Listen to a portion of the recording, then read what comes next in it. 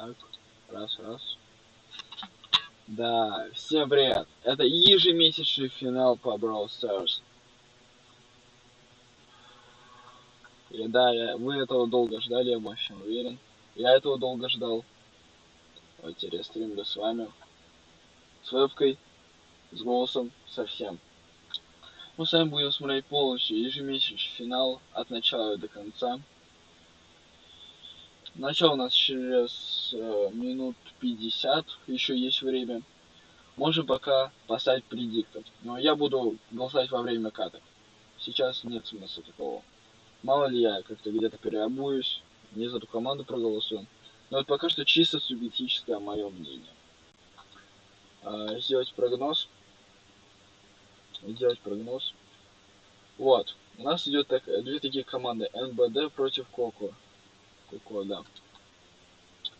Так, что у нас? Две команды вроде.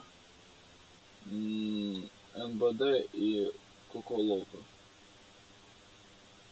Я поставлю на НБД. Побольше у них, мне кажется, шансов будет. Вот, НБД чисто мое мнение.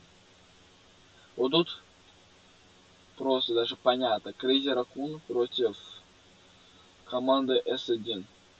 У Крейзи Ракун больше шансов. Они и до этого в гранд-финал попадали, и топ-1 занимали. Поэтому я проголосую здесь за Крейзи Ракун. Чисто мое субъектическое мнение.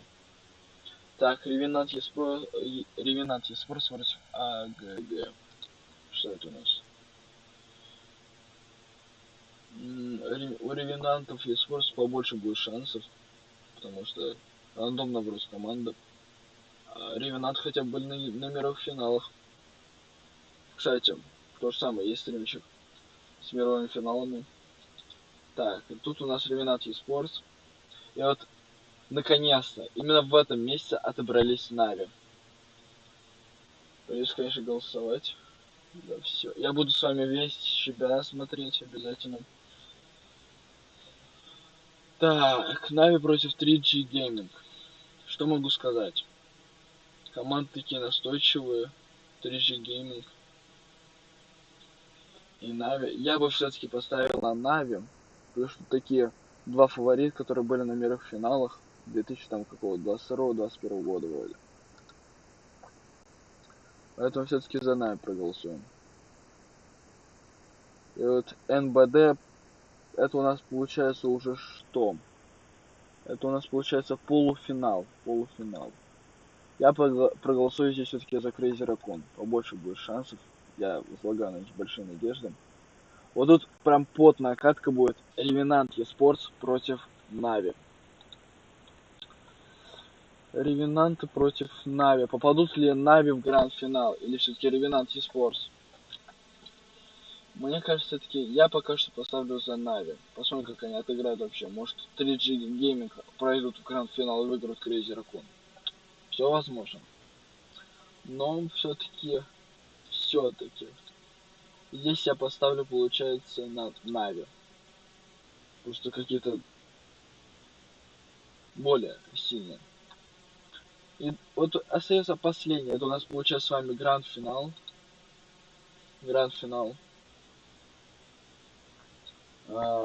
Выходит у нас Крейзи Ракун и Нави. Ну, там может, конечно, любая команда будет. Но Крейзи Ракун точно попадает в гранд-финал. Вот тут я даже не знаю, продолжать за Нави или за все-таки Крейзи Ракун. Все-таки, наверное, на Крейзи Ракун. У них, наверное, может, все-таки шансов побольше будет, хотя.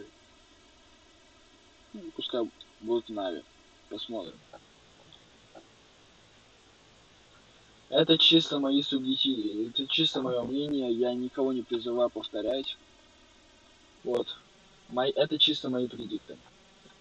На этот первый день. Получается, завтра у нас в часов 6 в 18:00 по МСК будет начинаться еще один стрим. Я буду также стримить. А закончится он по понедельник, там в 6 утра он закончится, плюс-минус. Обычно так заканчивается. Я буду обязательно все смотреть с вами. Так, пока что я выхожу отсюда, потому что мне это не нужно. Выйти. Пока что можем... У нас еще есть время сколько? У нас с вами еще есть время. Минут... Да, минут 40 еще есть у нас. 44 даже. Так. Пока можем разобрать другие, получается, чемпионаты. Какие у нас будут? Это у нас первый регион Apac будет. Так, это у нас будет первый регион Apac. Сейчас будем смотреть. Что-то опять лагает.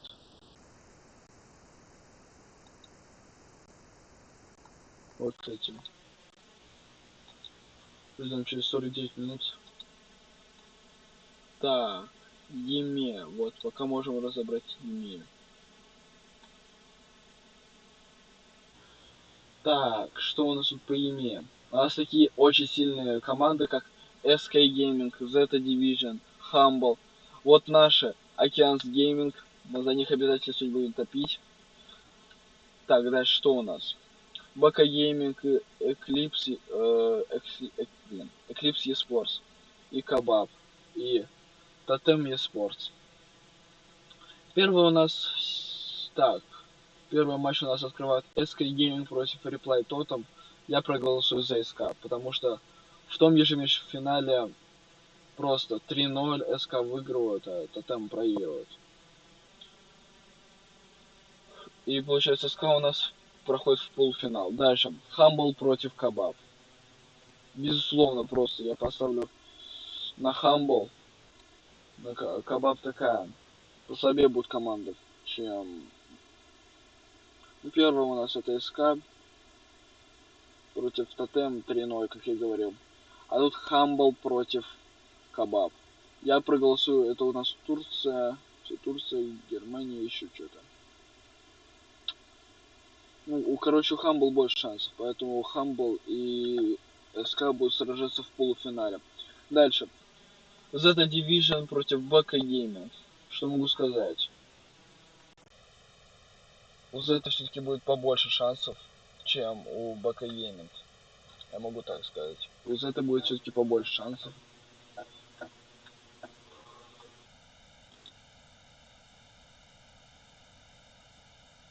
Вот я тебе сижу, комментирую. Пишите обязательно что-нибудь в чат.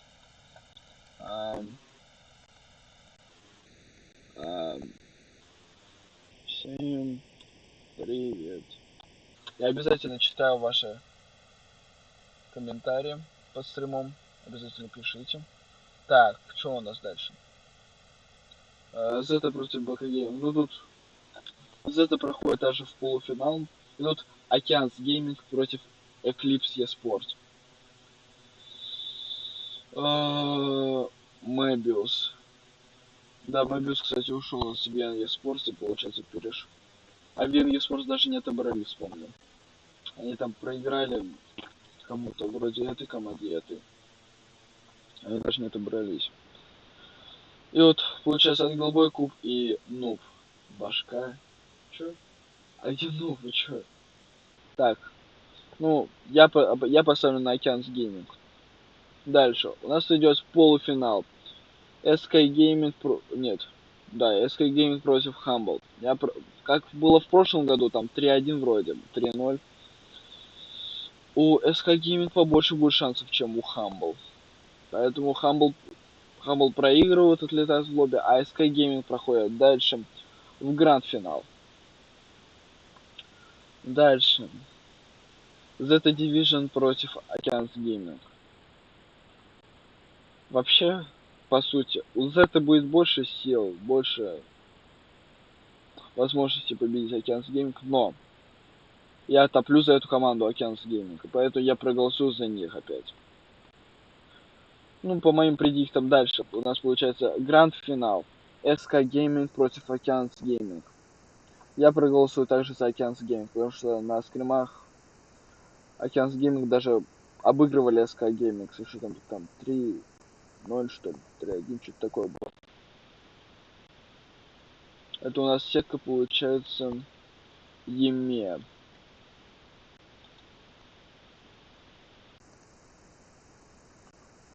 Еме. Так. А это что такое? Что-то 5 регионов.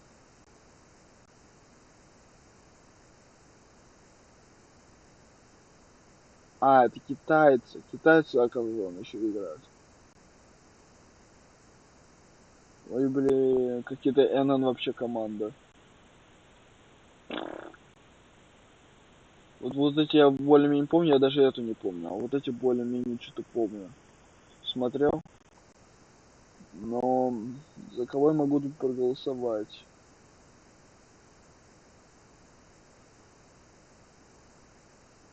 У нас получается эти челики против этих челиков. Я проголосовал бы все-таки за вот этих челиков. Они вроде бы там посильнее были, не помню точно.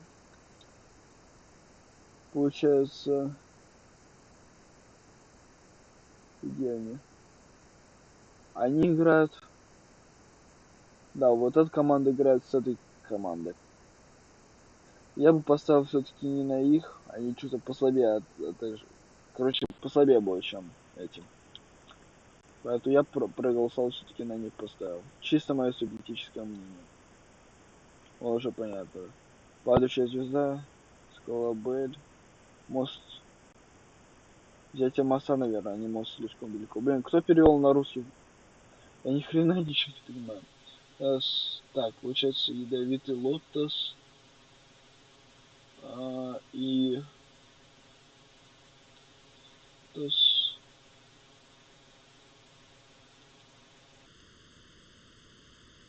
Ядовитый лотос против этой команды. Это НН команда. И это вроде НН команда. Я проголосую за ядовитый лотос. Получается, в полуфинал проходит эта команда. И вот эта команда. Они проходят в полуфинал. Так, ядовитый лотос тоже проходит в полуфинал. И вот здесь я поставлю на эту команду. Хорошо тоже отыграла. Проходит также в полуфинал. Дальше.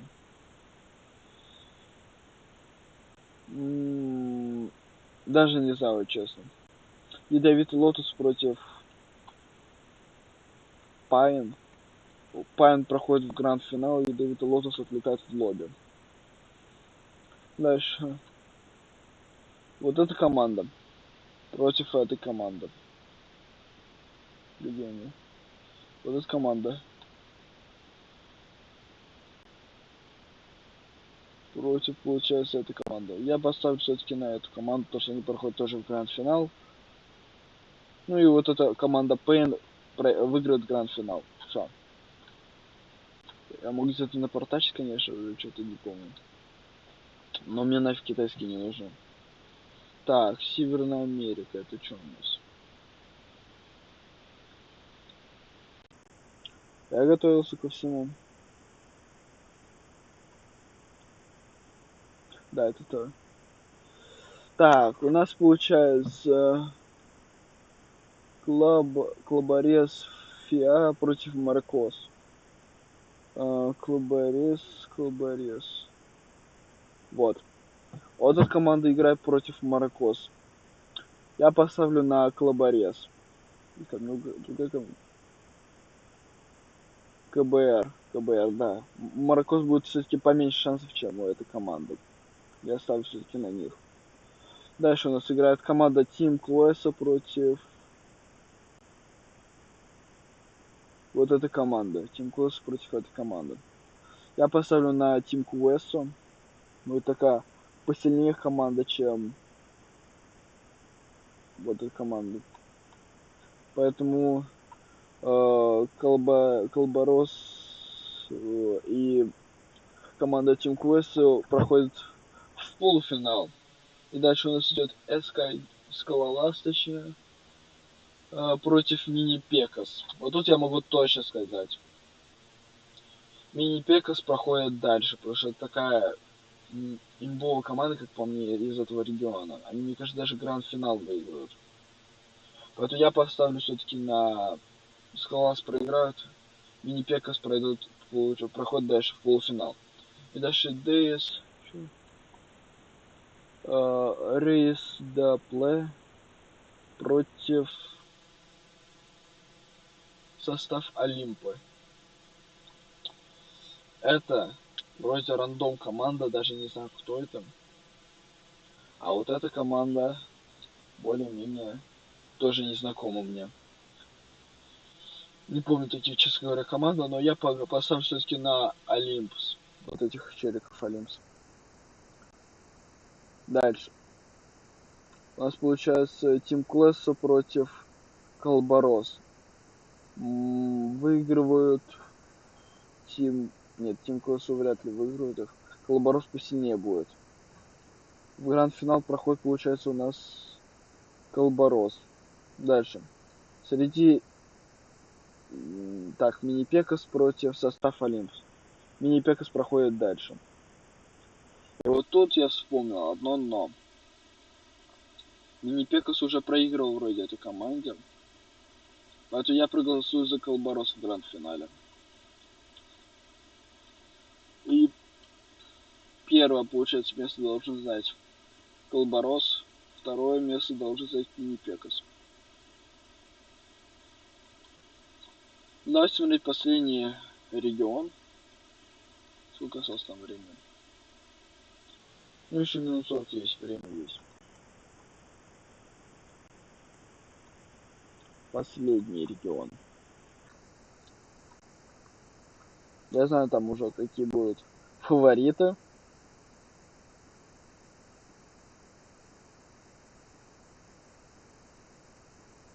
Сейчас что-то Синтика опять лагает.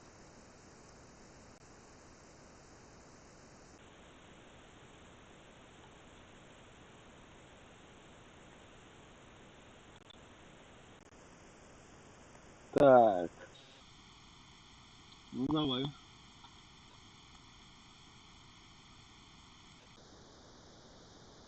Так, у нас тут получается трайв-гейм против команды. Чё? Команда Хуан Корлос. Команда Хуан Корлос. Ну, тут вот честно, без шансов трайв-гейминг дальше, в полуфинал идет. Вот прям без шансов. Настоящий против 512. Вот эта команда настоящая против 512. Две команды рандомные, я даже не знаю. Пускай будет 512, я за них проголосую, чем за какую-то тоже рандомную команду. Получается, 512 проходит тоже в полуфинал. И вот оставшиеся команды.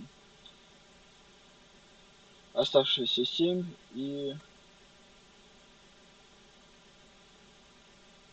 западное побережье. Блин, кто перевел на русский? Английский никнеймы должны быть, а не этот капец. Ну, у западного побережья мало шансов, а у этой команды побольше шансов. Получается, эта команда проходит дальше в полуфинал. И у нас последние две команды такие остались. Это у нас STMN eSports. STMN eSports против вот этой команды. Команда ДК. Я проголосую здесь обязательно за STMN. Такая имбовая команда. У нас полуфинал. Trap Gaming против 512. Trap Gaming, вот эта команда, против 512. Я проголосую все-таки за Trap Gaming, они пройдут в гранд-финал. Удачи им. Дальше. Команда STMN eSports против вот этой команды. Проголосую, конечно, все-таки за STMN, потому что вот за эту команду я проголосую, она тоже мол как Трайба. А эта команда отлетает в лобби. Так, получается. Да. Полуфинал у нас выиграли Tribe Gaming и STMN. И вот матчпоинт STMN против Трайбов. Вот Tribe Gaming против STMN. Обе команды сильные, обе команды такие вот. Будет прям битва очень заруба, прям сложная. Но я все-таки предпочту проголосовать за трайбов. За руб будет сложно, я больше уверен, но мне кажется, нужно проголосовать за трайб гейминг.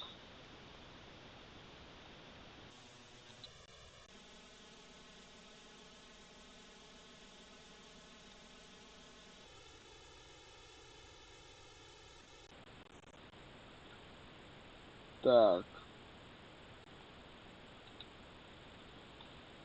Ну, в принципе, сетка готова. В принципе, все готово. Сейчас я верну регион Апак.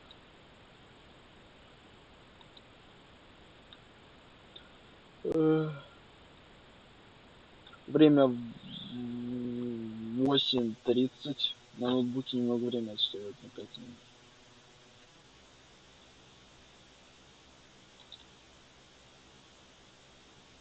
Видимо, не нажалось.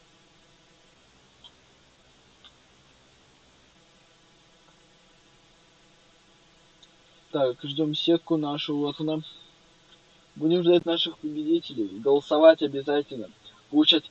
Сейчас будет в конце, я не показал, наверное, награду, да. Показал. Вот я уже привязал свой аккаунт.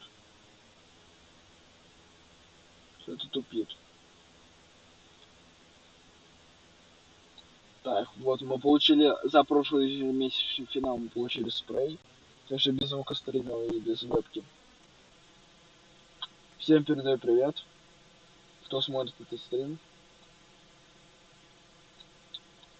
И вот он, пинчик. Мне он очень понравился, поэтому я его очень хочу. А дальше вопросительный значок. Я даже не помню, кстати, что за награда. Не помню. Код показать. А, я показал награду. Текущие лидеры. СК Гейминг у нас на первом месте, на втором месте Humble и на третьем месте наши Океанс Огурчик. Огурчики наши, Океанс Гейминг. И поэтому я уверен, то, что Зета победит БК Гейминг, Зета победит БК Гейминг. И даже если наоборот БК Гейминг выиграет Зету, ничего страшного. Либо Зета играет с огурчиками, либо БК Гейминг играет с огурчиками. Вот такое.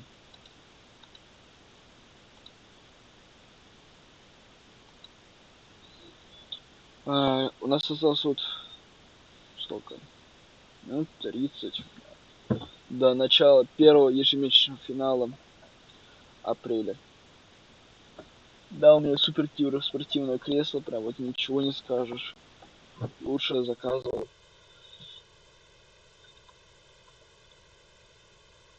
Вот. Вон, кто-то уже голосует за трайбов, болеет.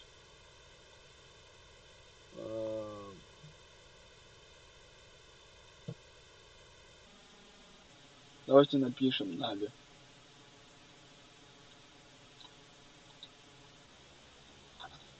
Нави Вин, там что-то такое.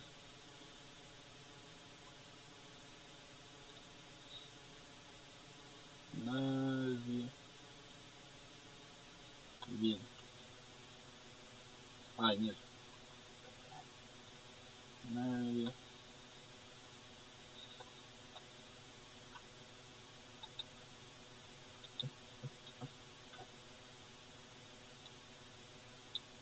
Я не знаю, кому я написал, пытаюсь по приколу.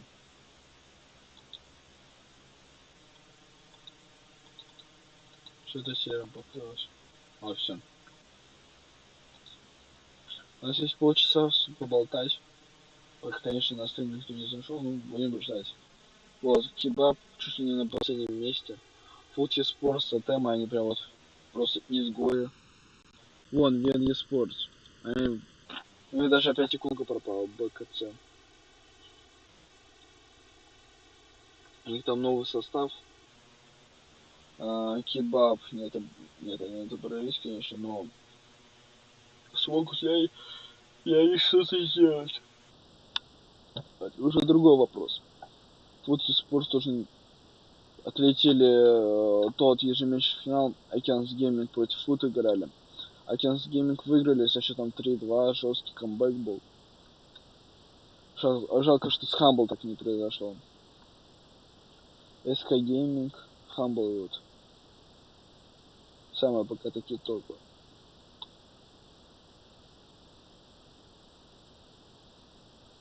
У нас есть вот элементарно Eclipse Sports Бакагейминг выиграли 2-0. Поэтому я больше уверен, что Z выиграет.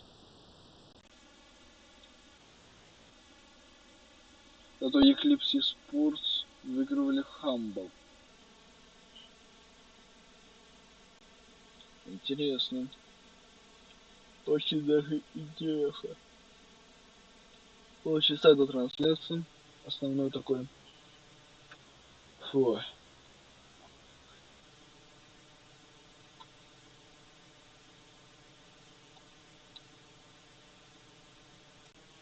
У нас вообще вон уже. О, он пишет Z вин. Z не те уже. Как они показали свой чемпионат вот до этого, мне не очень понравилось. И кстати, если сейчас зайти в Бравлик, вот сейчас музыку зайду. Вообще я хотел сегодня с вами еще постримить Squad Busters. Но, к сожалению, у меня мой компьютер его не запускает. Сейчас в Бравлик зайду.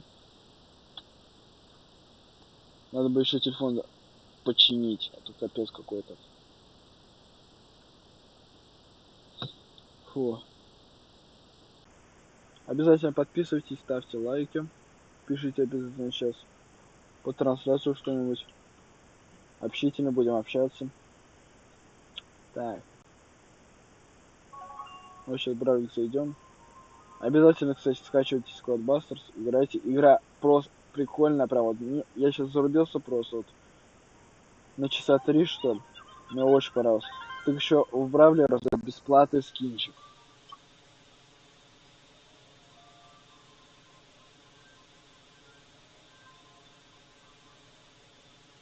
Вот эти награды в Squad Busters. За регистрацию, ну и за скачку самого. Если вы увидели.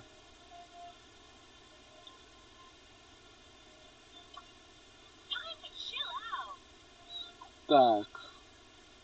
У меня, кстати, фулл клуб, поэтому, к сожалению, но осталось одно место.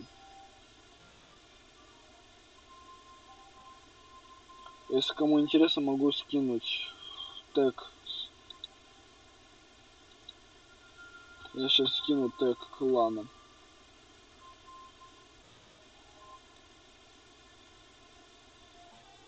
Тег.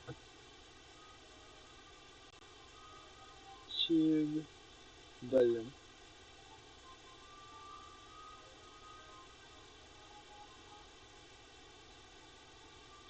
Ну, к сожалению, там в клане одно место всего лишь, но кто-нибудь может успеть. Хэштег 2U. Как говорится, кто успеет, тот смоет. 2U, QU. R9. 9. Так, R. 8 RG. 8.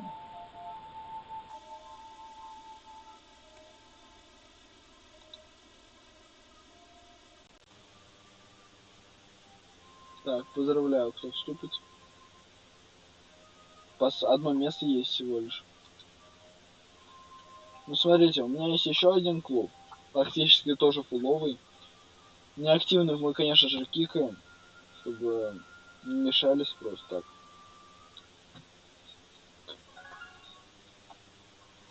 Фу. Ожидаем вот стрим.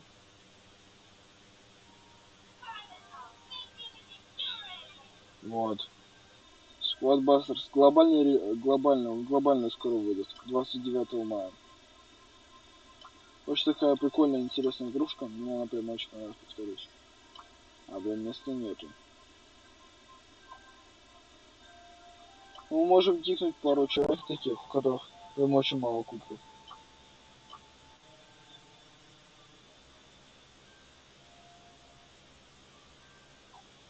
Ну нет, тогда уж тогда ставлю. Потому что скоро еще Годзилла, может будет Годзилла Бас скоро за бесплатно получить.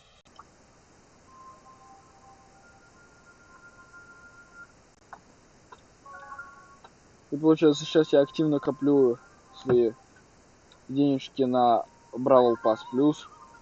Именно на Бравл Пас Плюс. Вот скоро выйдет новый БП с тиком. Я очень его хочу, я прям до такой степени его хочу. И поэтому я обязательно буду донить. Сейчас в магазине акция есть на 300... За 300 рублей блинги можно приобрести. И за 600 рублей можно приобрести 10 каблингов. Очень такие хорошие, выгодные акции. Так. Хром. Я буду сразу на двух аккаунтах голосовать. Это на телефоне своем и на ноутбуке.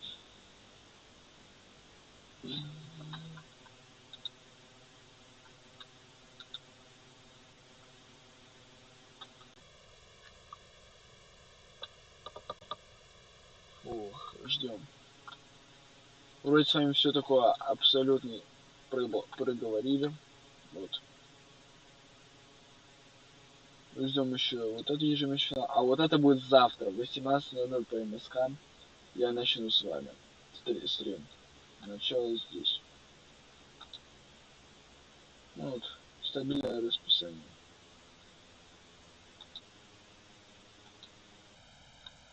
Не открывается. Как принять участие? Вот она.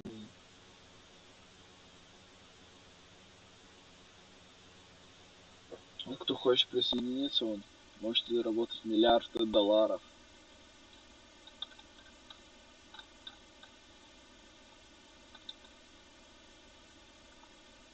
Ждем с вами буквально в смысле минут 20 и будем с вами смотреть, комментировать обязательно.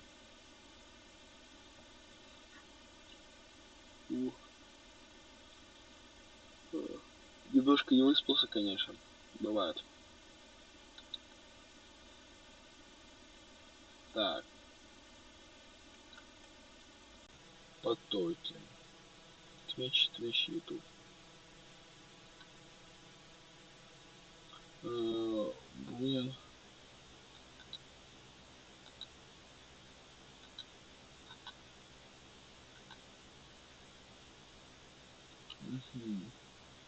А это те братья, которые забанены, что ли, или нет? Что-то много. Или даже он есть. Бас, Кит, даже. Бейкон. О, Мортис.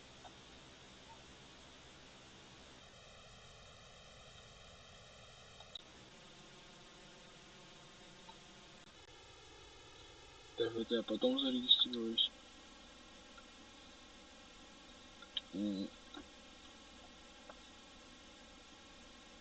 Турнир расписываю. Так, это мы все, нам остается сейчас только ждать.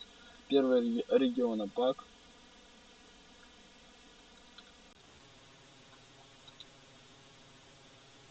20 минут осталось. Так, пойду что-нибудь перекушу.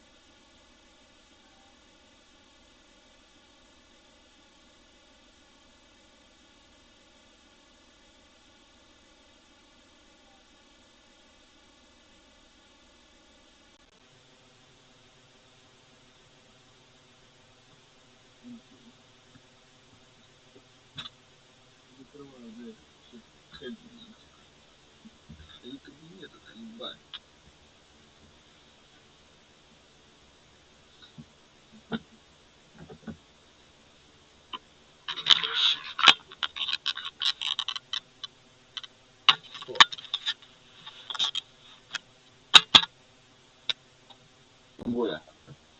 Сейчас быстренько перекусил. Снова в бой. 19 минут еще есть. Даже не знаю, о чем вам еще рассказать. Сетку вам может еще раз объяснить, что я не понимаю. Так, пока что ждем людей обязательно.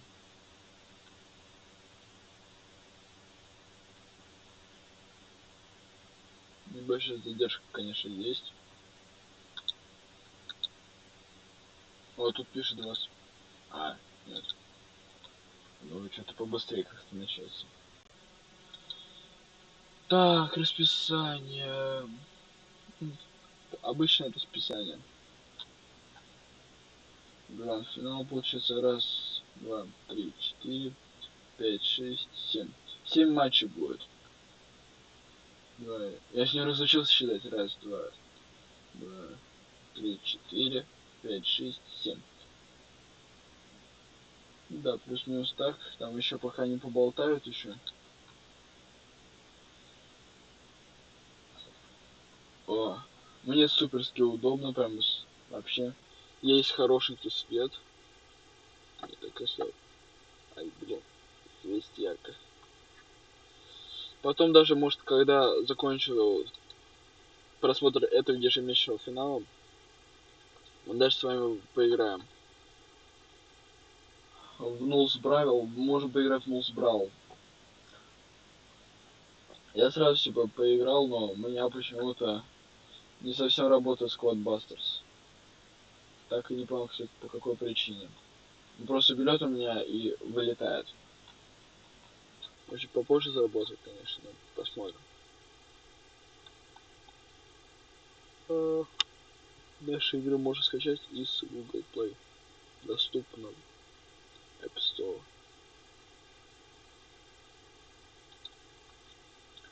Так, получим. Это все команды, которые поучаствуют, видимо, на ежемесячных финалах. Не на ежемесячных, а на мировых. Нет. Право участия вообще на чемпионате. Ежемесячном финале. Северная Америка. Вот у нас Зулан, Тулант, Куры и Эвили. Что-то такое. Вот такие слабенькие такие команды. 500... вот он, кстати, команда 512. Ну, кстати, раз со счетом 2-1 выиграли, то значит действительно плотненько было. 2-0, 2-0, 2-0, 2-0, 2-1. Так, 2-1 и 2-1. Вот, кстати, СТМН. Вот, кстати, показали СТМН. За счет Трайба выиграли их со счетом. Право части получил СТМН. Где? Особо действие, да?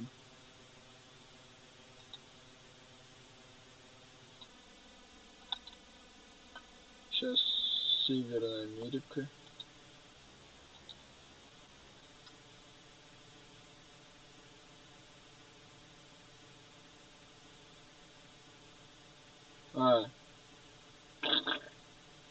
А где эта команда? Это команда... Это Brawl, наверное. Доминосите на втором месте, на первом месте Трагедия Канейн. Но нам показали вот тут то, что СТМН и eSports проиграли Трайбом со счетом 2-1. Ладно. 15 минут до начала Champions. Сейчас будем... Я уже готов в предвкушении снимать. Для вас транслировать это. Тут уже все в пределе понятно, сами все разобрали, какая команда, кто где выиграет.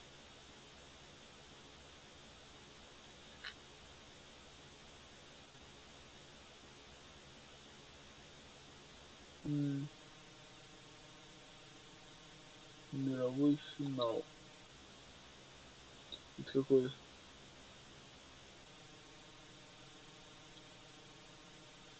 Это типа мировой финал этого года, не того года. Вот раз, два, раз, два, три, четыре, 5, 6, 7, 8, 9, 10, 11, 12. 12 участников будет играть, 12 команд. Может играть за звание лучше. Ну, до мирового финала нам еще дожить надо. Это еще не скоро, к сожалению. А вот, к примеру, 23-й год. World Finals.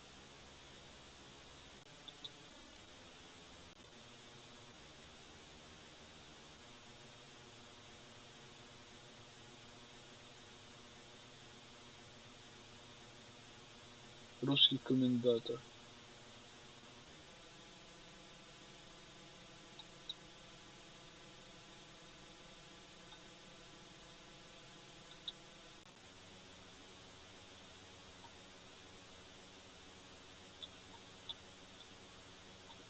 Так.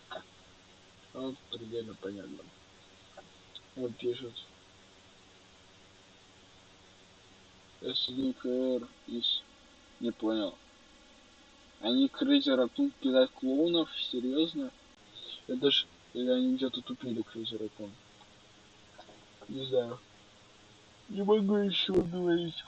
Уже, честно говоря, не помню. Вот он все радуется. Он Петр Олегович. Слил Китая на марку. 12 минут. Фу. Они, конечно, сейчас поиграть вы что-нибудь. Но уже, мне кажется, не успеем.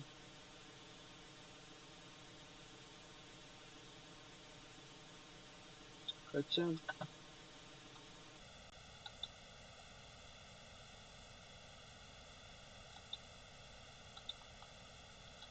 Так.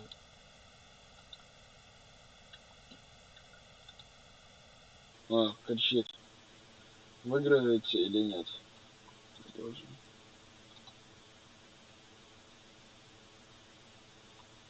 Так, ничего новенького, 12 минут осталось. Не успеем, к сожалению, с вами поиграть.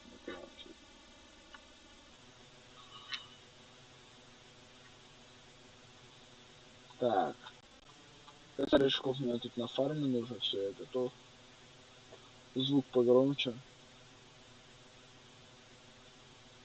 Хотя нет, это не будет сложно.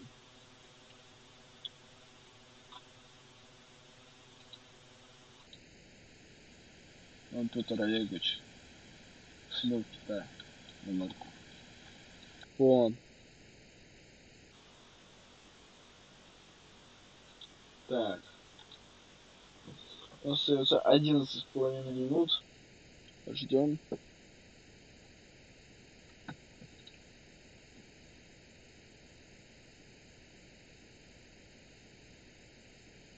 Блин, у меня на телефон, я что-то не понял. У меня на телефон пишет 5,5 минут осталось. А трансляция Бравл Старс пишет 11 минут. Ну понял, честно говоря. Я на телефон ушел вот на это корыто. Скачал уже. Скачал на этот телефон уже это. Бравл Бастерс. Мне очень понравилось. Я опять же просто зарубился на, как я говорил, на часа 2-3. Потому что такая прикольная игрушка. Я сразу бы сейчас бы не состримил после там ежемесячных финала, немного с вами поиграли. Может отдельно видео бы снял или сразу стрим. Ну.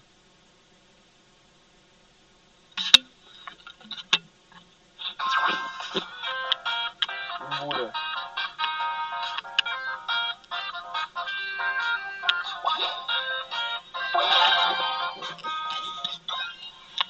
Каточку сейчас играю.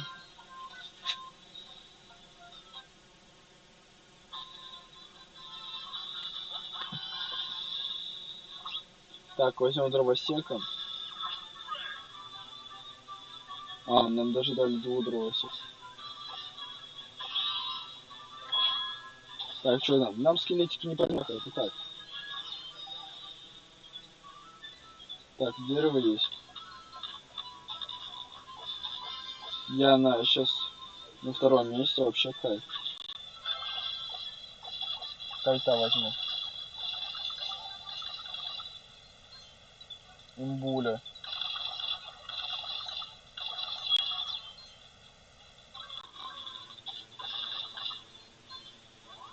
Так, осталась последняя монетка, и я смогу разблокировать еще одно героя. Зачем я хил юзал, я так и не понял.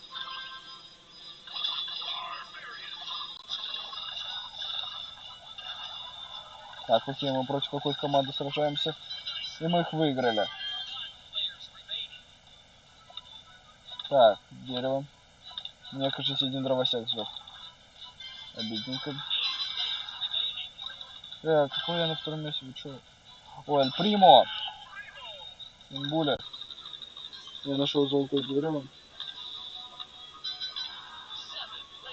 Тут уже его было опять. Опять на третьем месте. Да что такое? Так, встретили босса. Нам он не помеха.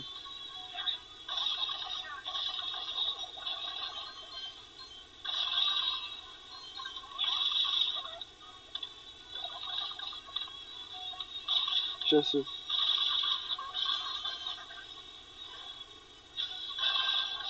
Получаю Эль Примо. Я топ-1 сейчас. Я что-то подлагиваю прямо. Ой, блин, мне что-то прям залагал капец.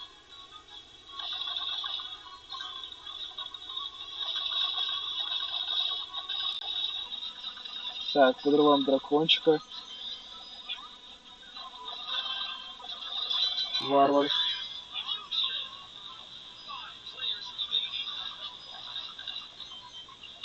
Так, все дерево без косома вообще прикольно.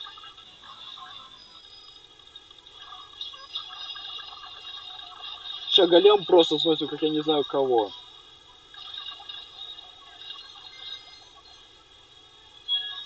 А из-за мной команда бежит. Мне осталось немножко, я смогу. А то сейчас еще одна персонаж с этими. Какое второе место? Ну чё?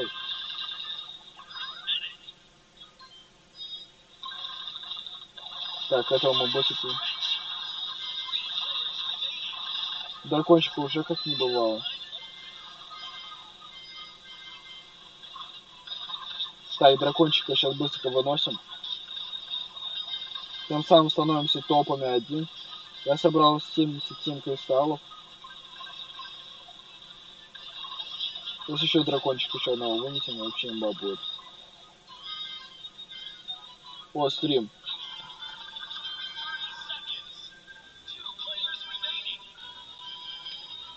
Я собрал 105 кристаллов, мне это очень радует.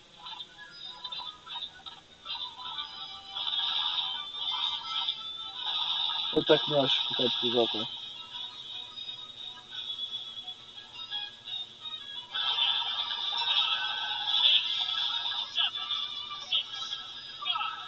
К сожалению, я занимаю второе место. Ладно.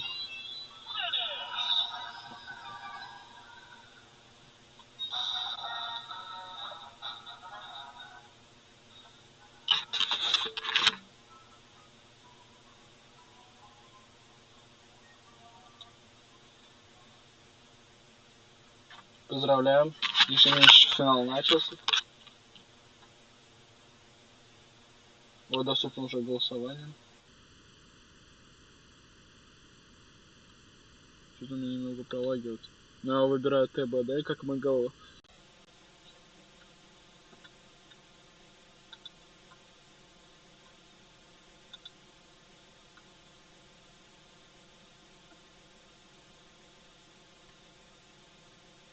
Так, все, проголосовал.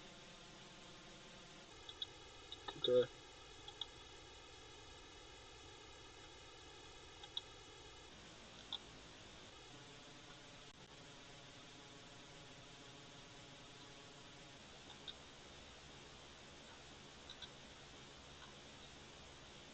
Что-то прям капец какой-то лагает, что-то прям.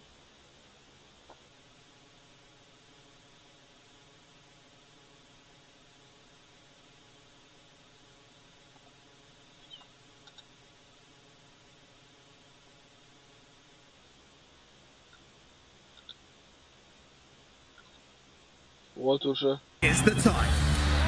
Вот. The time when dreams come true and legends are born. Oh my word! This is the place. Some seriously spicy stuff. An absolute masterclass. The place where teams from across the globe come to battle it out for their shot at glory. Oh, you're kidding! And a piece of up to $2 million in prizing. No pressure, guys. No pressure. This is the feeling. It's beautiful. The once-in-a-lifetime feeling of lifting the trophy at the Brawl Stars World Finals. Here comes new organizations joining the fray this month as well that I think might give Crazy Raccoon a run for their money. We'll get onto that in just a second. First, Ready, Set, let's recap our regional leaderboard because there are teams that are returning that are on this leaderboard and some that aren't coming back. Before we get there though, just to remind everybody, we will be playing our power match format, the same that you experience in ranked. Our monthly finals feature an 8-team single elimination bracket. That's right, you lose once, you are out. The upside though is that each match is a best of 5, all the way from the quarterfinals to the grand finals. That's a maximum Brawl Stars for all you fans at home. And now let's move along. Let's talk a little bit more about the APAC region, of course. And again, Crazy Raccoon at the top after their reverse sweep, but Ready, Set, the gap ain't that big. There's a lot of teams nipping at their heels.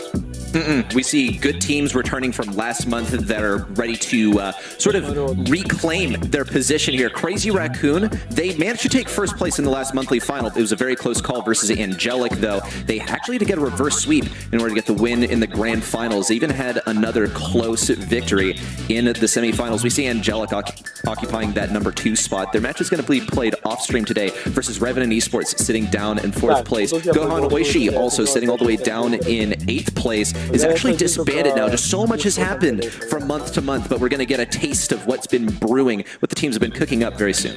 Now, on our stream, we'll be having S1 versus Crazy Raccoon and Navi versus 3R Gaming, respectively, in the quarterfinals. On the B stream, that's right, our featured community casters will be covering Never Back Down versus Coco Loco and Revenant Esports versus Angelic. Now, if you are over at the event.brawlstars.com platform, if you aren't, head over there. But if you are, you can switch between those streams and keep an eye on all the games as they go. Another perk, of course, to joining us over on that platform is that you can put your predictions in, vote for your MVP, and win yourself some fantastic in-game swag, star drops for everybody. So head over there if you...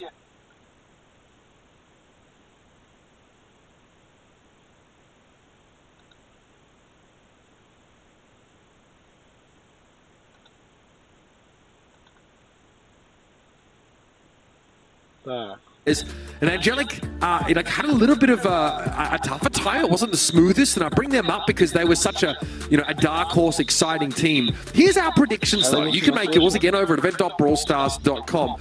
And we've all sort of said it'll be Never Back Down beating S1. We've all said Crazy Raccoon will be taking that game away. Revenant and then Navi will be winning that quarterfinal. We've got to talk about Kenny because Navi have been a bit of a phenomenon, bringing back a previous world champion, and they've hit the ground running in the APAC region. They had a great showing in the monthly qualifiers this month, especially after a misstep last month, and with only 5 monthlies to compete in, missing 1 month is a huge devastation for your team. So Navi really stepping up their game, even adding a new player this month, and getting the best of even somebody like Crazy Raccoon in a 2-0 victory in that monthly qualifiers is a big deal. So I'm expecting big things from the day, and to be honest, they kind of need it given that they have so much ground to make up for missing out on last month. Now, Reddy, you are on the same side of us. Before we say goodbye to you, you also said that Revenant would beat Angelic. Now, that's a pretty bold claim from all of us, considering that Angelic were the ones that beat them in the semi-finals last time around. I think that a lot of this is a matter of preparation. First of all, I just have faith in Revenant as a team and as a group of individual players that have achieved a lot of success over the years. I think that Angelic come in as this dark horse. No one really knows who they are. They should be an easy team to beat. We've never seen them achieve this much success before. And I think they just blindsided Revenant Esports. Let's not forget that it was also a...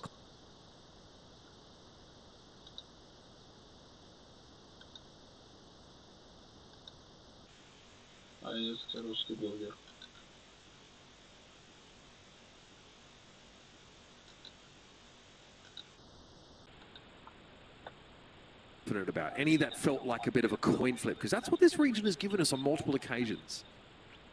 I don't think it's fair that Revenant versus Angelic wasn't a coin flip from me, especially considering what they were last month, but I'm kind of in the same boat as Reddy here. I have a lot of faith in Revenant, the history that these guys have as players, the organization itself, and Angelic are kind of still proving it to me. I mean, they had a great 1 month, but that was just it. It's only 1 month, and ultimately, it wasn't the cleanest road. You know, it's Crazy Raccoon, but they did lose in a reverse sweep. That is lingering in my mind a little bit, and at the end of the day, I'm going to go with the established organizations in these quarterfinals, especially to typically get the job done, but I don't really blame anybody for going Angelic after all they did win this matchup last month. There we go. Safe bet to be fair, but we've obviously seen Angelic put up some serious results in the past. We'll catch up with you after, Kenny, but myself and Reddy Set will be jumping into our first quarterfinal matchup. It'll be Team S1, a South Korean roster who've actually made a couple of roster changes actually coming into this tournament. They managed to beat Coco Loco and Angelic in the monthly qualifiers. So this is a team that didn't drop any single set or game on their way here. So that's pretty impressive. They've looked dominant, but the question remains, is that level of dominance enough to put a remote amount of pressure on our March monthly final winners, Crazy Raccoon? In a single word, yes, I think it's absolutely the case. Crazy Raccoon, I mean, imagine the expectations for these guys. They're expected to win the entire thing, probably for themselves as well. So going against a team like Team S1 that, as you said, went through those qualifiers without dropping a single game.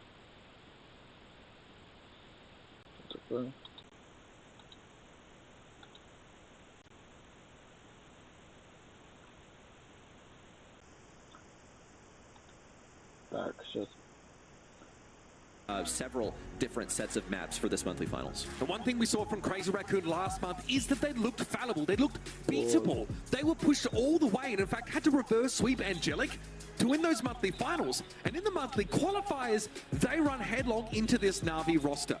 And they get absolutely shattered. They lose 2-0. They fall to the lower bracket. Of course, in the monthly qualifiers, you have a sort of second chance by the lower bracket. They go up against a team called Feasible Gaming and actually drop the first set in that best of 3. So they've got to reverse sweep their way out to even be here. That's kind of how wild this APAC region is right now. So many quality teams, such that Crazy Raccoon are being pushed to the very limit in order to make it here. And like I mentioned, last month was no different. And the road ahead here, Crazy Raccoon would have to be the winner of Never Back Down and Coco Loco, and then of course deal with whoever emerges from that lower side of this 8-team single elimination bracket. We saw a lot as well. We'll talk about Brawl picks in just a second here because Crazy Raccoon, one of the biggest criticisms they've faced is actually the quality of their drafts already. A lot of people have been like, not sure if I understand these comps. Some of the pick ban left people scratching their heads at times. So we're definitely looking for them with Coach Rely on their team to assure that up this month. I think also, like, just as the rest of the world watching this region has a pretty specific regional meta. A lot of times you'll see interactions become like about the 2v2 and the 3v3 rather than the 3 individual 1v1s, which is how the rest of the world tends to play this game. That's why you see brawlers that are supports like Gus, like Byron appearing so much, is because they can combine to create something that's better than the sum of their parts. It forces your enemy to engage with the 2v2. That's just how this regional meta goes. So I can understand why some people are left scratching their heads seeing some of these picks. When it comes to World Finals though, Crazy Raccoon, it seems like they changed to the level of much of the rest of the world and sort of alter their drafts to compete on that level. So we will see if they choose a different approach this time, but it seems in the theme of APAC to play the APAC meta. We're just waiting for our teams to get in the game here. They are taking their sweet time. So I want to make sure everything is taken care of before they get into the draft. Yo. I mean, this is, I know. I want to talk about it, but I don't know if we can. Wait, we can, right? Yeah, we can. Yo, big shout out to Pink Monster. That stuff is absolute fire. Dude, that's right next to me, right now. Oh, I'm so jealous. I was like, wait a minute, are we sponsored? We actually are sponsored by them. Okay, that's the best flavor. Ready? You put me onto it when we were in Sweden last year, and I was all about it. So, yeah, great taste, great taste. Good to see that. And I'm starting to think S1 might have the gas they need to take this out. Let's talk about our bands here. Very quickly, as Gray gets locked in pretty much straight away. New Horizons is where it's going to be, so Knockout obviously a great option. Charlie's still attracting some bands here. I mean, Charlie just has a really good win rate. She's good into tanks. If No complaints, honestly. It's a strange thing to be lost for words Yeah, for it. ну, It супер. just, I don't think, needs a whole lot of explanation. He's a good brawler right Сижу now. за миллион High win rate долларов. basically everywhere. With Charlie Band, this is a great opportunity for that Leon to Ради be picked up. We стрима я don't see снял Pearl Band комнату anywhere, за so 1 that could миллион be an долларов. avenue that Crazy Raccoon Комнату decided to go with, as Charlie is квартиру like just one of the в звездочном best отеле. ways to deal with Leon Так. now being unavailable for Crazy Маю Raccoon could be нас troublesome. выбрал Грея, а All right, yeah, a lot of these sharpshooters usually get Гизи taken out of the mix here. взял Леона. Miko also a highly banned brawler. Ну, кстати, Грейди None is Тимба. open, right? We want to sort of work some of those sharpshooters. Crazy Raccoon have the ability to close the gap in a big way. We've got to talk about Kid, right? Because that's something we've seen a lot more recently. Now with a bit of a buff recently as well. Хотя Мэкс связка с Китом Yeah, тоже Kit got a будет buff неплохо. to super damage and to main attack damage, so just going to Может be выключить. good in that base form будет rather than выглядеть. having to backpack on a teammate the entire time. The other thing with Kit, just to heal up a teammate when you're on top of them, probably not going to be used so much as an assassin, as it is still a little bit challenging. Once you kill someone in your super, you're still like unable to attack them until your super would have ended, but it's a great way to stun an enemy so that your teammates can take advantage of an incapable enemy. We'll see this last pick coming in from Crazy Raccoon. I like the Meg. It's just going to be a good, consistent brawler into any mid, since no actual mid has been picked for S1 just yet. Shelly's here to counter any sort of cheese strategy. Team S1 could absolutely still go for a tank here if they want to. It's just not going to be that great of a choice, considering Gray can easily hook them through a wall. And again, the ability to take Gray and just to put a Shelly and a Meg right in someone's face seems very powerful. And Crazy Raccoon can kind of do this as soon as they kind of build that first super. So that's something that S1 have to be pretty aware of. We know how powerful Leon is, just generally a very strong brawler. And definitely one worth keeping an eye out here. So waiting on the last pick here from Team S1. And then we'll be ready to jump on in. Melody was the last ban for S1, which is no surprise, right? She received her fair share of nerfs, but now legal in the monthly finals. There are a lot of teams that are trying to avoid having to deal with her. Они тут Ларри Last Лори. pick coming in. Larry Lori. From Ну, Team сначала S1. I получается. like this one. The only challenge is that you are dealing with two forms of wall break, so this could be troublesome. Basically, set to sit on the left side. This is interesting. Look at Tensai. He's actually using the grand piano to break down some of these walls. Doesn't even need the hook because, I mean, honestly, who are you going to be hooking? Maybe Larry, but you can break down the walls so early on that all of these brawlers that rely so much on walls, particularly Kit and Larry, Сейчас are будет, going кстати, to пинчик, be нажимать на out него, of можно moves, получить essentially. дополнительное. And you can get the hard engage anyway. You don't need the walking Так, они engage to зажали в set угол. up a pick because you are piling in, especially with this Shelly. Он надо набить Also, ульту, build тогда up он here for Meg, so попадет it's a в scary близко. prospect for S1. Should И Crazy сделать грязь. Raccoon look to close the gap. And yeah, good poke damage here. Chovy, of course, and Gizeline as well. Just a Long range could be a bit of a nuisance, even though that sort of, max range damage from Leon got nerfed.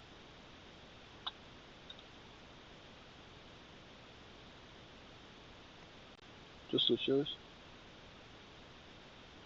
Что случилось?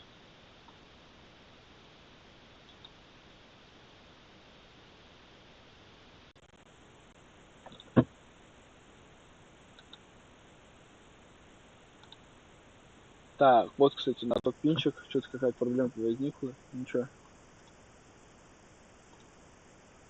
Вот, кстати, нажимайте на пинчик. Я выберу какое-то, смотрите, сердечко. The line as well, as that was an easy gank from Tensai just moments ago. Yeah, and obviously going after the kid, one of the least durable. Да, And yeah, it's all too easy. Every time you build up a super, you just go in, Они поджали Ларри Лори, все, он that уже super to jump on in, отлично. and a very clean showing there from Crazy Raccoon. A good start here.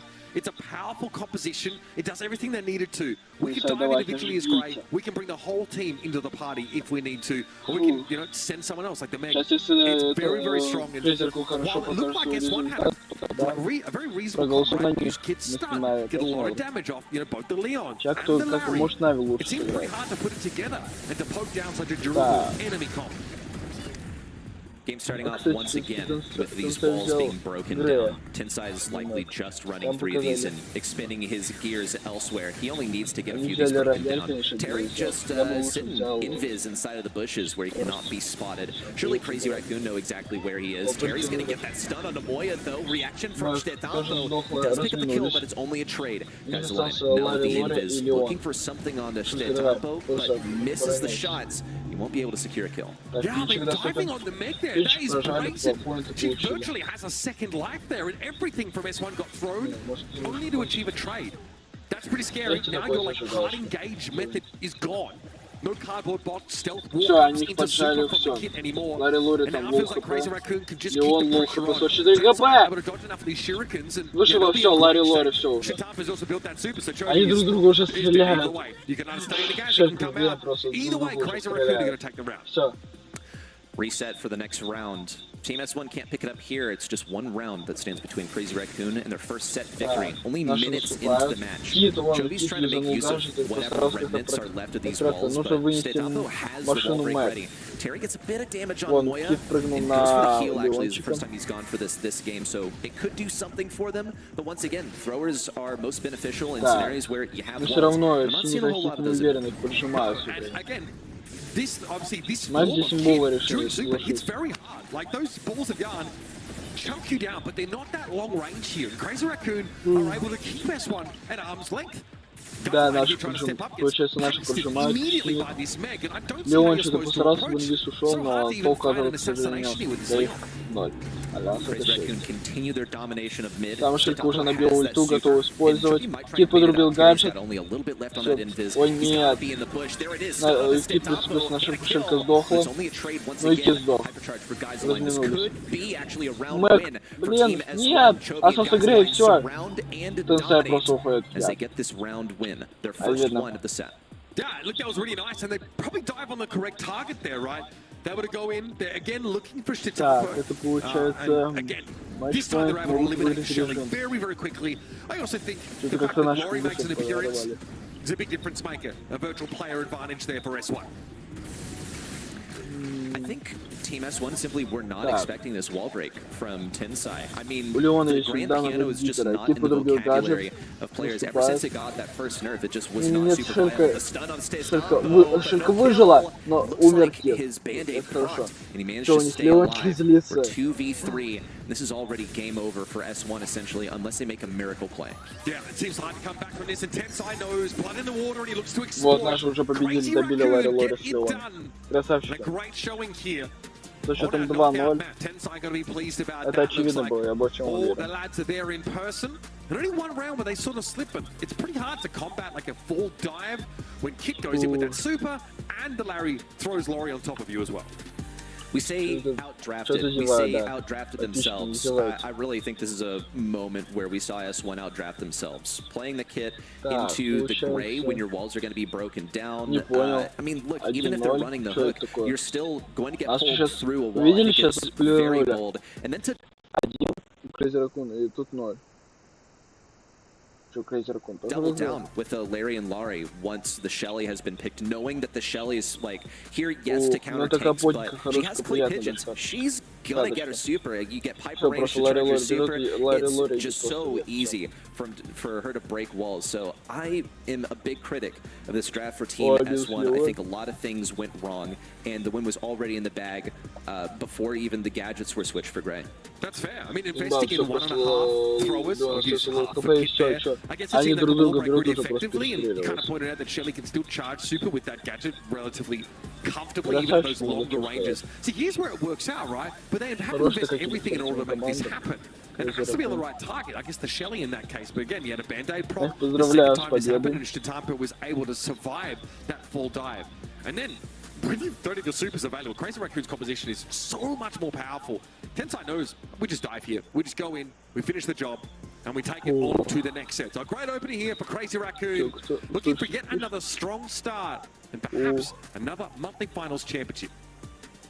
Well, it might be a little too soon to call. I mean, it certainly is, but Откуда this is у меня one один set in очко? where we've seen Crazy Raccoon get a pretty good draft. There are a lot of things worth pointing out here that Crazy Raccoon did right. One of them is the preemptive Meg pick before a mid was even selected for Team S1, and then S1 kind of ended up without a mid at all. They were sort of scared to pick up that mid, and so the lanes ended up being destroyed. It all collapsed from there. I think this is pretty creative. For 10 секунд задержка, а так и будет, наверное, у меня. Секунд 10 будет задержка. Ты уже мне меньше не делаешь. Literal years. I think they were picking it in Paris, for God's sake, on like hot zone maps, for example. They really value having a Meg in general. She's very powerful, and now, of course, that she doesn't sort of decay out of that mech. It's very strong. Melody here, finally getting picked, sneaking through the bands. Boy, you're going to lock that one in. Tell us about that. It's a scary prospect, of course, that new assassin brawler. Very, very dangerous up close. It's just, you have so much pressure on an enemy. The only challenge is that Melody, where she finds most of her value, is in a mode like Gym Grab or something like Brawl Ball, where movement's extremely useful in Brawl Ball, but in Gym Grab, it's like, yeah, you can constantly die on the enemy side, but that one time that you get them to drop the gems and you survive is so immensely useful. Now that we move into a mode like Bounty, you're going to be sacrificing stars to the enemy team if you are playing like that. So we'll be seeing a different style of Melody play that is the most frequent, and I think this is why S1 decided to let her slip through the bans, because it was absolutely it was a decision, was it not, to not ban Melody, and she's also just one of those that you kind of ban everywhere. She's just so good right now. An early Larry pick from S1 also worries me a little bit. This is one of those where you like play Carl to punish them. This is totally a Crazy Raccoon brawler. It's not banned. A Tick is their selection though. He's just gotten a hypercharge and he is pretty strong right now. Okay, I mean, I'm not surprised. I guess I realized why Melody gets through. Also, Byron is such an Apac pick. We were seeing it a ton last month as well. They loved it. And it was not a pick that was heavily featured in a lot of other regions, maybe here and there. I want to say in like South America, for example. But look at the bands here for S1, right? Angelo, Piper, Gene, all powerhouses when it comes to Bounty. That's the reality of Brawl at this level now, is that there are so many powerful picks that you maybe want to avoid having to deal with or play yourself that, well, plenty of strong ones get through as well. RT, very, very strong on Bounty, of course, especially when it comes to dive time. Defensively, feels like RT is really fighting to try and dive in on. If their team is S1 is able to get a significant star lead, you don't want to go in the direction when RT has that super up. It's amazing, like mid to long range. It's very, very serviceable. I think it'll be a good way to deal with Melody. You can actually defend yourself in close range. The only thing is, if Melody is like on her second dash, by the time that she gets to you, you react with your super, then she's already gone, and you're just left being separated ahead from your base. You can't get your super bag. You're just free for the enemy team. So we'll see how this one ends up. Early blue star for State Tampo. He has so much health, so he's able to get that quite easily. Typically, you'd have something like Tick run and get this one. State Tampo must be playing more defensive Melody this time. Crazy Raccoon also don't seem to be playing too aggressively. They have the blue star. Maybe their idea is to sit back and not really just play the aggro Melody. Again, you're having that sort of mobility that sort of rivals that of Stu, also with like a really robust health ball and being very dangerous up close in general. Makes Melody very powerful option here. Chitapa more than able to kite away from much of this thrower damage here. This one love a bit of Larry and Laurie, but it's going to be tough for Terry to get in range. Trophy marks up Chitampo there, definitely starts to put some pressure down, but Crazy Raccoon are in no hurry to make a move. And of course that persistent healing for Byron, plus the, I guess the script flipping capacity of the Byron super here is something that S1 have to feel. You mentioned actually the Larry and Laurie. I think that at this moment, Larry is just outclassed by Tick. Tick has the hypercharge, and now he's at the forefront of the meta. It's almost that simple. The hypercharge just gives you so much damage, and Tick was already good. Tick's good in this particular matchup because look at this, outranging Larry every single step of the way, and has that super that creates a bunch of pressure on the enemy team. It's just it's amazing against throwers, right? You cannot like throwers just die to that. I don't think people recognize how much of an issue a Tick super is, because it's one of those things that you absolutely have to deal with. You can't run away from it. It's faster than you. It's going to deal a bunch of damage. Now they have it as a defensive option as we enter the last 15 seconds of this game.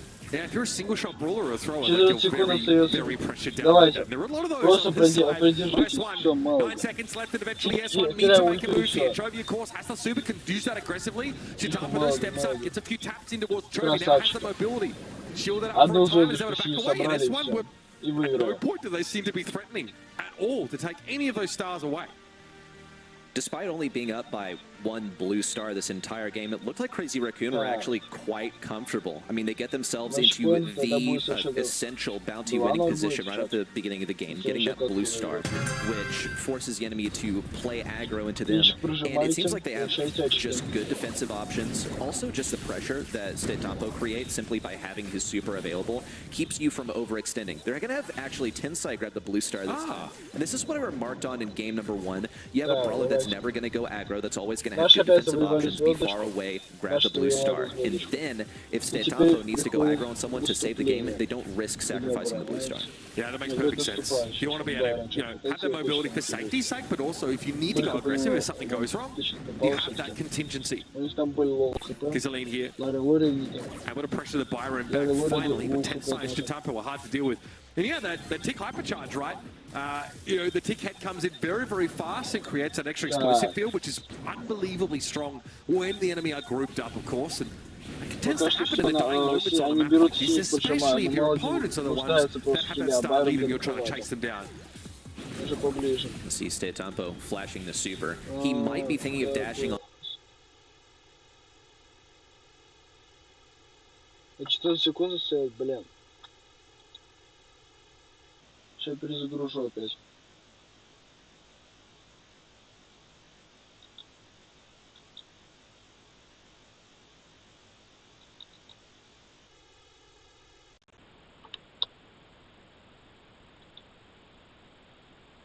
Like super dicey towards the end of the last game, but they were not in a super comfortable position as the clock ticked down. So they may look to acquire a few more stars in the final few seconds. Chitapa was there, always making sure they had Наши one по-прежнему more of those выигрывают. dashes available, just in case they had to get out, just in case something funky happens. 15 секунд давайте. Team S1, do you want to win the Продержитесь. game? Do you want it? Всё. You're going to have to take it.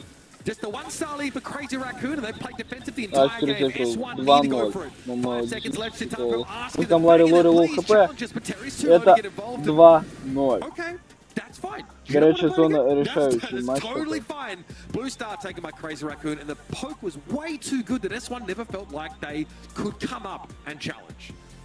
Yeah, Я понял.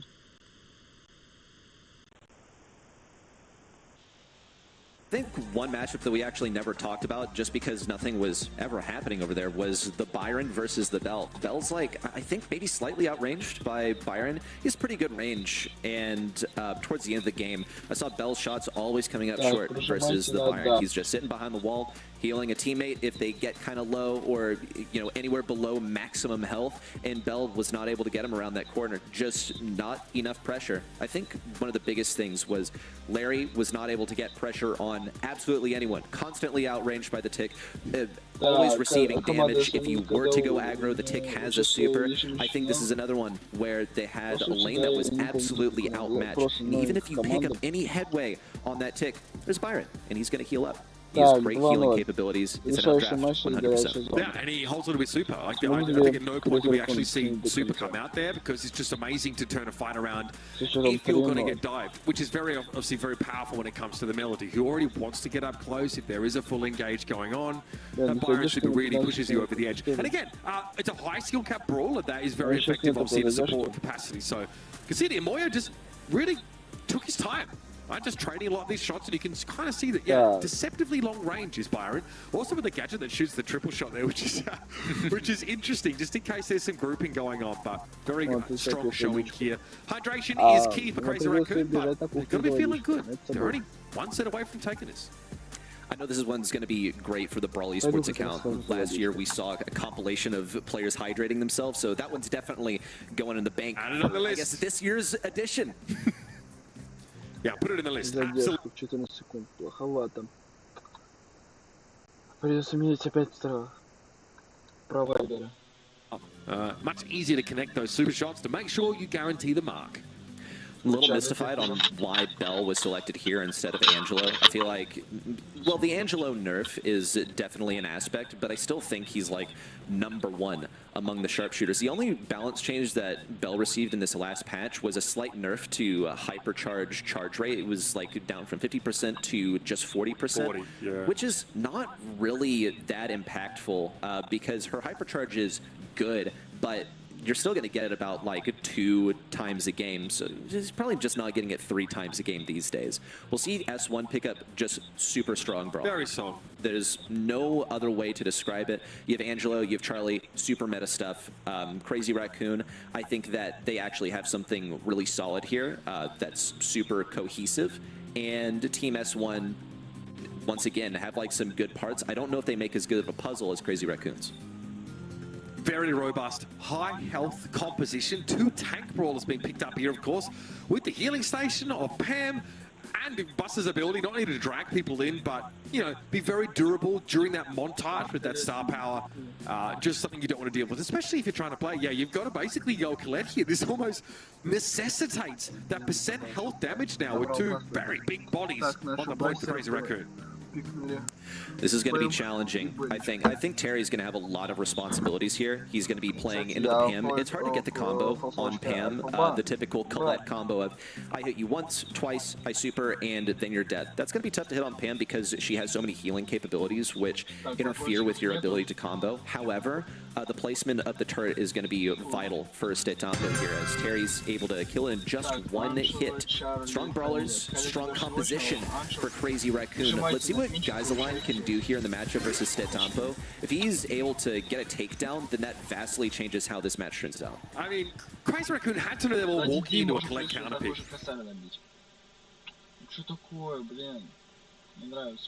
And she hits really hard. Look how much damage Warrior takes. That is unreasonable. And that's because, of course, Colette doesn't do a set amount of damage. It's a proportion of your maximum health. Here's montage to buy a little bit of space here. Crazy Raccoon, in fairness, about spending more time on the point. They're more durable in general. Okay, time to collect. Well, Terry gets cut down halfway through that. Looks like maybe a scrap sucker opportunity there for Boy to force trophy off the angle. And Stetampo is winning the right side lane. Stetampo now picking up this mid area allows him to deal with Terry. It would be unwise for Terry to continue contesting Stetampo because he's outmatched 100%. Geyseline needs to win this lane versus Stetampo, but I can crush see it happening now. He has high damage output, but it's in bursts that are going to be healed up by the time he's able to charge up his next 4.4k shot. Thanks to that Pam turret. And the nest eggs have already all been thrown down. The healing turret is in a location that really can't be affected at all by Team S1. They're going to be throwers here. Так, лучше давай так сделаю.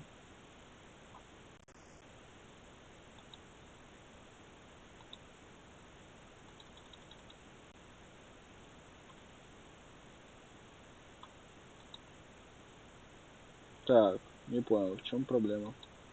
Very comfortably. Первую катку выиграли. Game 5 Match victory in a point. row for Crazy Raccoon. They stand to 6-0 sweep. Oh, why is he looking at? I don't know. He's just like anything else. Match point, давайте. Like I expected more from you guys. That was a little bit jarring. I expected to see like a look of victory or maybe a smirk on the guy's face, but he's still locked in. It's not over till it's over. One game between Crazy Raccoon and a perfect sweep versus Team S1, unless they can somehow switch around the momentum. We saw how the last one ended. Team S1 didn't even reach 20% capture before Crazy Raccoon ended the game with 100%. If Geyseline can get the takedown to Stetampo, once again, this vastly changes the dynamic. I think that Stetampo is just diffing the lane by mechanics. Yeah, and Angelo is very powerful on this map. A 76% win rate for that brawler. But it doesn't look very powerful here against Stetampo. He's basically mechanically so gifted that he's just ignoring most of that Angelo damage. That is a big hit, obviously triggering the damage gear for Stetampo. So you know they're under some pressure. Now guys like to play a little bit more aggressively, right? Catches Boya out, Tensai also in trouble. Gadget used for Geyseline back on the side there, super just to get topped back up. But this is much more even. Tensai again can approach, Geyseline has to use, is that their third and last Gadget? Release their second. Either way, a little bit risky now for Angelo to play up a little bit close. Moya, not quite enough healing from that time to stay alive through this damage, and Stetampo under some serious pressure. Почти потратил на нее. Ё-моё, что такое? Chovy can get the takedown on this turret. Tensai's actually body blocking for it. He's going to end up feeding that super to Chovy, but it's not too much of an issue as... Да и все.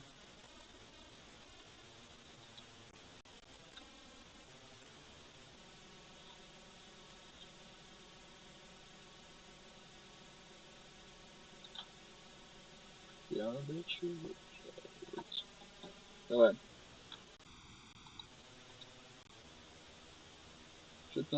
Point now, Tensai has the method. He has that montage to get in, and Moya takes a much more aggressive turret than we've seen any time so far in this game. So aggressive. Moya getting almost chunked down there. Terry's still a legitimate threat, but Shitapa is able to find the double tap. Nikolai has gone down. Now Crazy Raccoon can start to catch right on up. Angelo doesn't have the guts to fly away.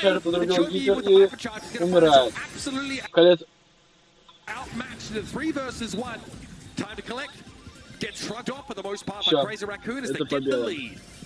Я осталось меньше Looks like a one-match Colette 20%. does not have a super, and they have Вначале so уже much потерял damage to всё, chew это through. победа. Tensai has the montage to block it all off. Красавчики. Chovy can Со try and счетом approach from the 3-0. left side, but it's all done and Crazy Raccoon dusted. проходит A дальше, в flawless полуфинал. 6-0 for Crazy Raccoon. And that is the face of a cold-blooded killer, my friends. Tensai has no Он remorse. завис. Всё. Is there no one Флэшбэки else? ловит. He says. Well, in fairness, this is just that quarterfinal. There's more with it. God, that is unnerving.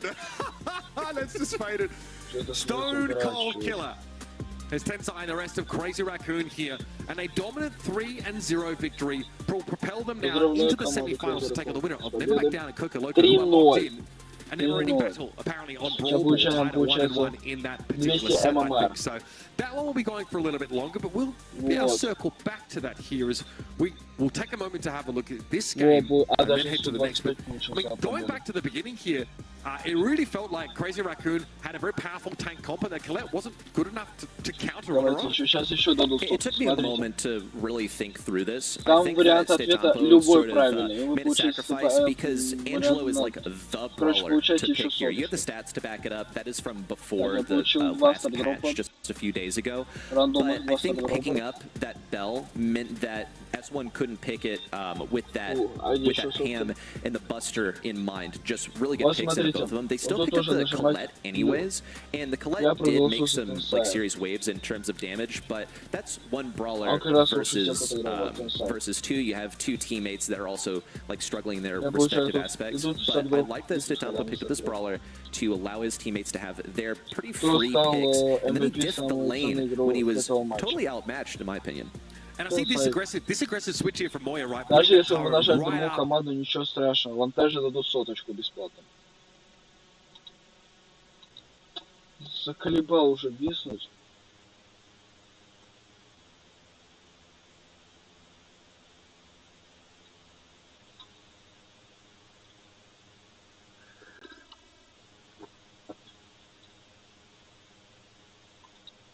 В чем прикол?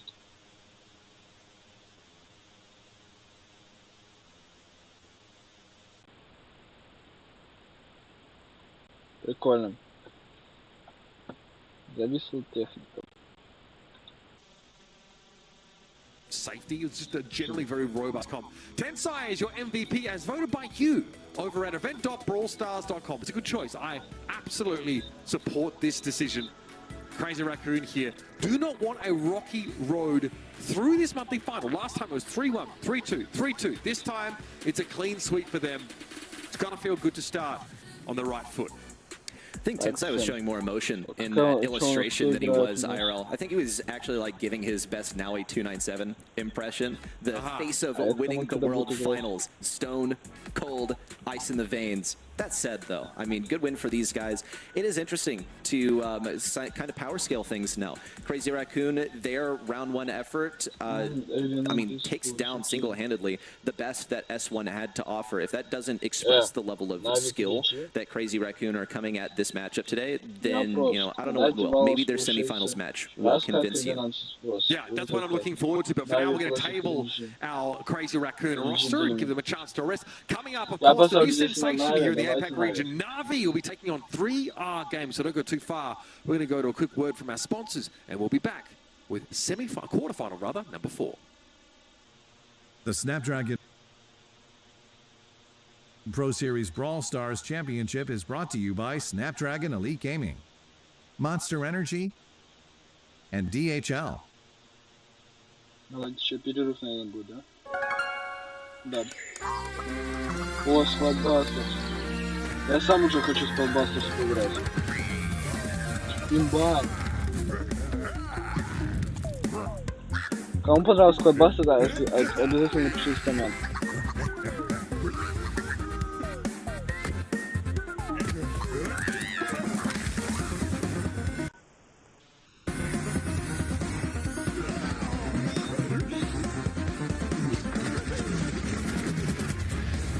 Все играют Суперсол. Вот. Лошелька.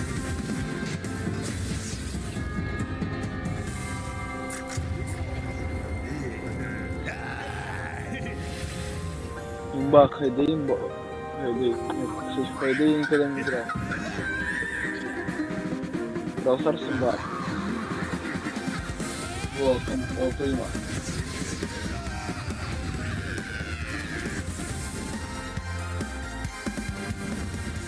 Squadbusters.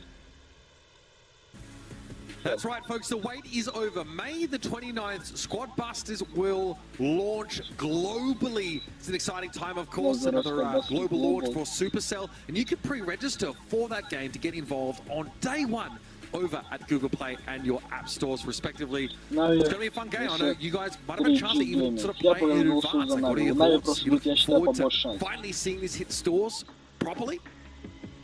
I'm excited. I've had the opportunity to play it and all of the Supercell characters and the universe coming together for a pretty unique game. I haven't played anything quite like it, so I'm definitely excited for it, and I know Reddy spent some time playing it too.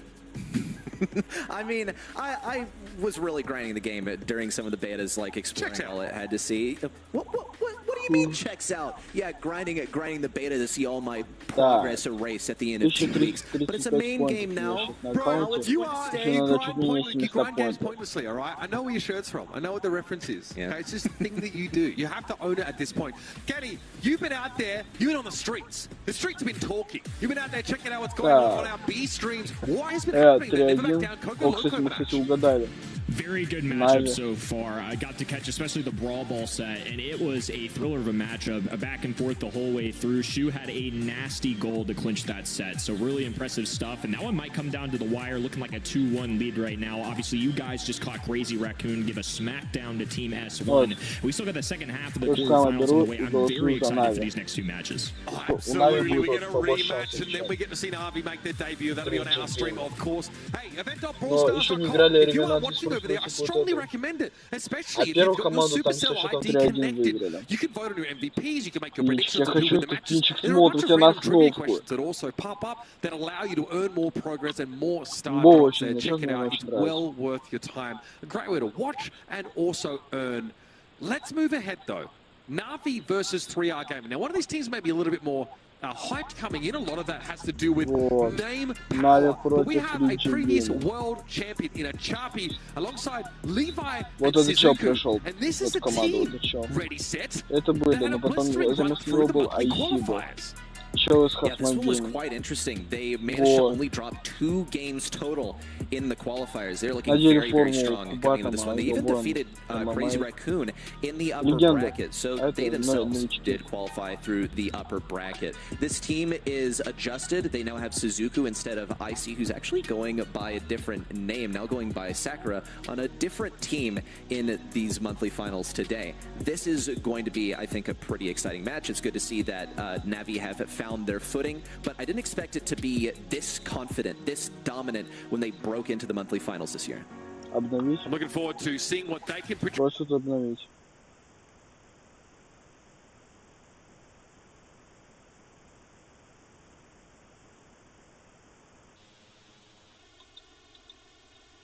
In past years, being with Team Flash, making it to the LCQ, WWW for the Snapdragon Pro Series. You know, Mameshi's no slouch, and so adding on IC, who's now going by a different name, like Reddy mentioned, this one's a very personal matchup, so it's really exciting to kind of see this be an opening rounder for a team in Navi who missed out on last month and desperately needed these points, and then 3R, who's got a little bit of a grudge match and some familiarity with the enemy side, so there's a lot to love about this. Mameshi kind of swagging out of control with that STMN shirt on. I see you there, and again, Бля, а this is что someone на who's competed переформу on the world СТМ? stage. That's probably where they were able to trade jerseys with that Фига себе, STMN crew. детки.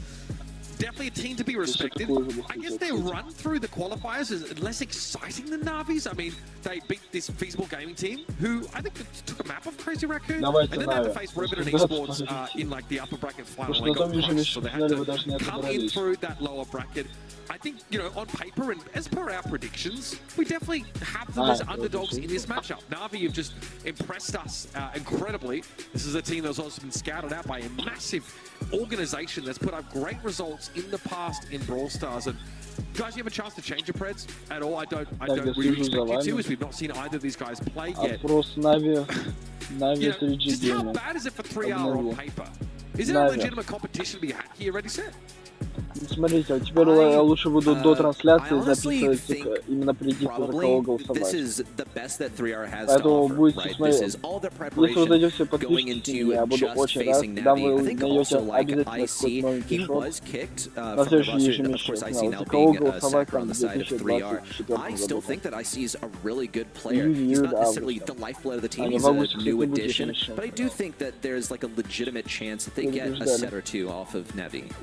Thank you very much, Ready Set. We'll be catching up with you on the other side of this game and maybe check in on how the B stream is doing. Так, у нас получился первый нокаут.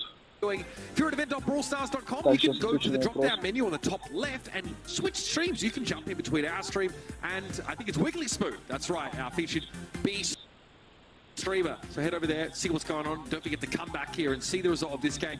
Kenny, I think Ready set it up pretty well for us, right? It's a rivalry-laden matchup.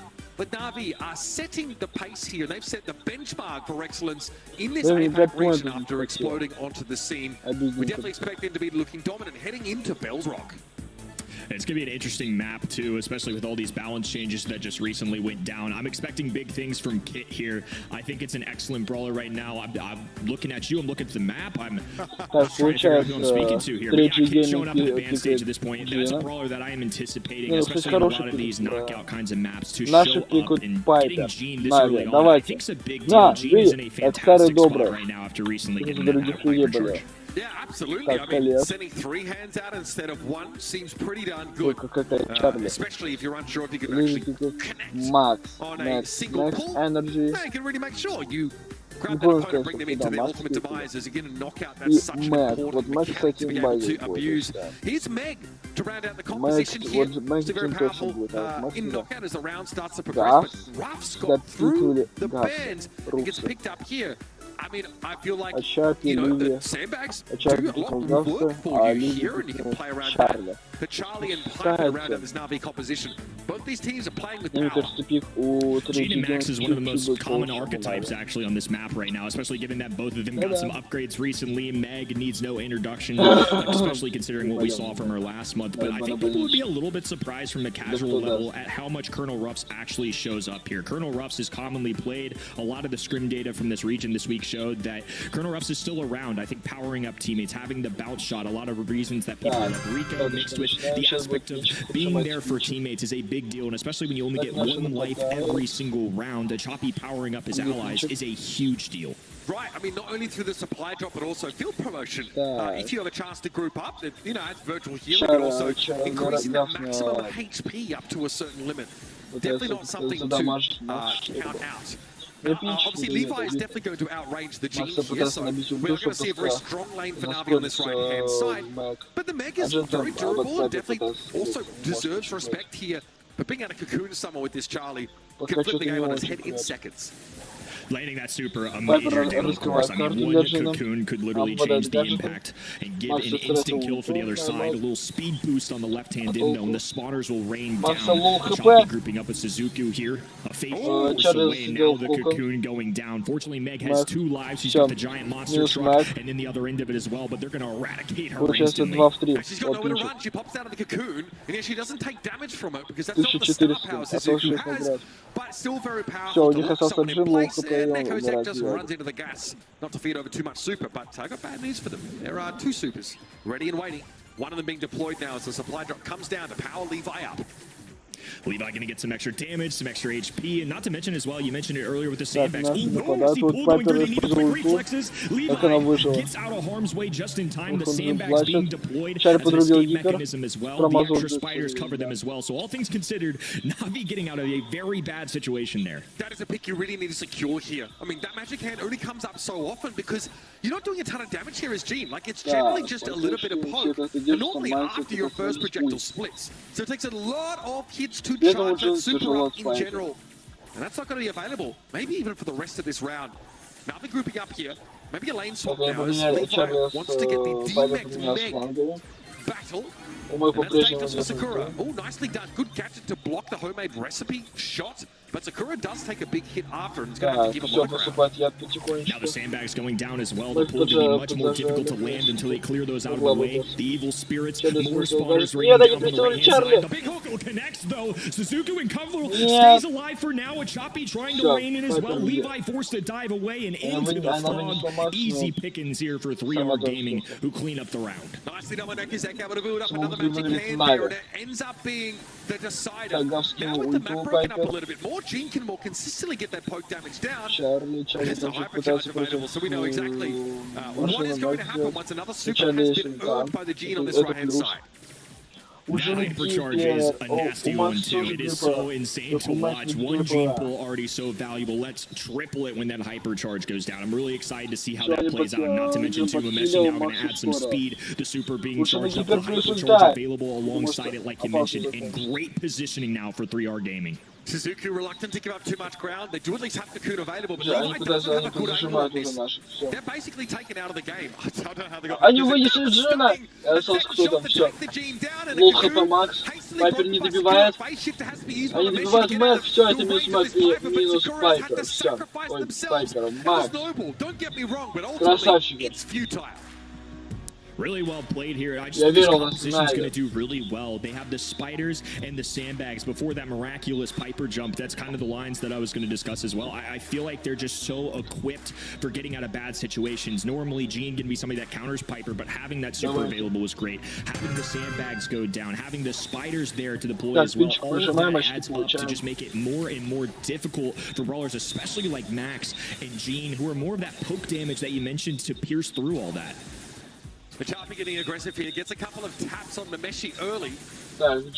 These are players that were under the same umbrella for quite some time, well acquainted with one another.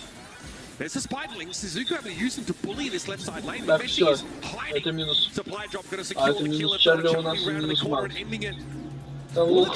Charlie got picked up in the meantime, and Nekizek wants to play awful aggressive. Levi has used Bowman here. Those are indestructible blocks, so Levi not taking out any walls after using that. Oh, that's beautiful. Beautiful for Nekizek, and there's a hand up here as well. 3R are very well positioned. 3R Gaming weathering the storm there. Na'Vi had their foot to the gas pedal there. They were ready to get aggressive, and it did not pay off. Charlie got picked off, and now Achapi just forced to go back into the storm here. Might be getting a little greedy going for a super here, but does know that it's not a big deal to charge up the enemy side supers, especially considering it's Meg, and Gene already has theirs. So it's going to be a 3R Gaming round, and a very well played one at that. Yeah, stunning. I mean, being able to get the Charlie there, I think was very important. Not the brawler you want to be going down too early. Memeshi eats a shot there from Levi straight away. It's going to force them out of mid. Will allow Achapi to have more room to breathe. Suzuki's getting pasted by this Meg damage, but can trade back pretty effectively at mid-range. Surprised Achapi not gluing to his teammates a little bit more. Trying to give them a little extra power up here to charge him up and gain that extra HP that's so valuable in one live mode. Toughness there as well. Levi didn't even have the jump. That would have been lethal if they ended up grabbing that instead. It's 100 HP for Gene, and now hiding. They're going to open this map wide open on that top right-hand side too, so there's nowhere to hide from the sharpshooter. Nicely done there by Na'Vi, not overextending on the Meg kill, knowing that they still have to deal with the mini-Meg out of the Meg. And they want to expose themselves to getting traded there. Hypercharge will be available here. And of course, for Charlie, it means that some spiderlings are spawned on top of the cocoon. Not the most powerful hypercharge, but against so many of these single-shot brawlers, it's still very threatening. Little extra charge here on the right-hand side when they want it. The max speed available. The takedown inevitable, though. Nice play there, and now it's down to just one lone brawler. Na'Vi tie things up, and everything just happened all at once there. 3R Gaming, the floor just came from under them. Yeah, 3 supers built here, and no magic can't get for 3R. So Na'Vi might want to go a little aggressive early. Supply drop picked up by Levi, making them a very terrifying prospect to run into. And Nekozek is still able to farm Levi for a little bit of charge, working towards that super. They better hope it comes sooner rather than later. Hypercharge available for Charlie too can be very valuable. Like we always say, that cocoon give you a free kill. Similar to the Gene Super, those landed supers are going to make a huge difference. A little extra speed going down as well. Classic combination of Brawl Stars. Super being missed. Spiders go down though, and it's a one-on-one on this left-hand side as Mameshi rushes to try and help a teammate here. At the end of it all though, nobody goes down. It's still 3v3. And available now though for Nekozek. Suzuku not able to collapse on the Meg, even with the raw stat boost of the hypercharge, so it's going to have to wait for another if we even get that far. Nice tap for a Champy though. Going to bump themselves up this time, throw up the sandbags, get a bit more aggressive. Может тут параллельные катки. Тут я понял зачем. Идут параллельные катки. Да, тут короче параллельные катки.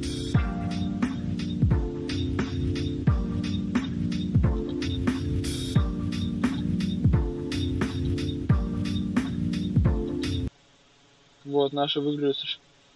Катки идут, короче, параллельно идут катки.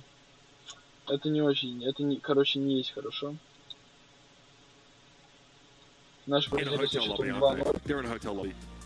Yeah. You know, if they're winning in a hotel lobby, I think they deserve extra respect, right? You got to think. They must have been the trip down to Hong Kong, I guess, just to make sure that they're in the most advantageous location server-wise here.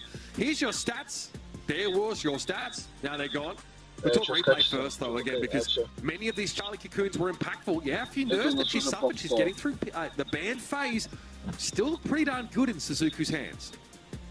It was a great round overall. Again, I just feel like they had so much going for them in the Na'Vi composition. Despite Piper traditionally not being a great matchup into the Max and Gene archetype, they ended up making it work out. I mean, Levi was landing these long-range snipes like you see there. The Cocoons, while they weren't always connecting, it was enough. And when you have that hypercharge, get the extra spiders anyways. And having those spawners in the ground, I think, was a huge deal. A Choppy there for the extra support as well. Just a very well-rounded composition with a pretty meta composition as well. I think Na'Vi were doing great stuff there in that draft. Yeah, pretty helpful that even if you miss the Cocoon, you still generate those spiderlings, so at least it's like a free gadget use there. Sakura goes aggressive. That's where I feel like this just falls apart. I guess the gas is coming in and the Meg felt like she had to make a play, but ended up basically throwing the game away. Nothing that really could be done by 3R to salvage things. And Na'Vi continuing their trend of strength that we observed through our monthly qualifier. Great to get a set here, but plenty of resistance being offered by 3R. These players are familiar with one another, but Na'Vi would love nothing more than to explode onto the scene and get a win in their first monthly finals, maybe with the whole darn thing. That's what they're looking for here. Here's your stat breakdown, and you can see that Charlie, when she gets up close and personal, whoa, that yo-yo hits you hard and it hits you fast. I was going to say, compared to the damage output on the other end, I mean, 61, 14, and 81 doesn't even compare. This really puts into perspective of, especially that first game where I'm sure they piled up the stats on that blue side, but nonetheless, really impressive stuff. You wouldn't really anticipate that going down from Gene and Max. They're not necessarily the heaviest hitters in the world, but Meg only seeing 81 DPS, I think is a huge sign of the hurt that they're really receiving. Yeah, and again, that lane was up against like a pretty mid-range brawler, but Levi understood how to make sure they sort of stayed out of that sort of max range. And this is after Charlie receives an attack range nerf anyway. I think for like 27 to 25, so it's marginal still. But, you know, we talked about it before the show, actually. It does mean that the yo-yo comes back a little bit quicker, so you could argue that overall, you know, it's a DPS increase if you want to be cute about it, especially if you miss the yo-yo, but still, very strong matchup. That was where a lot of Na'Vi's advantage was generated from. And the Piper seemed, you know, fine. Again, was giving a lot of free poke damage to the Gene, but only 60 DPS means that those magic hands, Kenny, are taking a long time to generate. You aren't able to sort of be threatening and take advantage of that super being flashed nearly as often in the round if you're not getting the damage to get you there. And it's a solo laner. Sometimes Gene can be underwhelming. I agree. I mean, in terms of the damage output, as good as the Max and Gene combination has been, it just didn't get the job done there. I think the matchups weren't necessarily proper as well. Really difficult thing to kind of go through for that 3R gaming side. Interesting stuff as we go into Hideout as well. It seems Mameshi is actually being subbed out here, so they're going to work with their full 4-man roster, which is pretty awesome to see some new players get in the mix here. Yeah, great to see some rotations as well. Like a lot of teams haven't always found great ways to make use of the fourth player. So to see the substitute here means that we're cooking a little bit. Let's jump into the draft straight away. It is Bounty. Piper is going to be hotly contested. 3R, snapper up instantly. Наши пикуют Джин. And Gene in retaliation as well, so a little opposite of what we saw last time. I just think traditionally Gene's going to be so good into Piper, and they're going to go straight for that matchup. They're going for Max and Gene into sharpshooters. Gene isn't going to be able to take him down super easily, so Max on the other end can also help with the speed, dodge out those sharpshooter shots. It's kind of been an argument for a long time in Brawl Stars, but that combination traditionally does well into Piper. Obviously, it didn't work out last time, but different mode, you got more than one life, and we're seeing some very similar brawlers here. Uber, Charlie's the second pick for the enemy side. It's very interesting. A lot of the bans, I think, for Navi are the same. They are basically blanket banning Kit, Melody, and Angelo wherever possible by the looks. Take Nani out, of course, is the only brawler that can, really counter that Piper on virtual having greater range, and also return of Sender. Return to Sender, excuse me, completely clowning on the Piper on multiple occasions. So also Mandy just really has that range, and 3R just wanted to make sure that they had the best sharpshooter on the map. As well. And that is a brawler that in scrims this region has particularly liked. Yeah, Gus is not popular in many other regions at all. A 42% win rate on this particular map, but recently getting a buff, right? That shield given by the super now has a knockback effect, so can actually be pretty important to get that spacing. It is a bit more devastating when used in the middle of a fight. I kind of like it here as like a life preservation method. When, again, that blue star control and just, one kill can be the difference between a win and a loss. Interesting layout here too. Makes a lot of sense though, considering Max is going to go in the mid here. On the other end, it's more long-range brawlers though, so they end up sending great in the mid, but a little mix and matching, everybody looking for their proper lane. Makes sense that they would also want to get Piper out of that situation. They don't want Gene to face off against that brawler. They'd rather duel with somebody like Gus. Also an interesting call out too, that Gus bubble, now that it bounces back, if somebody tries to get aggressive on him, it's going to be an instant defense mechanism if they do have that super. Yeah, it's been like almost like a last hurrah from Tick, right? Because that knockback is really powerful. Sorry, I tell you what, Gus is a 61% win rate, Gray with a 42%. So, while the concept of Gray seems very good, it's not the best all-in copy from 3R, but they've got an amazing long-range pressure there as Yumagoku able to find that first kill. Being delivered here, a face shift in, Sakura trying to stay up here, the pull going through, the super connected as well. It's a red roster slaughter right now, as it's going to be another blue member going down. Navi with a big deficit to start off this game. Now look how little Max does when those spiderlings get in front of the Charlie. Eventually, though, those gadgets are going to be exhausted, but Navi need to play the aggressor role now in a big way. Nekazek with 4 stars, including the blue, is crucial, and Yumagoku has super available, so that's not really a viable target. Levi has to face shifter away and almost falls to that homemade recipe. They need to take a breather here and get some buffs to get topped up. The long-range super along with the hypercharge super. Popping that hypercharge early, knowing they were one shot away from that super. A missed max pull as well. A teleport here could be enough though. Things just got a little interesting, Uber. 1 star the difference here, and the mechanics from Levi are stunning. Выносите одного любого человека, давайте! Давайте, Пайпер! Нет! 11-20. Все, тогда надо просто вынести Пайпера. Окей, ничего. I love the identification early on, especially. They made mid-game adjustments. They send Piper immediately over to the Gus lane. They pick up that early frag, and those are the kinds of decisions that are going to impact the result. It allowed them to take that lead, sit comfortably, and things got a little scary there at the end, but they were the ones in the driver's seat, and especially in Bounty, momentum is everything, so having that control is very important. Я очень хочу это. У меня вот ровно косарь. Back to the drawing board, even RV once again. Blue star gained. But they've got to respect the pressure the Piper can generate on a side lane. That's where Yumagoku is headed now. Navi wanted to group up now and be defensive, but there's not a lot of great places to hide here. Levi gets yanked forward with the walking cane. Sticking close to a Charpy to try and shrug off as much of this poke damage as possible. Я очень хочу купить новый БП. Я куплю 2 подряд БП. Breaking down the walls and instantly some good coordination there by dropping the spiders to shield them as they take down some extra fire. Navi have just been pushed back all the way into their spawn. Gus getting the extra heals and passivity coming in from a Choppy. Levi, though, with no range, can't compete with the likes of somebody like a Gray and Piper in this situation. Dangerous here. 3R looks to be the aggressor. They look confident. And we got that defense mechanism available for the Piper. Super is up. Nekazek is well ready to dive at a moment's notice, but they need to respect The наша, Gust Shield наша is a very viable counter to any all-in method. It's unclear who's going to be the target here. Obviously much easier for Gus to shield himself when under pressure just by tapping, but Suzuka hasn't built that super yet. So there is a window of vulnerability now. Suzuka looking to try and land as many of these shots as possible. And don't forget, Cookie Popper does represent some very powerful burst damage options. If you can drop the balloon down, I think you just saw it there, and that took Yumagoku almost down to nothing. I think we're going to start to see some momentum swing towards Navi here too. They've got 20 seconds on the clock. All of their supers now charged up, but I think they're going to ride Levi's speed all the way to the other end. This walking Kanan now a countdown as well. Spawner's going down left-handed. In to help the ally there. 101 HP, enough to get out of harm's way for now, but Navi need to press the issue here and hold on for dear life. There's the first takedown they need. Cocoon going down. They don't have enough time though. The Cocoon actually going to be the downfall. As a result, they can't grab that kill and give themselves no chance there. That's beautiful. I mean, Levi's mechanics are phenomenal. Obviously, it's very easy to clown on like нам осталось миллиона два регистрации, мы получим халявный пинчик. Before that, or outside of that situation, just the dodges and the taps were absolutely beautiful. Navi might just be able to win this out.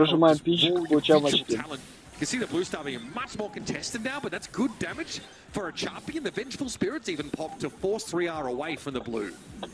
Another key Blue Star pickup there too. All they have to do is pop that phase shifter and they're indestructible while they grab it. They get right back to the mid as well. Navi traveling as a unit right now. I think they've learned that maybe traveling as a pack's a little bit better when you combine it with that Gene star power there to try and get the extra heals coming in for the teammate as well. So I like this from Navi. Again, very similar to what we saw in that second game, which was pretty successful for him. Так, пока что у наших звездочка. They'll be pleased about this start to the round as well. Никому не сдохнуть и They've выиграть эту not put карточку. themselves in harm's way. 3R don't have any supers built up. Levi, though, that's two phase shifter gadget activations. Cookie Popper with a bit of extra damage on the Echo Zek, but not nearly as lethal as it used to be, apparently. Used to be basically securing instant kills. Okay, so we're going to have some of that broken out. That will be relevant later in the round if we see Navi switch to a more defensive posture again. Interesting they go for those back walls as well. They were looking for the walking cane earlier to try and take down this little three-pronged wall underneath the L-shaped ones there. The more open it is, the more opportunities for those long-range sharpshooter shots. And a choppy now. Maybe going to get a little aggressive. There's the pull going through. Levi with the follow-through as well, and Navi claim a victim here early. We saw the Max Super pop at the same time, so a Chappie can sort of walk back during that hook and, you know, drag the Charlie even further away from their teammates. Sakura absolutely dominated there. Levi definitely dodging so many of these thorny yo-yos. Yumagoku, obviously not a viable target. Levi has to use that last phase shift to get away. They go low, and the homemade recipe pursues. Navi have a slim lead though, no Blue Star, but a lead of one. Suzuki now holding onto the super. Going to be looking to make use of that in the next few seconds, otherwise they will lose it. Going to be a Cocoon coming in onto the max, that's dangerous. Maybe instantly try to take the shield to Levi, and it works. Now the super, let's go, used by Levi. More than happy to do that against Sakura. Ultimately, it's going to be Navi that win with 1 star to their name. The timing was so perfect too. About 450 HP, I believe, towards the end of that round. Kill. Obviously, Max with I think about 100 there from the looks of it as well. So just a mere matter of seconds away from being different there. Very close call. Navi though keeping the win streak alive. They're up 2-0 now. That round got awfully close. So as a result, instead of this being a 1-1 kind of scenario, much more comfortable for Navi. Absolutely. Very technical end, I think, to Bounty. The composition there, like, you know, takes a lot of ability to really make work, but you found a really long-range Gene super that connected beautifully onto the Charlie, and that's where things go great. But that first round was all about 3R. They looked dominant. I was really impressed with 3R Gaming this round too. I feel like this just hasn't been a blowout. I mean, outside of game number 1, maybe a knockout, really a back and forth. 3R Gaming looking strong in game number 1 here. A little dive away from Piper to secure things, but I mean, rounds 2 and 3 here, just very tactical. Navi pick up the game 2. 3R Gaming try and fight back here towards the end of game number 3, but it just wasn't enough. I feel like Navi, once they got that Blue Star lead, they found an early kill here in game number 3. There was just no turning back for them. Yeah, no doubt about it. I think, yeah, this was a max range magic hand there. Absolutely beautiful. And you can sort of see like Как much они of this pump выиграли? damage has been put down by the По Piper. She's so полулоку, по threatening on полулоку. this map, as opposed to Bell's Я не Rock. ожидал. She has more open sidelines, and she has the Видите, diagonals that she can play сожалению, off. She can also go vertical, of course, and just take a a powerful lane and win Всем it out there. 3-2 наши But it really проиграли. came down to their kick potential. Navi did not win any of these rounds by large margins. In fact, I think on both occasions they were like between 1 and 3 stars. That's the Любого, kind вот of здесь difference можно we're talking любого about here. выбирать. Then it requires you to walk a tightrope for so much of the round. You get the blue star, you try and play safe, somewhat defensive, мне get тут good 5 gene наград собрать. supercharge, make sure the Gust Bubble is available to be тоже 5 defensive, осталось. and out of nowhere, find another pick and get into the lead. It's not a flashy comp at all for Na'Vi, but the mechanics make up for the lack of flashiness in their brawler selection, I feel. It's kind of interesting too. I mean, if I just saw that stat and saw that double the kills on the 3R gaming side, knowing the game was bounty, and they still lost 2-1, kind of a wild thing. And I think goes to your point, right? When Na'Vi were winning, it wasn't top fragging, it wasn't dropping 20-star games. It was getting that blue star and getting the 1 to 2 kills necessary to hold on to that lead. And I think they just capitalized on that strategy. They didn't worry about being too flashy or getting overly aggressive. They just did exactly what they were supposed to do. And as a result, this is going to be a 2-0 lead rather than maybe a closer 1-1 that it could have. Yeah, Вот тут я поставил на absolutely. But I think we've ревенации seen Na'Vi now сквот. show us what they're capable of. I don't think that their drive Смотрите, was какая even сасная weaker карта on по paper. I think it just was a little bit сообновлению. harder to make work. It required a higher level of skill.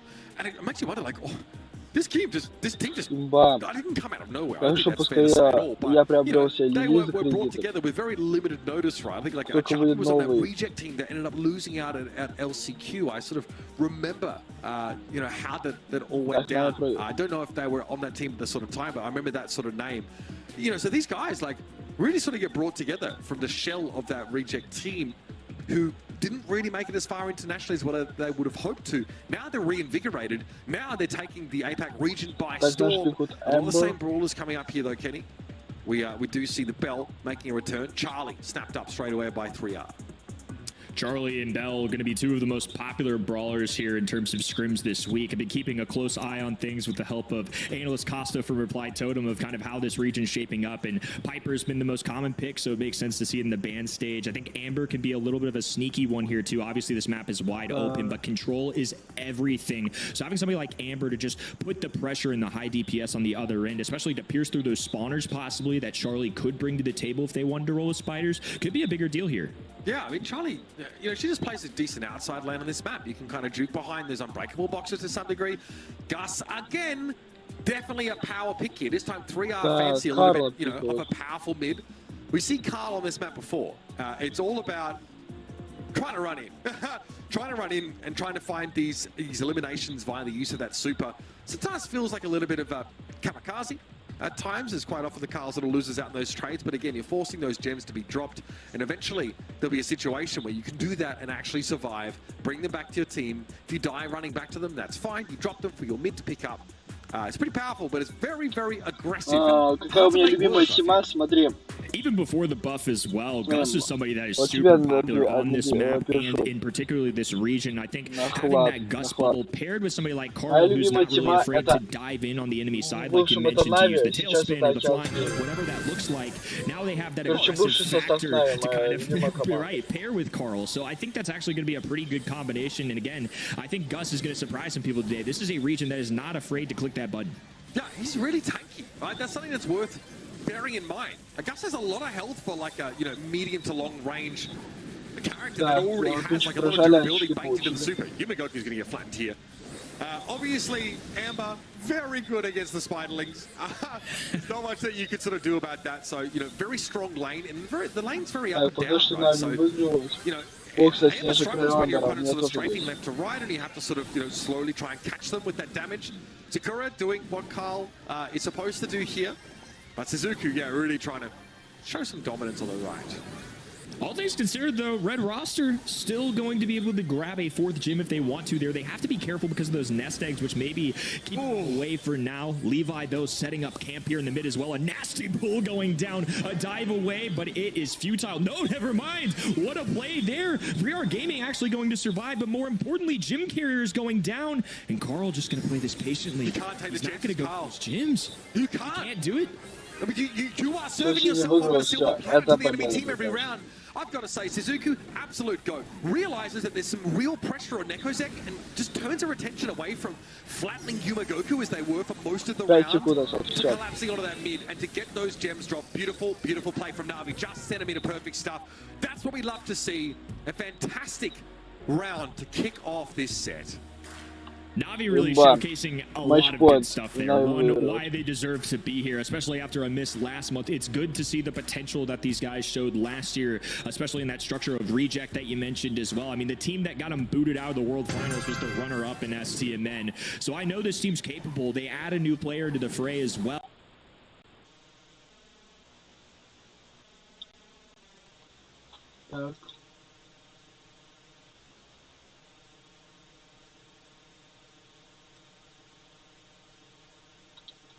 Так, Смайлик прожали, очки получили. Это уже... Так, я не понял, что такое? This is a combination that's working out for him. Yeah, definitely looking like they're gonna, Так, you know, наши пока exceed the лидируют. previous reputation of that reject team. Чарли там Under a пока much что fancier идет, manner, но might I против Ангера, да. Charlie is getting absolutely hosed. Тем более Literally снежный and королева figuratively. Амбер, который There's теперь really стоит nothing 3 Yumagoku can do сотни about it. сделал. It's just a mismatch in that А я lane. купил за Now 5000 Nekozek's gonna be гривен. zoned away by that Amber Super, and this is, Да, again, a понял, good Amber is шок. very terrifying. Achapi, I saw that. Nice lamp blowout there to set up the kill on Так. Sakura. And another full Кристалл dive from the Carl левый. gets foiled. Ой, Carl just очек unable to really capitalize on what he's supposed to do. He's supposed to be the aggressor, the one distracting the enemies, wasting shots, but a simple lamp blowout here and there has really kept him at bay. Now all the gyms really starting to add on. Complete positioning now. Suzuki going to be able to go this right-hand in wide open. A hypercharge available for Levi. Going to pop it now. A pull going through. Not able to do much here. The follow-through kill, and they're only one gym away. Sorry. Somehow not a single hand connected. That's unbelievable. That is absolutely absurd, Achapi. Nekozek just, I don't know, you thread the needle there, Job. basically. Navi- Levi, there were 10 gems to their name. Sakura, do you have a flying hook available? Don't know if you actually have a real engaged tool Yes, I here. should- You are poking down Achapi. Okay, you do. Flying hook used, but Achapi's not the target you want. You need the gem Ой, carrier. Navi. 3R, not even close here. Gem grab, absolutely 3-0. one-sided. Navi, clinch it. Так, Beautiful stuff. 1600. Тут 4 награды Like the осталось. first Тут- set тут- where тоже one-sided is the 4 proper осталось. term, I think. I mean, that was just an impressive demonstration of mechanical skills. Liking the draft overall from him too. Na'Vi Всё, seem to be firing on проходит all полуфинал cylinders там. right now, which is really good considering down the other end of the bracket, you got somebody like Я Crazy получил Raccoon 2 with a ton of стардропа potential на and currently минуте. leading this region. Na'Vi have plenty of work left to Ой, do нас today, там but this is a получается. good showing to give us a chance at maybe Пускай beating some будет Titans. левый. Yeah, very different to last month. We actually saw a lot of like very close quarter-final games, even semi-finals, but we already have our front runners pretty well established. Плюс еще It's actually on the B стардропчик. stream where we've seen a lot of the sort of more closer games. So we'll be trying to keep you up to date with those ones. Our first quarter-final was finally resolved. It was Coco Loco winning 3-2 against Never Back Down. They will advance to take on Crazy Raccoon in that first semi-final. And his Revenant Esports and Angelic is still underway. We'll check in with that in just a moment here.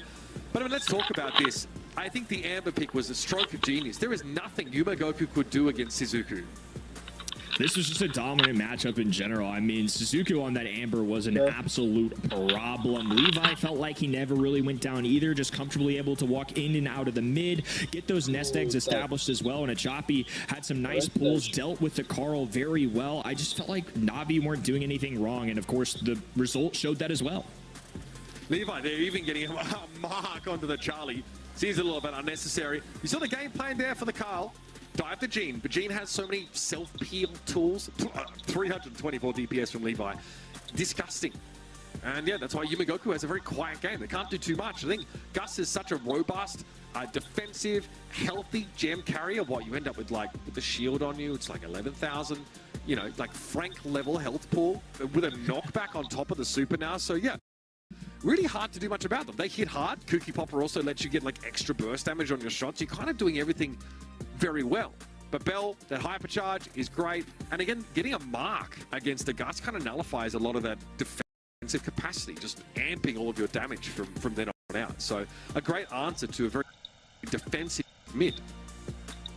And if Gene's dropping 7 kills for your side, you're probably winning the set, right? I mean, more than the entire enemy team as well. But as a result, the people at home have spoken. Levi going to be your all's choice of MVP, and I think a deserving candidate of that, considering what we saw from the man today. Yeah, absolutely. Great stuff there from Levi. I think just on a mechanical level, we saw a lot of the match play. I was blown away. These guys chilling. They're in Hong Kong. They're playing in a hotel lobby. You know, they're just chilling out. They're enjoying the ambiance. They're absolutely dominating. That's what we love to see. Play the game, see the world is what they say, folks, especially when you're incentivized to travel to the center of the server that you're playing on to make sure you have the edge. Event.brawlstars.com. We're over on that side. If you're not there already, I recommend you head over. That's where you can watch along with us and earn some fantastic in-game rewards. You'll also have access to all the alternate streams. The B stream, of course, with Wiggly Spoo and the Japanese stream. So head over there, check them out, and you know, give them your love as well. We'll be back after the break. We're going to be recapping what has happened on the B stream and set our sights forward to our semi-finals. The Snapdragon Pro Series Brawl Stars Championship is brought to you by Snapdragon Elite Gaming. Так, тут мы всем Monster голосом Energy. за Crazy Raccoon. And DHL. Achapi, you've already won the World Oh, Cup Achapi. twice. How did it feel to realize you were the best in the game? いや、まあ特に、なんですかね、自分うまいなとかあんま天狗とかにはなってないんですけど、まあ3回目の世界大会優勝を目指して頑張ってますって感じです。 Suzuku, you're completely new to the team. Have you had time to settle in? はい、もともと別に仲良かったんで大丈夫です。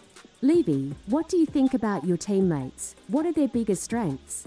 アチャピは、リーダーかつチームのバランスを整えて存在で、雫は、自分たち2人が使えないキャラ使えたり、無双してもらえる枠だなと思ってます。 Achapi and Levy, how did the loss at the March finals affect Какие-то, you? короче, マンス вопросы. リーで Перерыв еще такой を небольшой. 残せなくて、残り4回のマンスリーではもうどこのチームいけなく、もう1位を取らないといけないっていう前向きに頑張ってでも全く同じですね。 What is your opinion about other teams in the region? はい、待ってね、敵。ダークホースのチームはエンジェリックで、なんかあんまり知らなかったんですけど、先月のマンスリーで準優勝したんで強いなと思いました。で、強いと思うチームは CR です。では、ピックもうまいし、プレーもめっちゃうまいんで強いです。は AGC で、 Самый главный вопрос理由 сейчас は не пропустить. Сотка хрена. なんか個性のキャラの使い方がうまくて対応が難しい部分があると思うからです。で、強いと思うチームは CR で、アジアの地域の中 Три だったら награды осталось. ずっ Типа と не ト осталось ップ 4 に награды. いて、もう PS も前からです。ダークホースだと思うチームは FG で、理由はメンバーが新しくなってちょっと怖いなって感じです。で、ライバルだと思うチームはクレイジーラクーンで、やっぱりアジア1位で、強いなって感じです。 Which brawlers are in the meta right now? はい。今一番強いと思うキャラクターはチャーリーで、理由はあいつチャーリーがいれば何でもできるんで、とりあえずチームに困ったチャーリーを入れとけば勝てます。 How often do you train now and plan to train before the finals? 今やってることは毎日、夜3時間ほど練習でチームでスクリームをして、マップでの立ち回りだったり編成を考えていることです。 What can fans expect from you at the April finals? はい、ファンのみんながワクワクできるようないい試合を全試合できるように精一杯頑張ります。で、結果を残して優勝します。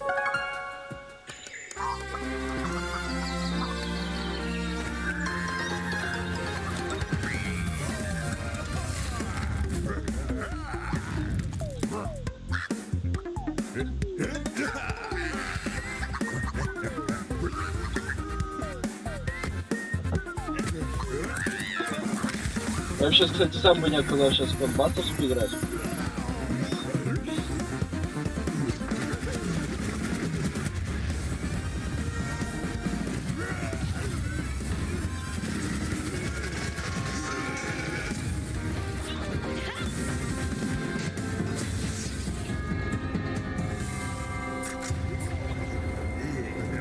О, сейчас должен закончиться перерыв. Я бы сейчас сам бы поиграл бы в Brawl. Курица просто курица реакции. О, Primo, watch.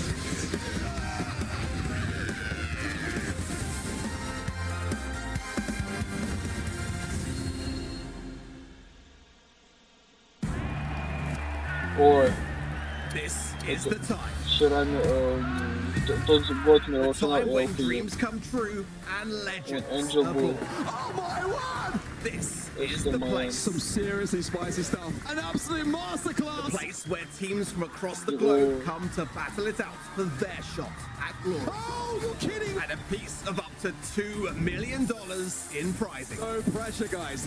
No pressure. This is the feeling. It's beautiful. The once-in-a-lifetime feeling of lifting the trophy at the Brawl Stars World Finals. Here comes the push. Here's the damage.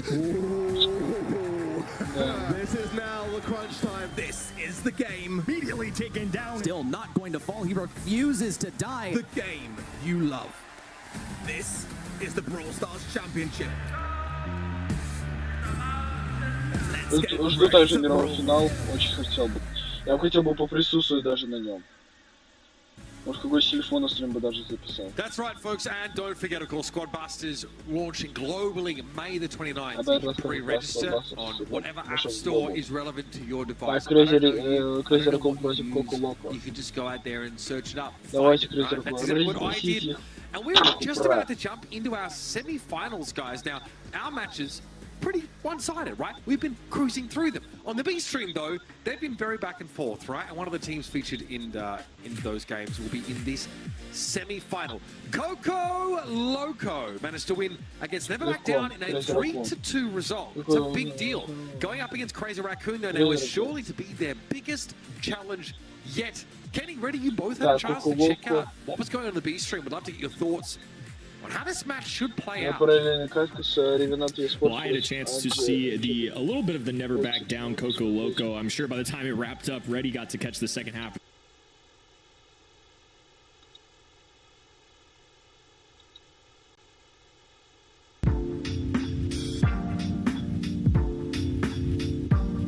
Хочу с трансляцией. А, это реклама.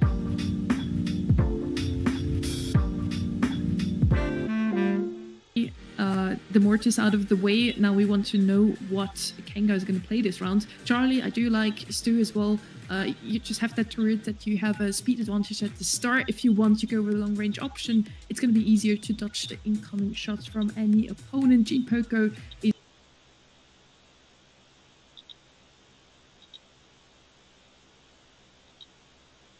Drafts look bloody good. They look much cleaner than last month. Because, Kenny, that was like a big criticism we had of them. Like, you know, having to reverse sweep to win that grand final. I think it's been the one thing that's kind of been the criticism of any time that they've, lost a big matchup. I think especially at the World Finals, they got flack. Yeah, I mean, it's part of it, right? And it's a really difficult thing to get down. I mean, all things considered, too, this week, we had hypercharges, balance changes. There's a lot to juggle here for these pro players. So sometimes you're not going to be perfect. But, I mean, especially for a quarterfinal, that was about as good as it gets. All right, ready, set. I want you to whet our appetite as we jump into this game for real. Coco Loco featuring some very well-known names. I like to think Response, X9J, and Hiroshi had a banger of a matchup in that quarterfinal, a 3-2 victory. A team that had to fight really hard to be here. Some pretty crazy moments to close it out. Yeah, and of course, we all predicted that Never Back Down would actually take this one. Coco Loco, this is a team with history in Brawl esports. Some players, especially if we talk like X9J and Hiroshi, they played on Team Flash last year, going to LCQ. We saw Response of last year's Revenant departing the roster and joining this roster. And he was world champion in 2020. I believe he was MVP at World Finals in 2020 as well. I mean, these are historical players. So seeing them on this free agent roster should not do anything to sort of lower your expectations of them. Okay, so we definitely expect much from them, but Crazy Raccoon not only have the reputation, but also can he already have a really strong showing in that first quarter final to sort of, ride on we all predicted them to win here, and I feel like that's for a pretty good reason, because they looked above reproach earlier. They look good today. They've got the history, the resume. I mean, it's pretty hard to bet against these guys against just about anybody in the world, especially when Tinsai was glaring at our eyes and screens earlier today. It got to me a little bit, so I don't know if I'm going to be able to bet against these guys this month. Yeah, you know what? I kind of feel that. We talked about how, remember last month, we said Tensai looks mad. Like, legitimately angry. Not just like staring you down. He was like I feared for any drywall installation, I think I said, with like reach, because they were getting pushed to the very limit. And I think that they expected more from themselves in a game like that. And it showed, because we only had Tensai's cam. He was just like, he was pissed, guys. There's no other way of putting it here. Coco Loco, though, maybe, without the weight of expectations on their shoulders, gives them a little bit of freedom. Maybe makes them feel a little bit more comfortable. Here's X9J, who is chilling. Not in a hotel room, not in a hotel lobby, just chilling in their room. Nice little MKB up there, ready to game, ready to hit the ground running here, and maybe look for an upset win over Crazy Raccoon. I don't know, that's a tall order, I think, to ask from this team, but we've already seen them, I think, perform better than, we expected after seeing their run through the qualifiers, which was rocky at best. Coco Loco v Crazy Raccoon. I think I'm still feeling comfortable about my particular prediction here. I'm definitely on board with that one. Keep you updated as well. The B stream's still going. I think Revenant were able to win that first set out, but it's been a pretty back and forth affair. So we'll try and keep you updated on how that is progressing. One more chance, guys. You can change their Preds. You want to change your Preds, boys? No, give you one opportunity. No, all right, good. You want to give the opportunity? Take it away, guys. I'm gonna leave you to it. I'm gonna step aside, see what's happening on the B stream, Kenny. It's all yours. Appreciate you, Uber. Enjoy another heated matchup on the other end. And for now, Reddy and I are going to take over some Crazy Raccoon and Coco Loco. And it looks like the people at home, Reddy, kind of lining up with us. 90-10, that's nothing to slouch at. Yeah, this is about what you would expect. Coco Loco, this roster coming in, all of us predicted that they would end up falling in that very first matchup. They ended up managing to clutch it out in a double match point, just literally as close as it gets. There's actually some creative comps, but we've seen Crazy Raccoon get their comps on point today, so I don't know if that's going to be enough to upset these guys. We even saw in moments, I want to talk about Dueling Beetles in particular, in Crazy Raccoon's quarterfinal. We saw Stejapo play that Bell into an Angelo lane where he was absolutely outmatched brawler-wise, and he still diffed that lane 100% of the time. It's very impressive. Mechanical skill goes a long way here. Drafts can only take you so far, right? At the end of the day, it's how you implement it. So I think that's a great tell of how good these guys can be. And in terms of the ban phase, somebody that, like I said earlier, that's been catching my eye in the scrims, in the balance changes, the first one that kind of caught my attention. It's going to be the cat on the other end. It's going to be Kit hitting the ban stage again. This is Bounty as well. We do expect people like Bell and Jean to get drafted here as well, especially Bell, Jean, Nani being the most picked in our monthly qualifiers. Keep in mind too, though, that data is good, but we did have a recent set of balance changes too, which can change things up a little bit. And I mean, obviously, people are prioritizing the Angelo ban, which makes sense why Crazy Raccoon threw it out the window. I think this one's quite interesting to see Kit banned by the team that has last pick, because this is usually how you'd want it to go. Kit isn't really like a first pick brawler, at least historically. In this new meta that's only been around for a few days by this point, it's entirely possible. We see that Jean for selection as a result, though, and Jean's hypercharge is just so insane. I also see that Max has been banned on Coco Loco, which is very wise by them. Max is just like a must pick absolutely everywhere, and you don't want to let that fall into the hands of a team like Crazy Raccoon either.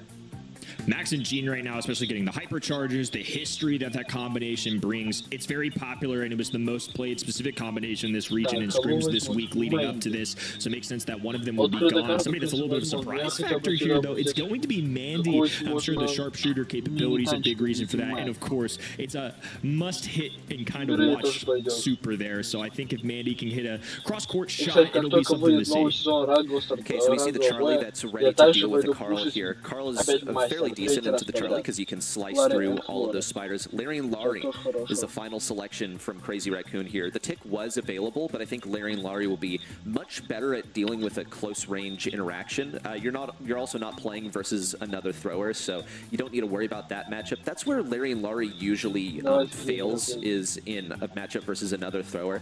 And Crazy Raccoon actually learned this lesson the hard way, as we saw Tensai play Larry into Angelic's Willow last month on, I believe it was Pinball Dreams, and got out DPS'd just like crazy. So this is a wise throw pick from the guys.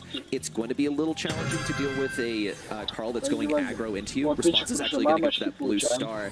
That's just the way that you play Carl when it comes to bounty. Get the blue star for free. Now Crazy Raccoon got to play the aggro.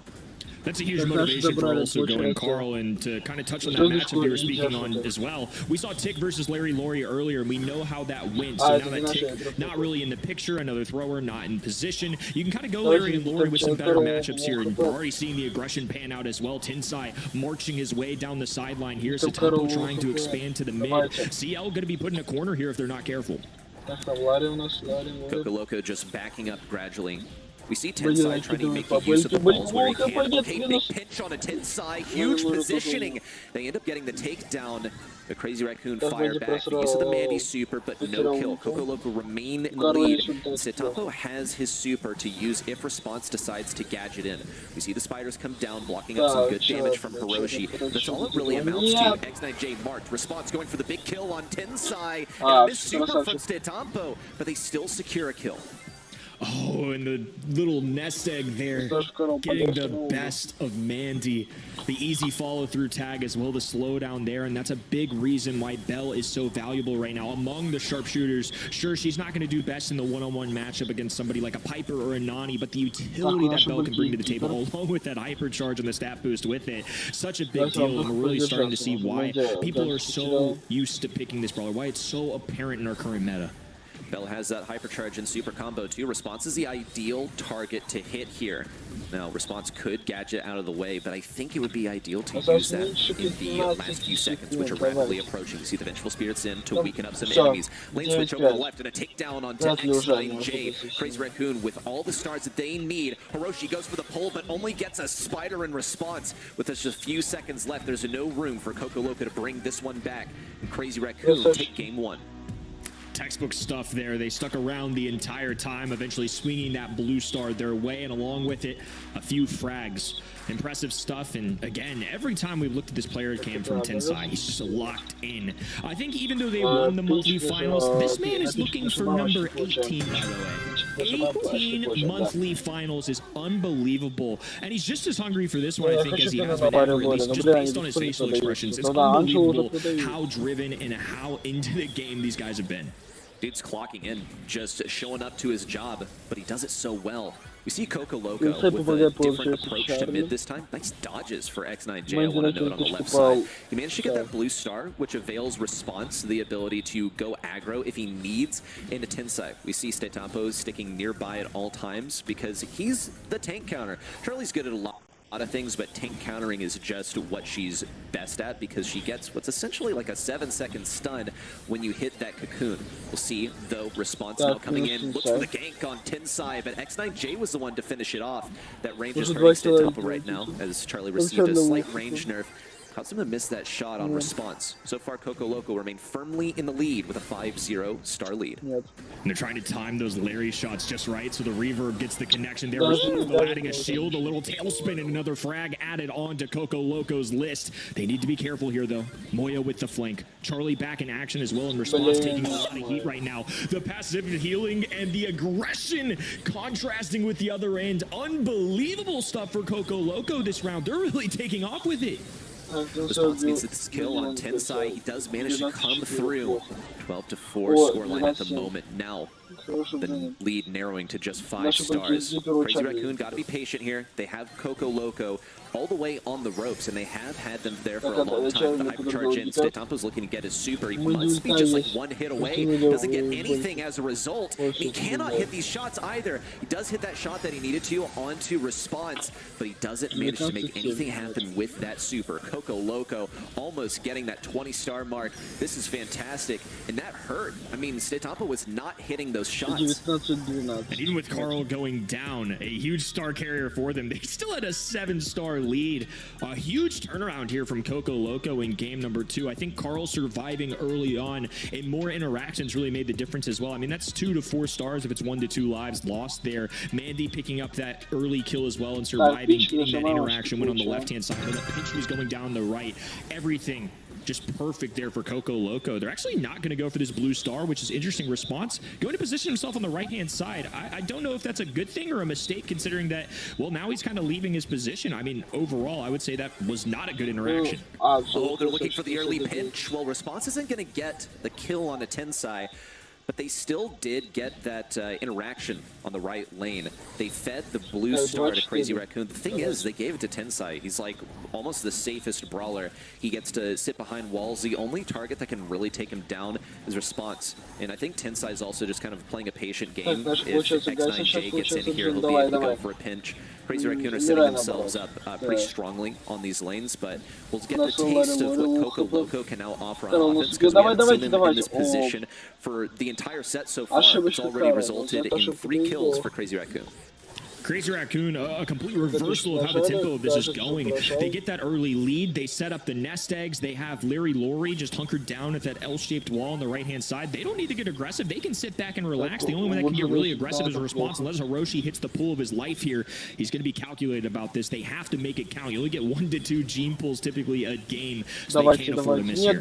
Hiroshi's looking for it. Stetampo would be a bad target. He has the spiders. Missed super from Stetampo. Hyper connects on a response from Moya, and it's good. 5 to 10 though, as Hiroshi picked up a kill on Stetampo. It's still possible for Coco Loco to bring this back and take a set off of last month's monthly final winners. Tensai has all the defense in the world. Response is forced to move in. Stetampo's out of a super. He's going to try and get it faster. Now gets a kill and the cocoon onto our brawler on the left side. Hiroshi now surrounded and taken down. There's no possibility of a comeback for Coco Loco at this point. A complete opposite of what we just saw in game number 2. What a back and forth set the whole way through, as CR planned to finish things off here with a 1-0 lead in sets. 17-5, the final score of game number 3, and a little smile cracking for Tensai there. Maybe letting himself feel a little something there. I mean, very well deserved, especially considering that there was a little shaky in game number 2 there for Crazy Raccoon. They bounced back immediately in game number 3 with a complete change of pace, which I'm really impressed with the adjustments. I think honestly, game number 2 could have completely been a Crazy Raccoon had we seen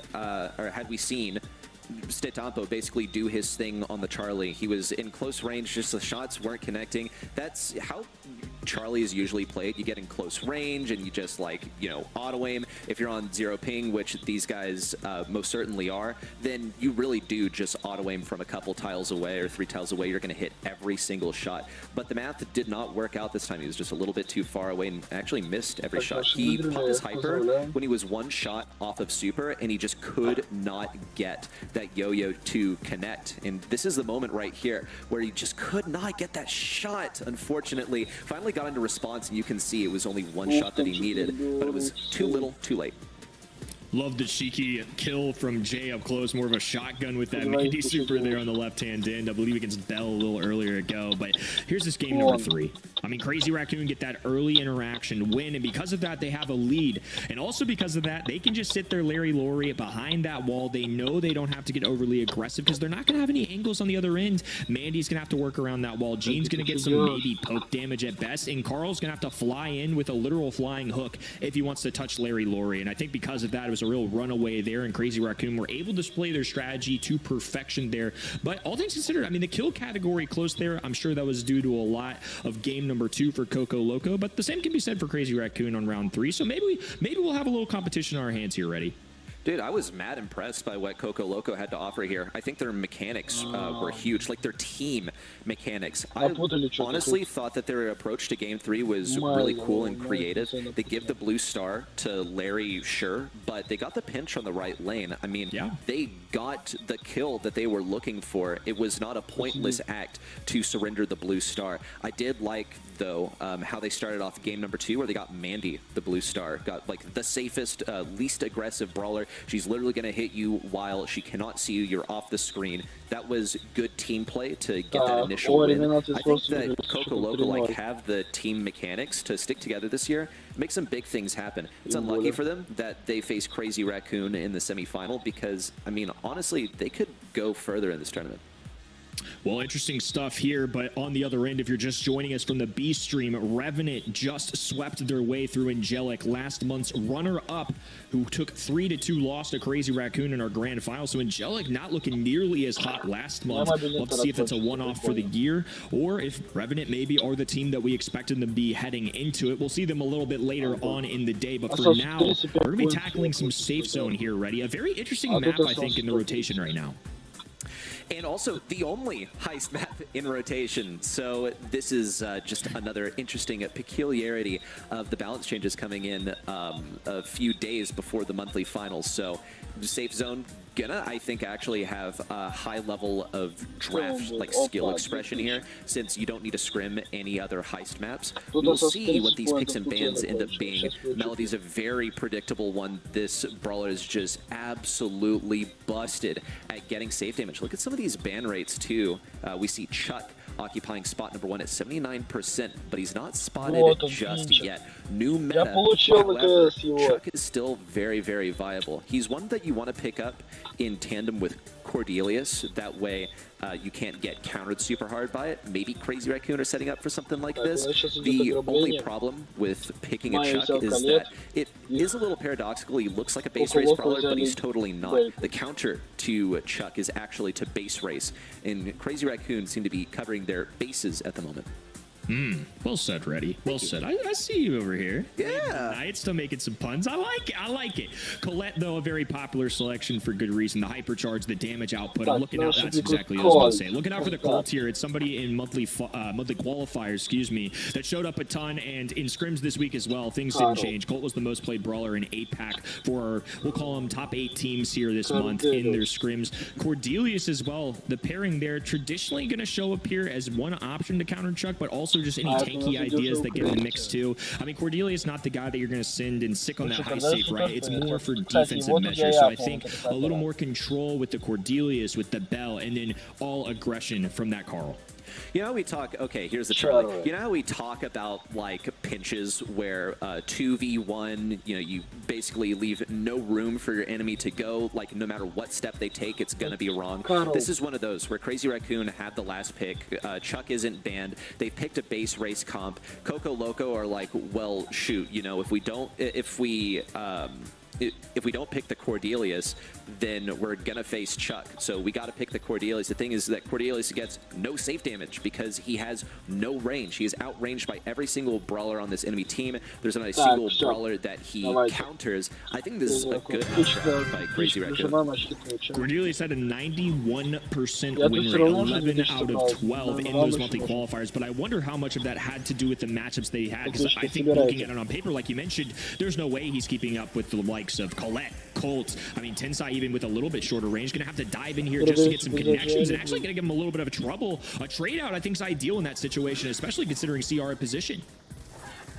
Thing is, as you just saw, Cord is able to jump over those indestructibles on the right side, which makes it not as free of a lane. He's already used 2 of those. We see Jay also connect with this safe and get some damage over here. Stetampo's stuck in the Shadow Realm as well. Response is actually doing a really good job of getting the aggression. Tensai, though, already has his hypercharge. That's remarkably early in a game to be getting your hyper. Moya is making some connections to the safe. He is marked up by the Bell. We see 3 nest eggs already dropped down, but Stetampo has the super. Tensai has a way of dealing with Jay.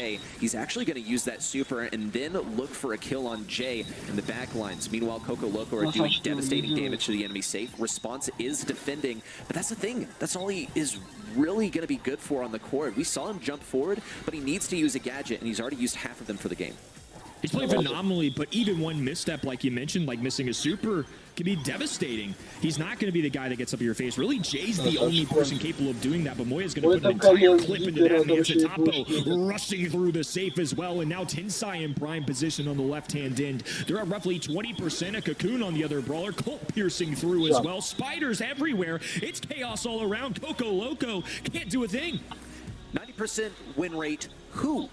They say. I saw a 90% win prediction for CR, but I think that this is one of those situations where, despite him being such a successful brawler historically, this is not one of the areas where Cordelius thrives. Cordelius is a good brawler all around, but he needs stuff that he counters in order to truly thrive. And Chuck, while unbanned, was not picked here. It was certainly present, hovering, just looming over the possible picks, but in the end, it wasn't picked, rendering response not really able to respond to anything in particular. I talk about it all the time in Heist, but this is a composition that really relies on positioning. Cordelius with a bad matchup. I just think overall, like you said, this is a lose-lose scenario, right? They can send Jay in there, but that's really their only option on the other end. They've got three pretty comparable ways to deal with that Heist safe, so 1 to 2 brawlers every time getting on that other end is a big deal for CR, who now just shredded through their opponents. They're equipped with supers. Satampo, every time he dives in, does 10%. Coco Loco just has so much work cut out for him.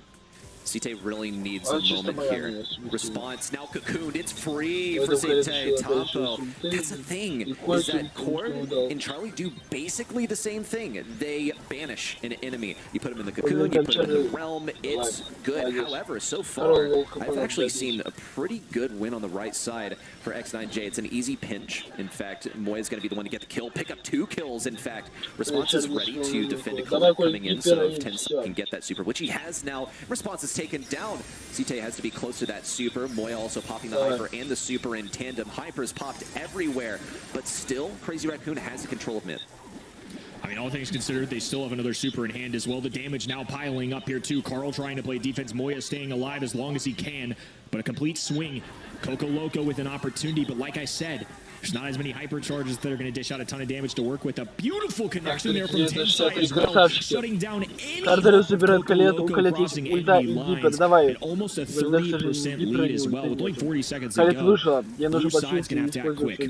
I'm shocked that Cite Tampo won that interaction versus Cord on the left side. He got crazy. Давай. And now without a super, he gets to pop his hypercharge and his super at the same time. Might even get another super off of it. Response now going into the realm, picks up a couple of mushrooms to keep himself alive. Nice clip there from Moya. Puts them on defense with 15 seconds remaining. They just got to stay here. Bonus points if they get the victory by taking down the enemy high safe. But there's no room for Coco Loco to advance. Crazy Raccoon will be taking yet another set. That composition and the players piloting them, nearly impossible to deal with. Crazy Raccoon looking flawless on the day. Tensai, I think that was a sign of boredom, honestly, Reddy. Just hands resting on his face. He just doesn't know what to do. They've played nothing but perfection today. I'm going to be surprised if Coco Loco can even get a set at this point. I mean, that was really difficult, all things considered. Dude, Tensai's got a crazy impression of the man standing emoji, just standing expressionless. I mean, it really does convey the vibe. But this is actually the most emotion that we've seen expressed from him so far. They have won every single set that they have played so far in the monthly final. This was the 5th set that they won consecutively, and now they're up 2-0. I mean, they've only dropped a single game, and honestly was kind of close in bounty, but this is a masterclass draft. We talked stats. This was a 91% win rate, so correction, was it 90%. 91% win rate for Cordelius on this map in the qualifiers. Now the meta has changed, but also this is Crazy Raccoon. An 11 out of 12 game win rate is not going to keep these guys from playing the way that they know is successful. And we saw how much Cord struggled, even though he did kind of fulfill his role of just defending the aggro when it came to putting Cite Tampo in the realm. It's only temporary. And we're not pro players, but despite reading that stat out, hearing 91% Cordelius win rate, that is incredible. But when we put some context behind it, right, when we see the enemy side, it just didn't make sense for us. You know, I feel like they were forced into it, like you mentioned. They didn't have that last selection. They kind of got to plan out, all right, what's the most well-rounded thing we could probably do here? And because of that, Crazy Raccoon made one simple adjustment with that 6th pick, and it kind of covers all their bases. They have multiple options for damage. They have ways to get kills. They have ways to take control. And on the enemy side, you got Cordelius. That's not going to match up well with any of these guys. You got Bell, who's a great brawler, but again, the win rate, at least last month, wasn't special. It's around that 50% marker. I think Bell is flexible, but especially in something like Heist here, it's not going to secure you a bunch of damage. That's what Carl has to do. And Jay doing everything he can. He's picking up kills like you see there with 8. Nonetheless, though, not enough to deal with the likes of a Charlie, Colt, Colette composition. I think Colt and Colette probably 2 of the best, if not the 2 best outside of those bans they could have gotten. So loving what Crazy Raccoon is doing again. Just perfection all day long. Yeah, I mean, just great drafts from the guys is what it ultimately comes down to. Moving now into Rustic Arcade, and this is the only gym grab map as well.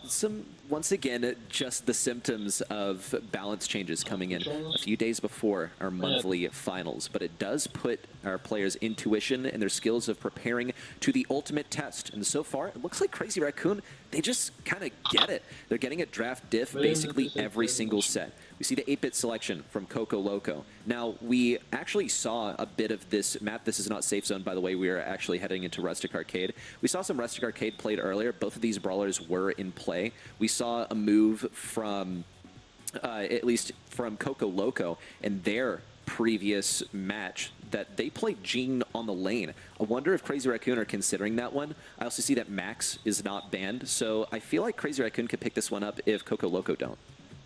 Yeah, Max not banned, Bell not banned. There's a few popular brawlers here that really have caught my eye. I think 8-bit, a very interesting one, all things considered, too. 8-bit, somebody that's, I would say, somewhat popular in this region, at least currently. However, in North America, this is a brawler that's been used a ton for gym grab in general and currently as well. So curious to see what they kind of pair this with. As you can see there as well, the brawler ban rates.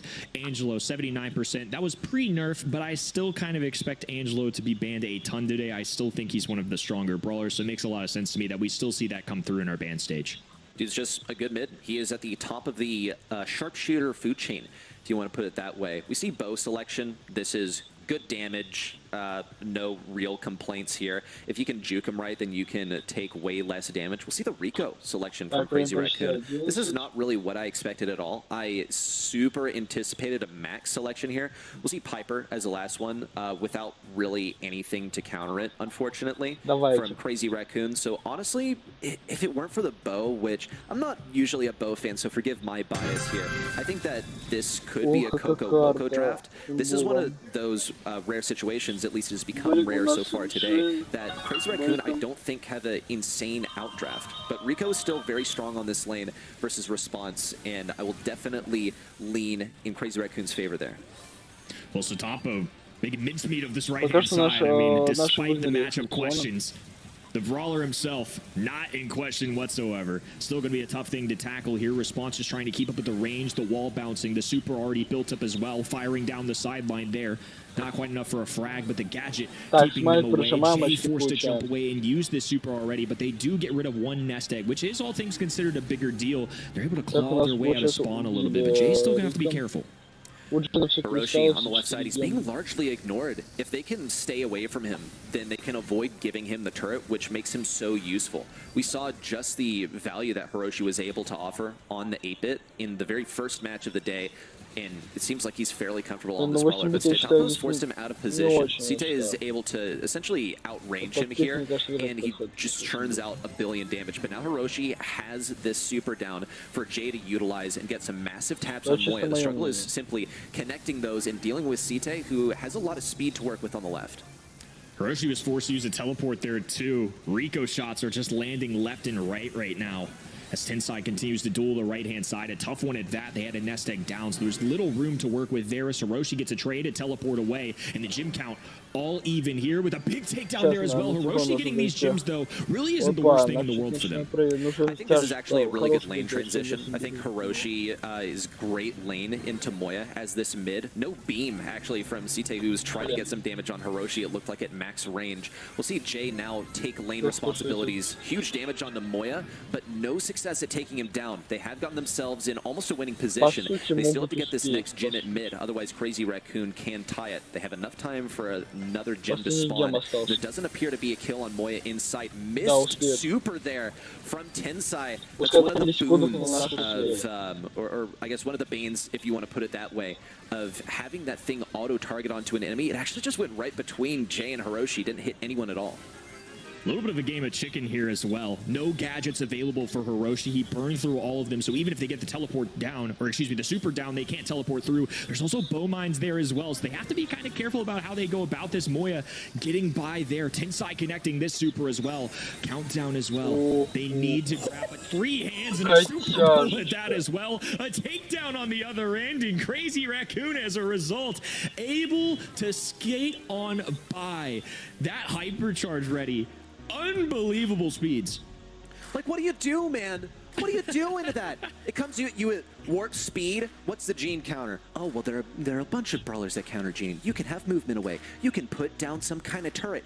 Not when it comes at you that fast, man. That's faster than, like, human reaction time. You're not able to deal with that. You got his hypercharge super in the last few seconds. 8-Bit wasn't ready for it, wasn't sitting behind a spawnable. You're gonna get yanked. That's simply how it goes. Wonderful play for Crazy Raccoon.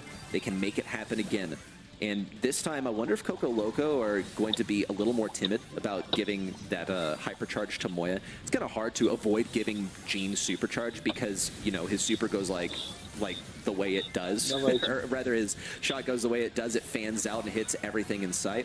This is going to be another challenge where Coco Loco need to win the game faster before Crazy Raccoon can get that insane hypercharge. Not to mention, too, 8-Bit is a slow dude, man. There is no chance. I mean, most brawlers wouldn't have a chance, but especially out of all brawlers, especially ones that are burned out of their teleports, zero chance. So I think that was a major play there, obviously, and Crazy Raccoon really capitalizing on that recent hypercharge, which is something a lot of pro players have adapted to as our metas progress. Only 2 gyms to show for it as well. Coco Loco, while they were able to keep up in game number 1, right now things are looking very bleak. Okay, jump in from the bell. Could be something on Hiroshi. The hypercharge popped, and Hiroshi is out of the picture. The mark on X9J, it did connect, but we didn't see a kill. Not a whole lot resulted of that move from Tensai, but Site Tampo is winning his lane on the left side. It's a challenging matchup for Response to deal with. We see a missed mark from Tensai, who's actually quite vulnerable. Response looks for the kill, but Crazy Raccoon are simply strafing properly against the builds. Like I said, you can get hit by only one of those arrows, and nice super there from Site Tampo. Crazy Raccoon just need to run this back and play safe. It's just a massacre. Coco Loco can't do a thing right now. They're not able to progress up the map. CR landing shots. It's pure chaos here. But a calm after the storm for Crazy Raccoon. They're resting comfortably in the back of their spawn and proving why they deserve to be the final boss of this Apac region. Our first grand finalist of the day will be none other than the Titans themselves. I mean, what did you expect, bro? It's Crazy Raccoon. Now, Coco Loco did put up a good fight, but I don't think they look super disappointed. We even saw, after they dropped set 2, still laughing and smiling on cams. I think they're really happy that they won that match 1, that they just won that quarterfinals matchup, facing Crazy Raccoon and doing as well as they did, like especially in set 1, for instance. I think it's definitely something that they can carry with them as sort of like micro victories in this overall scheme. But for now, this marks actually the only game that Crazy Raccoon have dropped in this entire tournament so far, and it was in set number 1. After that, it was a clean sweep, and it almost went a different way in game number 1 had it not been for a big hypercharge pull from Moya. We had moments. We had moments where Coco Loco looked like maybe they're going to do something here, but Crazy Raccoon just continue to persevere, whether that's an insane Gene hypercharge, whether that's a comeback with mechanics. You can never count these guys out. We saw it last month with the reverse sweep as well, and even though Angelic were leading the whole way, they didn't falter. They kept fighting, and today they look even more comfortable, even more powerful as we've progressed into month number 2. We've got a heck of a matchup coming up for semifinal number 2, but the way these guys are playing, what they're showing, I don't know if anybody in this region can take that. Look at this DPS too. Tensai with 332 DPS is absolutely insane. We see Orochi suffering a lot. Response as well. That bow is just so challenging to run when you are outranged and when your enemies, you know, simply strafe. The mines aren't doing a whole lot for them there. Hiroshi was also struggling on that 8-bit, being denied his turret at many times, and then also just getting tapped. I mean, you're facing brawlers with pinpoint precision. You don't have a lot of speed to work with for the majority of the game. That's simply how it goes. This sort of strategy worked for them previously. It just didn't work versus Crazy Raccoon. And that was the draft we probably questioned the most, I would say, right? And they were still pretty darn good. I mean, it didn't go without a lot of work, but nonetheless, it is still Tensai coming in with an MVP. I feel like for any of those three gentlemen on Crazy Raccoon's side, I would have been pretty cool with, but makes a lot of sense here. Tensai putting the team with some good results. Congratulations to him for getting the MVP from the people at home at event.brawlstars.com. Be sure you're participating there if you want some awesome rewards like star drops, etc. But nonetheless, we're kind of setting ourselves up once again. No surprise, CR going to be in the grand finals. However, I think the other end, though, for our semifinal number 2 coming up ready, going to have a little more debate. Yeah, this is exactly the case. I mean, one thing that we saw happen on the B stream was Angelic versus Revenant generated a victory for Revenant. It was a complete sweep for Revenant. And it started off with some funny business from Angelic. They decided they were going to play Heist Mortis on Safe Zone, and they actually got a game victory. So that one went to game number 3. It was quite entertaining to watch. Nonetheless, Revenant will be awaiting in semifinal number 2. Well, Revenant got the revenge against Angelic. They're looking to do something similar and make the grand finals they were looking after last month. Don't go anywhere. We've got a heck of a matchup coming out right after the jump. The Snapdragon Pro Series Brawl Stars Championship is brought to you by Snapdragon Elite Gaming, Monster Energy, and DHL. What? Welcome back, everybody, to the Brawl Stars Championship powered by the Snapdragon Pro Series. Great to be back. I had a bit of a break, watched that semi-final from afar, and great to see Crazy Raccoon continuing where they left off in the quarters. Looking very, very good here, advancing quite comfortably. All 3 O's today. We've only had like 1-3-2, I think that was in one of the quarterfinals that happened on the B stream. You can see that right up there for your viewing pleasure. That was Coca Loco Never Back Down, who ultimately fell to Crazy Raccoon in straight sets, as we've just seen. But coming up next, gentlemen, Revenant Esports have shaken the monkey off their back and they've been able to get revenge against Angelic in a comfortable win in that quarterfinal. Whereas Na'Vi over 3R just showed some insane mechanical prowess to take that one 3-0. We might be looking out, with the exception of our grand final, the most hotly anticipated match of this bracket, Kenny. I can't wait to see what Na'Vi can bring here up against a Revenant who also looks rejuvenated and much cleaner. They righted the wrongs from last month, like you said. Little revenge match against Angelic, and they did it with flying colors, especially considering last time it went all the way to a set 5. Kenji, Menmi, Sargent coming to play this month. I love that, especially considering that both these teams could really use a victory here. Na'Vi on the other end, missing out on last month, and Revenant, I think, probably feel like they should have at least made a grand finals. You never want to count on a victory against Crazy Raccoon, but nonetheless, at least having that opportunity is something I know they want desperately. Ready, this is pretty crazy. They played 3 mids up against the Mortis here against Angelic. A very wild series. The Revenant were able to prevail regardless of a very odd draft. It's quite interesting. I mean, also going into Goalkeeper's Dream here, we see something kind of unexpected. They just run basically the death ball, pick up the Poco, moving into Ring of Fire also. This was their 3rd consecutive set victory, and Angelic had some intelligent things here. I think one of the advantages of Angelic in these previous months, and not to detract too much from them, is that they're in Hong Kong. They're like living on top of the server. And once it becomes apparent to the rest of the teams that, hey, actually there's like kind of a big advantage if you just go to the server.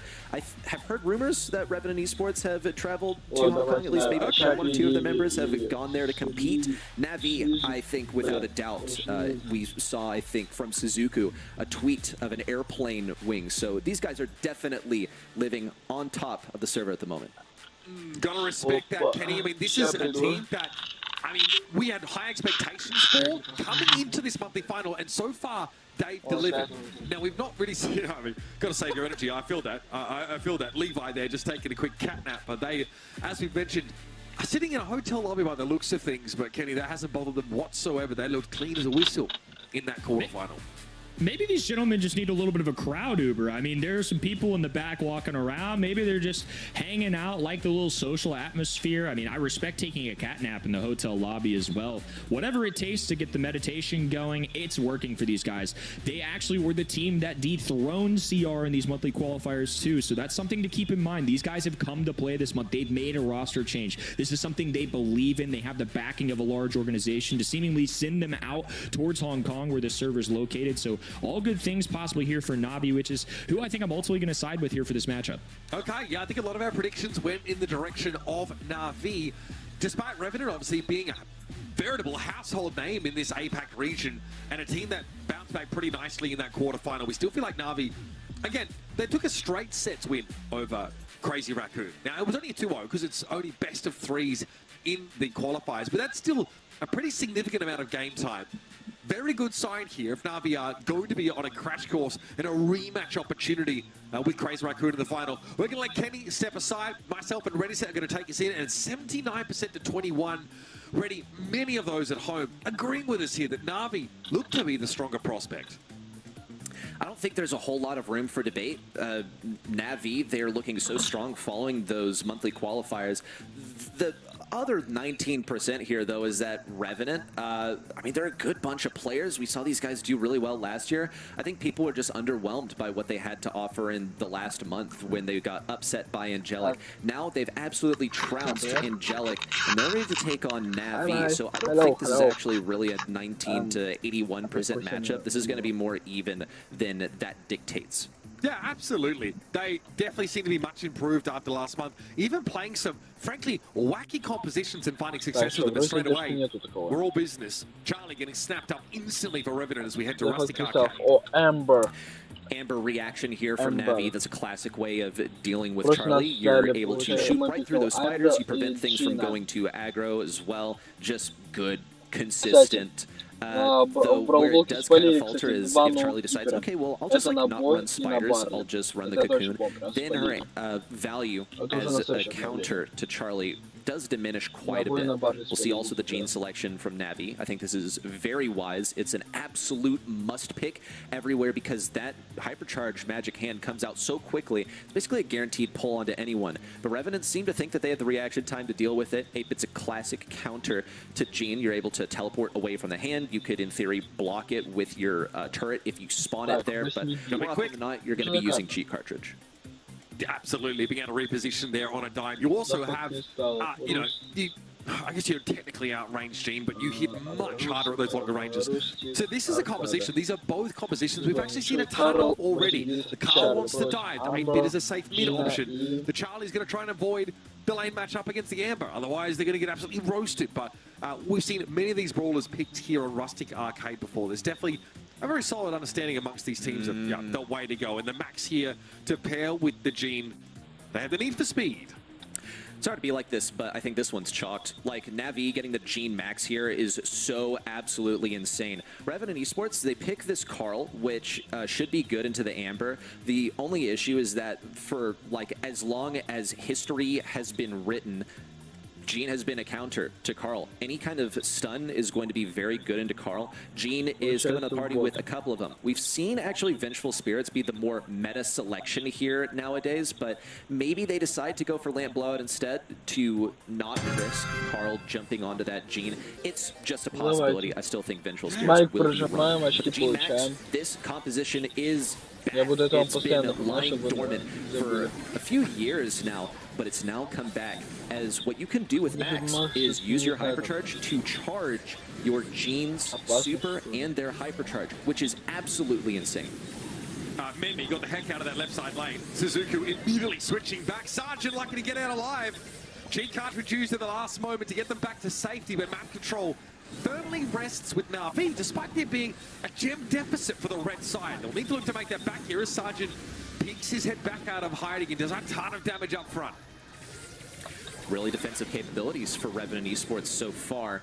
Navi are struggling as well. On the right side, we see some good damage on a Kenji. There's the hypercharged super, and it looks like not everyone received it, but a pull there from a Choppy looks good. They just need to get that gym carrier as the challenge. Choppy's got to be getting closer to his hypercharge as well, because that max hypercharge does charge the hyper of your teammates. It's going to be this looming thing dormant that Revenant Esports have no knowledge of, except for the intuition of, I think he's going to have it right about now, but they might have beaten the ticking time bomb that is Gene charging his hypercharge, as they're already approaching 10 gems total as Sergeant picks up the last one. This has been beautiful for Revenant. I mean, they get the favorable matchup there by getting the Carl into the Amber lane, so there's going to be a lot of swapping here to try and set the Amber up for, you know, a good time. And conversely, of course, Revenant trying to swap out of that assignment. This is dangerous, so they're going to group up in the corner. Fairly healthy on Navi as they try and push in, but they don't have enough time to force Revenant to part with their gems.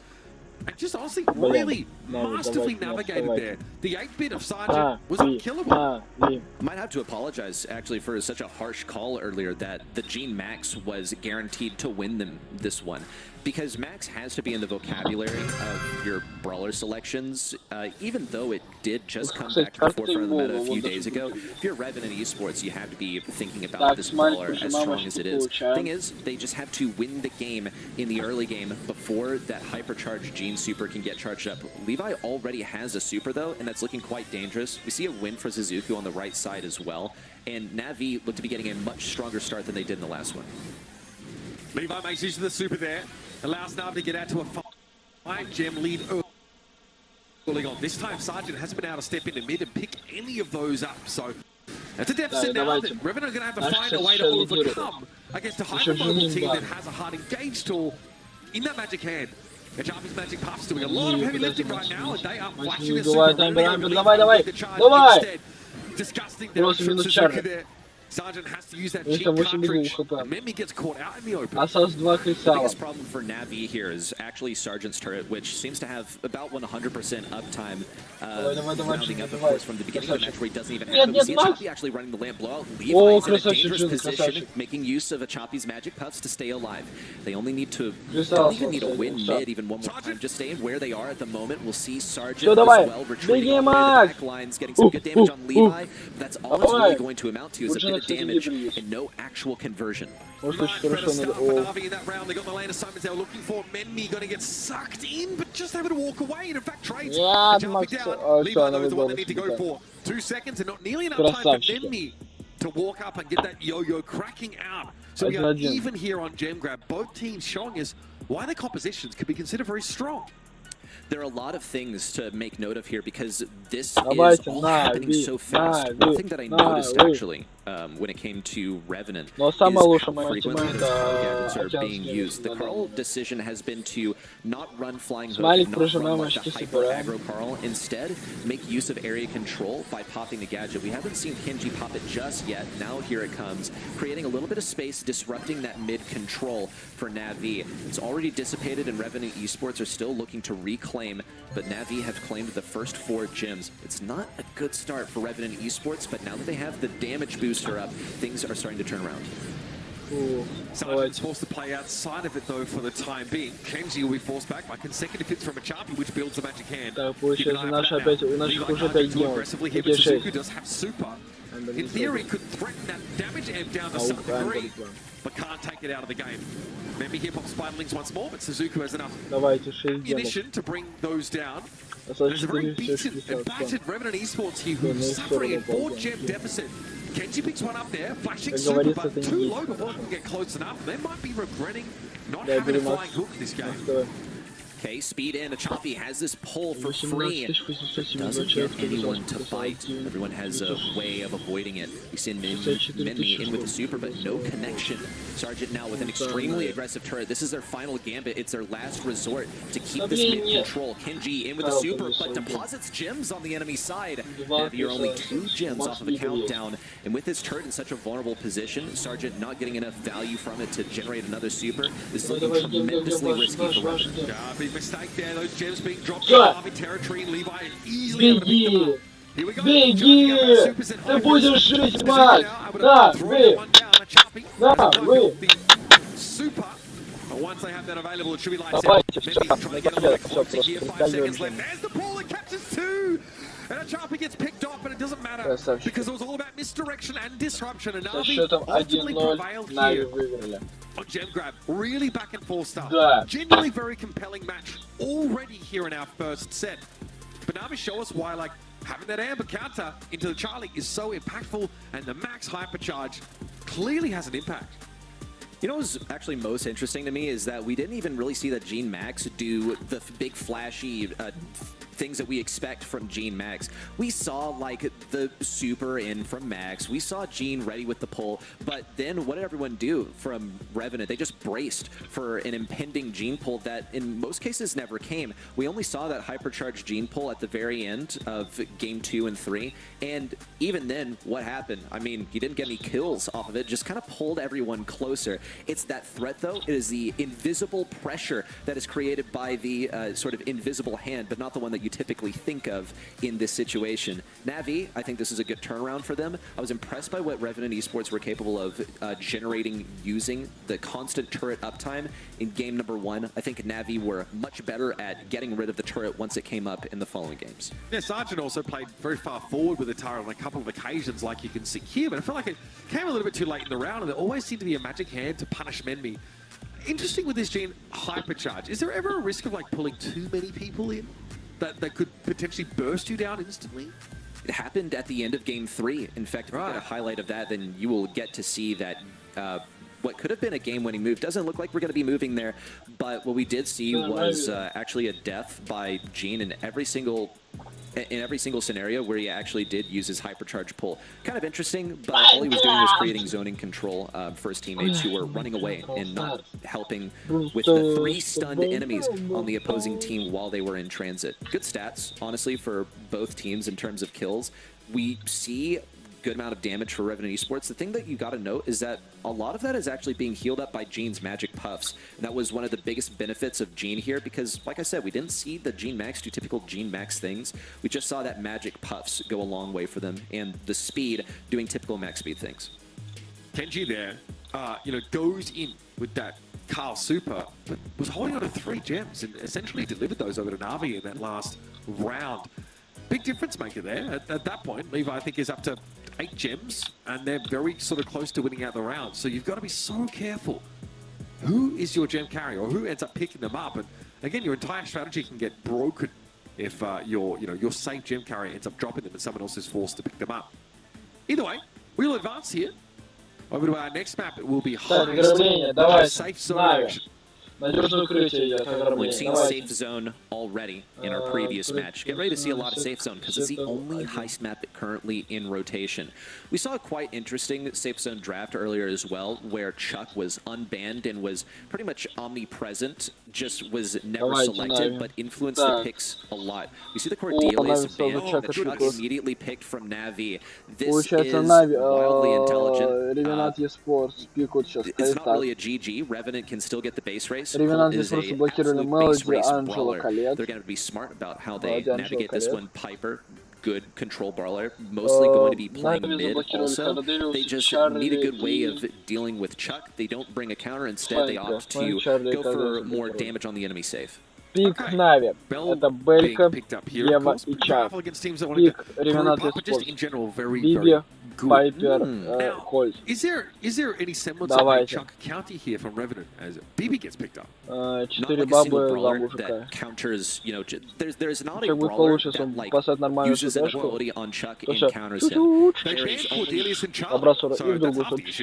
Yeah, I mean, I just feel like you should have banned the Chuck here. He's a first pick in many situations. I think that Navi just had a sensation that maybe Revenant don't ban the Chuck and look to use that to their advantage. The thing is, though, that Levi's only responsibility is to get those posts on the enemy safe. It's even easier now because he can actually aim his shot while he's, check this out. He's able to use his shot to put down another post while he's in range of using his super onto those posts to dash with them. So far, lots of damage from Navi, and I just don't see this letting up.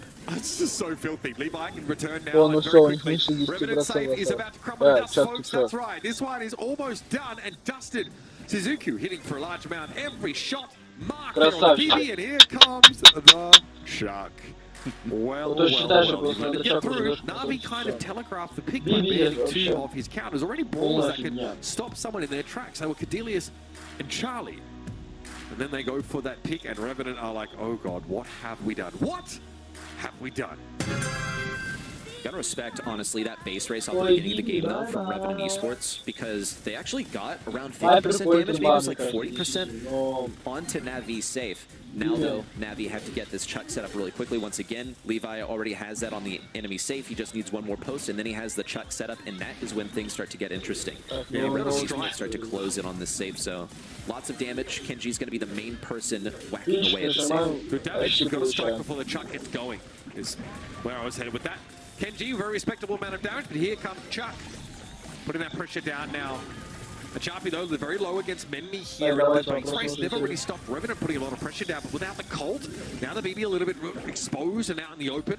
Sergeant wants an angle, but won't find it here. There's a lot of catching up, though, for Na'Vi to do, but they're defending well.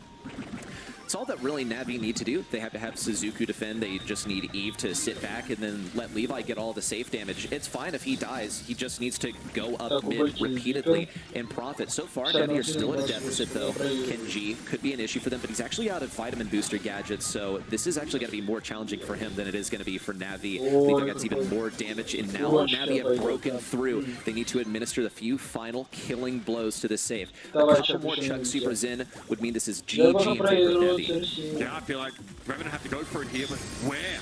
Sergeant gets brought down, and there's the Chuck. Damage is absolutely disgusting. And there it is, as quick as you like. Another set for Na'Vi. We said that Chuck is not like a base race brawler, and he's totally not. The counter to him is the base race, but that doesn't stop your teammates from hammering away at the safe if they happen to win their defense and win mid one after the other. I think that this was, like, it was an effort, without a doubt, from Revenant to get something here. They picked base race brawlers and they got good value at the beginning of the game. But once Chuck gets a setup, it's GG, man. That's why you gotta ban him. He's one of these brawlers that actually we saw Crazy Raccoon eke out a little bit more efficiency in their bans by not banning and then influencing the enemy to maybe pick him or have to counter him and screw up the enemy draft. I mean, there are ways that you can play around them, but the bans just allowed Chuck to proliferate so much. The Na'Vi bans, like, they really signal what they're going for there. You see, even in that first round, right? I mean, yeah, Levi is causing a lot of problems, but Suzuki is constantly hammering down at the safe. And it's like 2,000 damage per shot. It's really significant. So, you know, yes, Revenant are trying to base race. They're also just trying to kill Levi, while Achapi and Suzuki, who both are, you know, odd brawlers who do a lot of damage, you know, are just, okay, saying, okay, we're going to go for the safe ourselves. They also keep this Colt alive. Colt is stuck here, can't get out. Very easy for Achapi to cross those bodies of water, of course, as Eve. And here's the DPS. I mean, Suzuki, someone we pointed out, 352 DPS on that belt. Very, very powerful. Chuck felt like the misdirection there, obviously generated so much threat that it freed up the rest of Na'Vi. You just can't let that pick through in ice. That feels a little inexcusable. You have to disobey your instincts when you're facing a Chuck. You have to identify this brawler, like even attempting to counter it, is a complete waste of my time. Even though it is the condition that causes you to lose the game, the win condition is to ignore it. I think, though, that Na'Vi, just too good of defense was really the issue for Revenant. They could not deal with the bell. It was played so well. And it's really easy to attribute the success to the Chuck and the Chuck player alone, but you have to recognize that the remainder of the time, a 2v3 is being fought and won by Na'Vi. So mechanics diff is also worth acknowledging here. Because yeah, again, if like your team loses the 2v3, gets crushed, then you have 3 people attacking your safe. Melody picks straight away here for Na'Vi. Okay, on knockout, that is pretty wild. Charlie, a very reasonable response. Very good at also keeping the Melody in place and connect to Super. I think that Revenant Esports, I mean, look, the deal with these two teams, let's talk Revenant Esports in particular, they're a really, really good team. And it's, I don't think, a lack of respect to not ban some of these super strong brawlers versus enemies. You are a top-tier team, and you need to get whatever you can out of your bans. However, At the same time, your draft needs to go absolutely perfectly. It needs to be completely on point if you want to play fast and loose with the bans that way. We'll see the Byron selection from Revenant Esports. I'm curious to see what they're going to be healing with the Byron, or whether they just, you know, do the typical Apac things and use Byron as a sharpshooter that occasionally helps out a lane. But I think this is where the cheese strats start to come in. We see that Kit has been banned on the side of Navi, which is quite smart, but I think we need to see a stronger way of dealing with Melody from Revenant Esports than just something like a Charlie. No Nani, Brock, or Bell yet. Neither picked nor banned, which is quite fascinating. And look, Byron, you know, not always seen on this map, but this region is very popular in. There's a 52% win rate here on New Horizons, so a very reasonable pick, very manageable, like deceptively long range as well. So Revenant here also know that super is very powerful because it gives healing and does damage. So it's really a 2x impact when it comes to health pools in general. Bo picked up here. Okay. You have a bit of everything here. This is a very powerful comp. Finally, you know, we are starting to see these sharpshooters make their way into the mix. Piper, I think, is quite counterable. Revenant Esports could go for something pretty good. They went for like an RT. It's not banned. Nanny is not banned. Fairly good mid here. It just doesn't open up anything strong for them to pick on the lane. I think also Piper's going to be great for breaking walls. We'll see Larry and Larry, final selection from Revenant. This is a thrower that does well when there are no other throwers on the map. Problem is that there is a method of wall break from Navi. They have Piper. So if Levi does his job, if he hits his shots and he's able to get a super, he only needs like a couple of supers to completely prevent Larry from being viable at all in mid. Now this is knockout, and you only have 3 rounds max, so it might be challenging to get 2 supers, but it is entirely possible to completely shut out the possibility of Larry contributing absolutely anything. Well, Levi's going to post up in mid, and will be challenged by this Byron for range. Suzuki here, of course. Only does a little bit of damage with that poke. Not nearly as threatening as Charlie until Melody is able to close the gap, start to get aggressive. Sandra will just stand here and throw. So we might end up seeing a situation where the gas dictates how the round turns out. Levi's managed to post up a really nice off angle here. Sergeant Clash is in deep trouble. Down to 100 already. Enemy getting picked off here. Revenant are not respecting Navi sufficiently, and they're getting punished for it. The guy doesn't have like an invis or anything. They see that he's there. I'm very surprised that Sergeant got hit by that once and then decided that he was not going to move. He must have been laser focused on the enemy side and just holding down this lane. We see Levi, though, has gotten a super off of it, and yep, does exactly what he needs to do. I think there might be a way to break every single one of those walls. Nice kill on a Ken G, by the way. Levi still has broken up in so many of them. Super. If he gets close to Sergeant, then he could actually break these walls. Looks like he's going to take a bit of a different method, and Sergeant ends up getting a super as a result. This is actually definitely a big W for Sergeant. That wall was going to get broke open. Anyway, he got a super. It's all right. Yeah, Levi actually didn't fully commit there before using the pop-in because obviously he didn't want to drop it all to Sergeant. Here comes Laurie. Quickly. Gadget used there for a bit of a top-up by Sergeant. Laurie is now gone by. Here comes Melody, that's frightening. The shielding, of course the music notes hitting from behind the wall. Sergeant Clash never had a hope in hell. Not at all. Suzuki on the left side, though, might have some challenges with Ken G. Oops, I forgot. He has a super that dashes super far. Levi has a way of escaping as well if he needs it, but it's a 3v2 now, going down to a 3v1, and now down to a 3v none. Navi go to match point. You just have a Gus super strapped to your gadget as well. That is absurd. Like, И вы проходите в гранд-финал. You know, if you have all of those music notes up, that is so hard to deal with. It's very, very powerful. And, you know, they nerfed the shield. They nerfed the shield. It used to be 15% shield per node instead of now 10. Там уже Just 10% is more than enough. It's one of those things where, like, you see in the patch notes, like, Brawler gets nerfed, and you're like, oh, darn, they're going to be weaker now. But it's one of those things that you just don't even notice that it got weaker, because in its current state, it's still so strong. And Navi are making full use of it. In fact, I would say they're abusing it in a way. All they got to do, really, is keep the other 2 lanes occupied while Levi works on getting a super. I think the Revenant Esports are being much smarter about how they played out their lanes this time. They're certainly not going to let Levi Levi get 2 free taps on a completely stationary Sergeant this time. They're going to make it more difficult for him to get his super. He's just looking for an angle at this point, or maybe Na'Vi are brainstorming a way of winning this one when the gas closes in. If they're eventually going to have to wait to make their way into the middle of the map, and that's what Levi is taking control of here. Sergeant is just trying to hope for any damage at all. Now this gets a bit dicey. In the mid we go. Suzuki rather taking an absolute beating. The Sergeant has to leave the gas soon. Nice, that's beautiful. The Byron super is a real game changer. And Achapi will fall here after at least doing some damage. Those walls definitely need to be removed by Na'Vi here.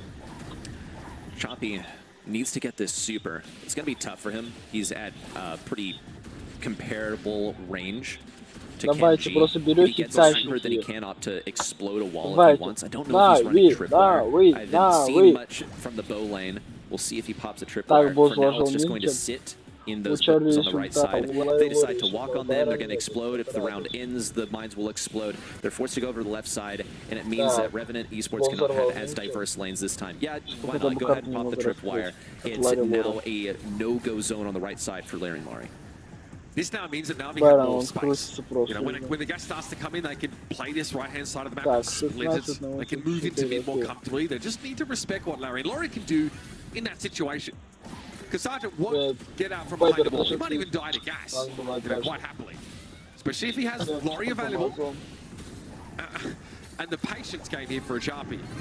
Constantly just trying to take these shots here. This is getting dirty now. Suzuki, a couple of supers. It's just the Piper left here. And Revenant bounced back. Nicely done. Really playing to their win conditions with this comp.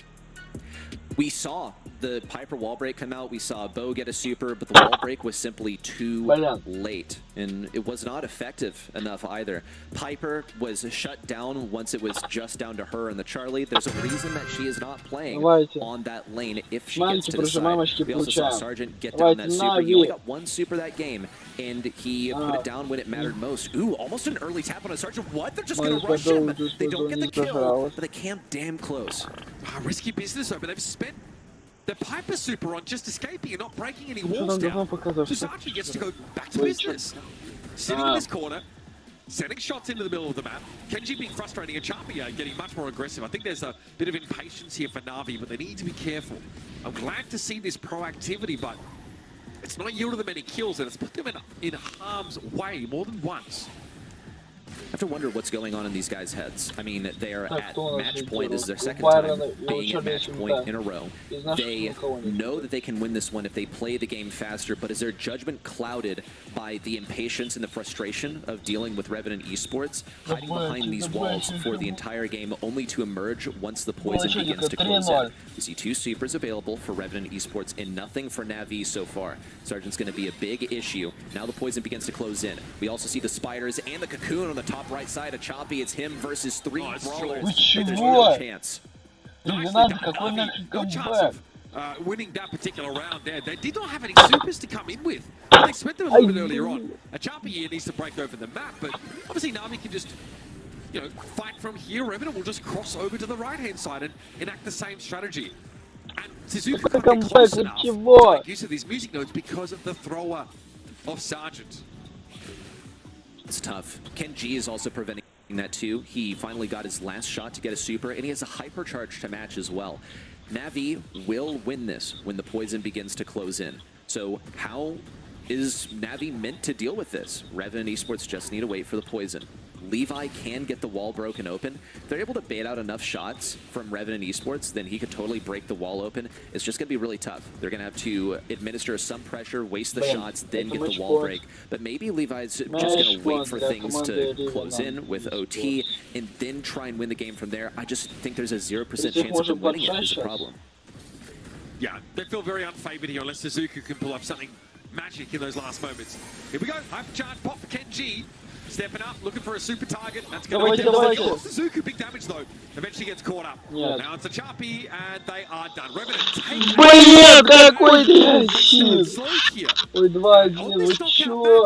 kind of get unraveled a little bit. The map gets broken apart. They're not able to hide. They're not able to wait the round out. This is a little cheesy. You know, we've seen it from a few teams, like the Buster Cop as well, as the same issue. They build super by hiding, and then they come out behind that montage. and basically run you down. But the strategy was really sound here, and I think in the end, the Larry is such a crucial pick, right? It's what prevents the Melody from walking up the map at you and getting in your face, getting that damage on you. Really nicely done. Well crafted from draft to execution to end game there from Revenant. And they stay alive in this second semi-final. After watching games 2 and 3, I feel more and more that Revenant Esports should have won game 1. I think the biggest mistake was simply having Sargent in that one position, him not moving after he got tapped once by the Piper, realizing, okay, like I'm not in a safe position, but stayed there, gave her another shot. And every shot matters here. It's not about you getting killed by the Piper, it's about you feeding her the super. We saw Levi actually get the super just too late in the game for it to matter too much. Got countered by the Charlie on the right side, and then it was done from there. That said, though, Revenant Esports absolutely had the comp here. It was just difficult to see at first. It all came to crystallize once that Larry was selected. Difficult game for Bo. I think there might be other options that can give you more guaranteed and safe wall break. God, even Silver Bullet can do that for you, even if my cult maybe in general isn't that great here. You need to build super, which is half the issue, and then you need to use that tripwire to sort of set it off here. Levi, though, that being said, did a ton of damage comparatively. In fact, highest DPS on the map. Still, the Bow not able to get them there. Only 72 DPS for Suzuku here. The Piper never had good sightlines. Pretty hard to build that super to have that destructive potential in the first place. The thing with Levi is he was on that matchup versus Kenji a lot of the time, and Kenji, he has no reason to use his spiders versus the bow. Kenji also wants his super. They both have a very good reason to engage each other, is the deal. And neither is like really afraid of dying. I think Bo also just gets great damage once poison appears and you'll have to fight in the middle of the map. You're at closer range. You can get more in the realms of hitting 3k damage per shot instead of like 1k where you hit only one arrow because the enemy's like, well, if I strafe in a certain way, then the bow shot's not going to hit me all the way. Right. That is how I make sense of the math here in terms of the DPS. But with that win, Revenant Esports have gotten sort of the ball rolling once again. We head into Goalkeeper's Dream. This is one where I really hope they don't leave Melody unbanned. She's famously insane on this map. Yeah, this map is controversial and very wide open. Charlie, Megan, Stu, most popular brawlers on this map in general. Gene, straight away take away. It's incredible here, especially when you're kind of filtered into a lane. Buster, though, will allow Revenant to really make up a lot of ground, charge across the map, and Crow gives them that all-in potential. Plus, the slowing toxin setups and picks. Yeah, we also saw a slight adjustment to Crow's hypercharge that makes it work as intended, where all of his daggers will return to him with that hypercharge. And that's the other thing, is, yeah, he's got a hypercharge. Let's also think about how this interaction goes for Crow versus Gene. Gene gets a lot of value from having magic puffs and healing opponents. With Crow at play, if you are hit by that poison, you also get reduced healing. With Revenant Esports also, I look at that Buster and I think to myself, that's a great way of dealing with Charlie. And I think it's also a great way of dealing with Leon. Now, when we observe the bans themselves, Charlie has been banned, but Buster is still just a good lane to play on this map. Wall break is a great way of dealing with him. We see two ways of breaking walls from Navi, already the magic hand, and then Levi has that stew, which is always a great option in the Buster. Even before Hypercharge was in the game for Gene, his pick rate on this map was like 55%, so very popular, very hotly contested. Ruff's here, very that last pick up for Navi, and they're probably realizing, hang on, we can kind of do a lot here, especially with a supply drop. We want to soup someone up, maybe even field promotion to add to the magic puffs. Obviously those two in concert are very good. Ruff's has a 77% win rate this map.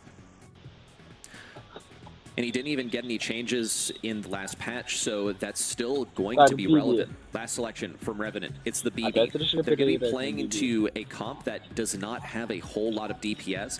The highest DPS is actually going to be for Colonel Ruffs. I think that this is one where Revenant Esports are definitely able to run this down at the beginning of the game. They're still going to have to juke quite a lot of shots.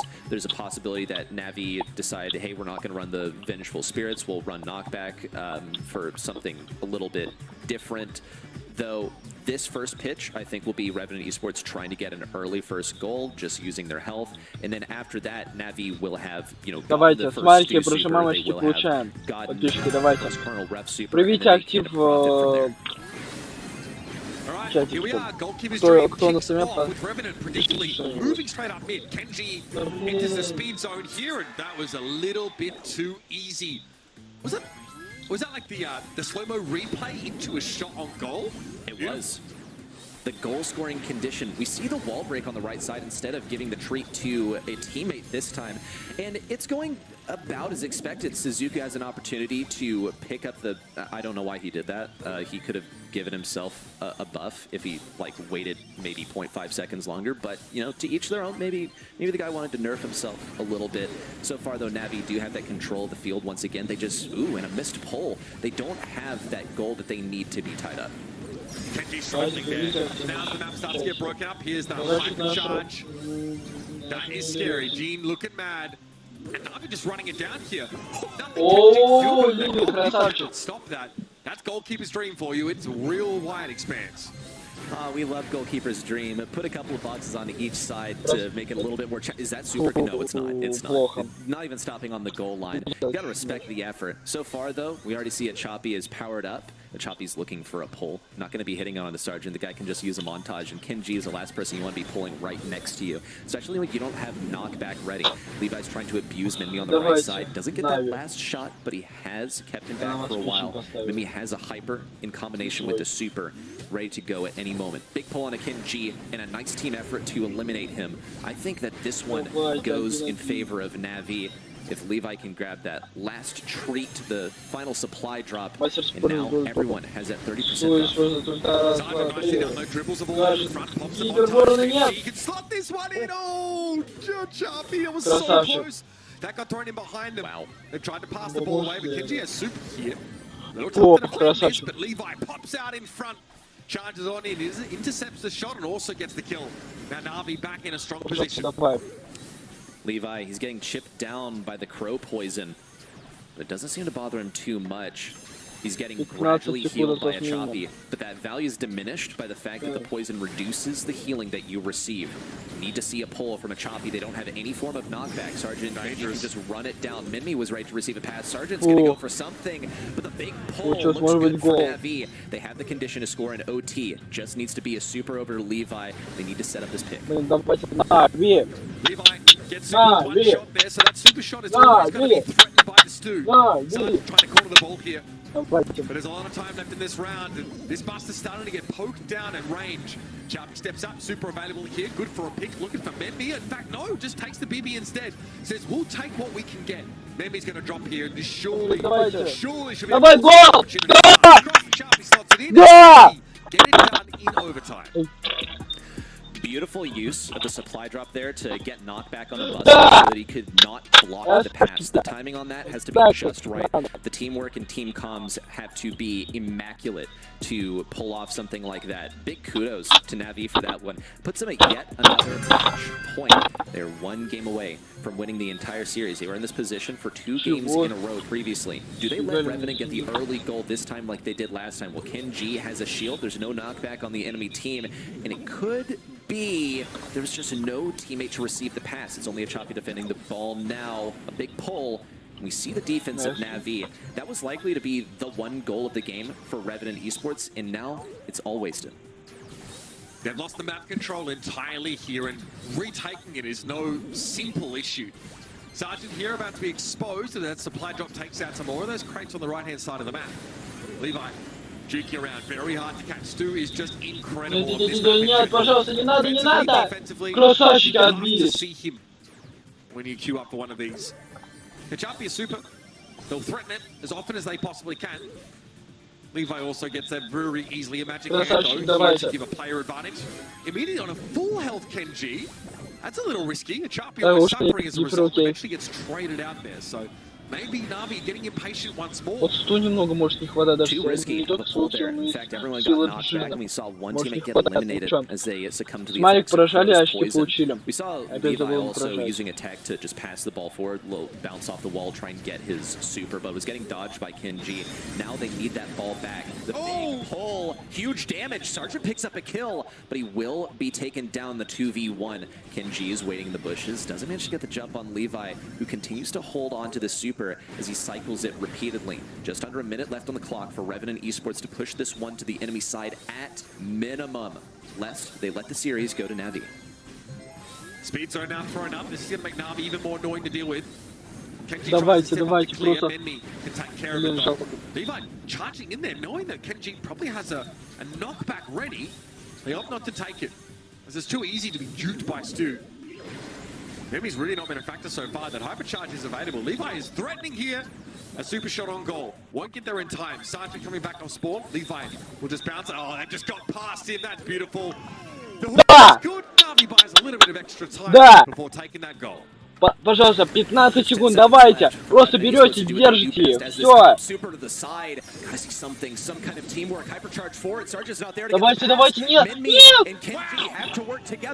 Блин, твою мать.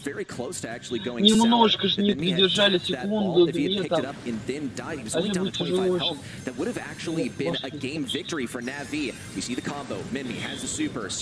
А я две! Давайте! Плохо выбор, обычный битва. Давай, стоп! Нет! Берешь дысу и захерачишь голод. Давайте, давайте!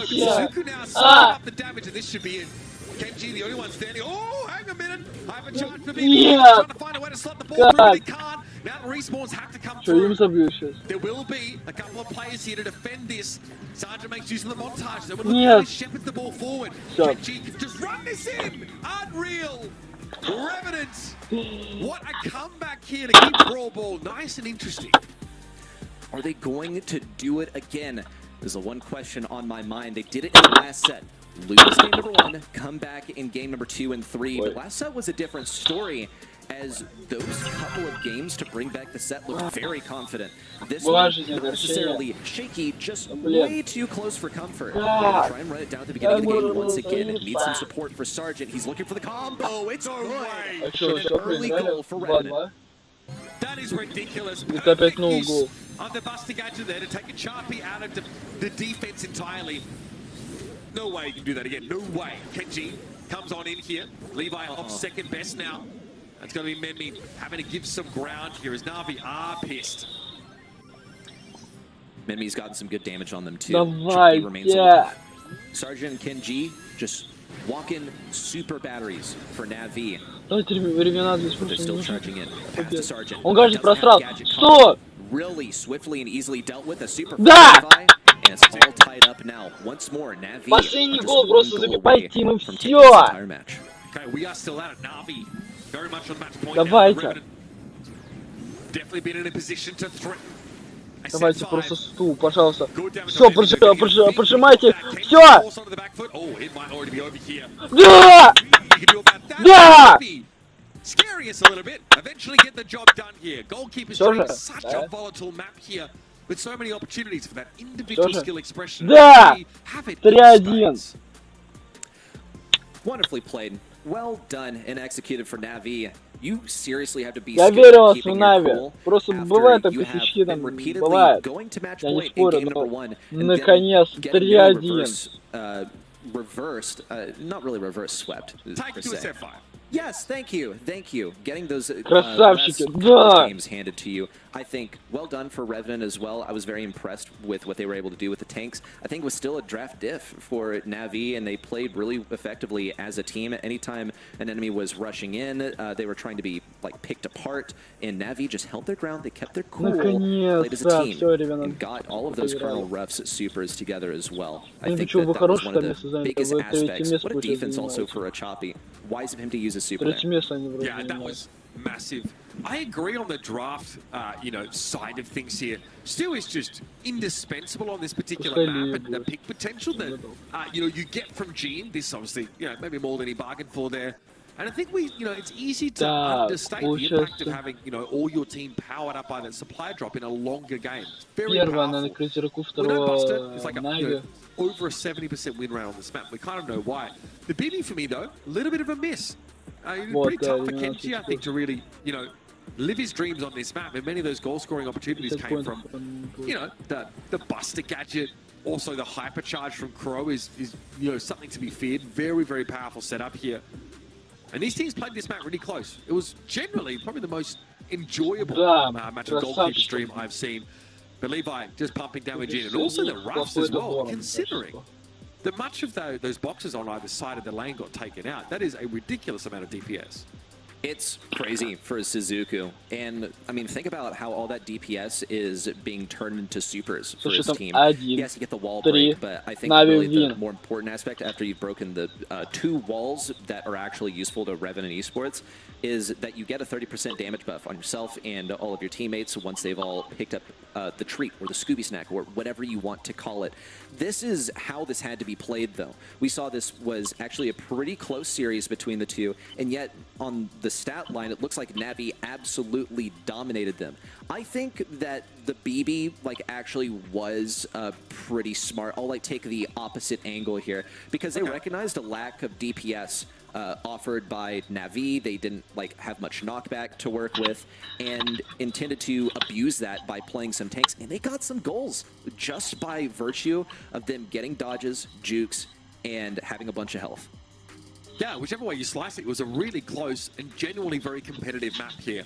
I'm pleased to see it play out that way, but once again, Levi comes away with the honors of MVP. He's been an incredible player over the course of this tournament, and having just formed under this name, Navi have not only run through the monthly qualifier, they have now run all the way through the monthly finals, securing themselves at minimum 2nd place, which is huge for circuit points, especially when you start a little bit later than the rest of your opponents. But they also have the chance to take it all away here. That would put them, I think, you know, close to 2nd place, maybe 3rd. But with Angelic sort of falling out earlier on the competition, they might be able to catapult themselves right up the rankings straight away. Event.brawlstars.com. I'm sure you've started to think out there about your predictions for this final match. You have a chance to put them in here. And also, we saw Levi voted as MVP there. You have the opportunity to weigh in on that voting over on the event site. And you win 100 tokens just for voting in that, which counts, of course, towards your star drops. Make sure you get involved in those. We've got Crazy Raccoon and Navi coming up. It is the grand final of your April monthly final. Don't go too far. It's going to be a crowning game of the tournament, and you don't want to miss it. The Snapdragon Pro Series Brawl Stars Championship is brought to you by Snapdragon Elite Gaming, Monster Energy, and DHL. Sorry, Paul. А, вот это мы видели, Паул там. Имба.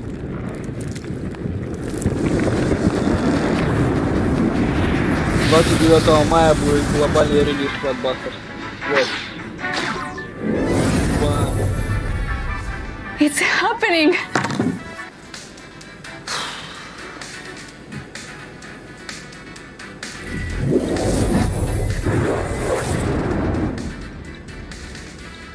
What the? Yeah, so I was thinking at least chicken, and then chicken, and then... I want barbarian. Barbarian. Sure, that works. Oh, hey, look at this. The buttons are here. We should maybe... Take it easy. No? Let's take it easy. Oh, okay. Okay. Where were we? Chicken, chicken. Barbarian. Barbarian.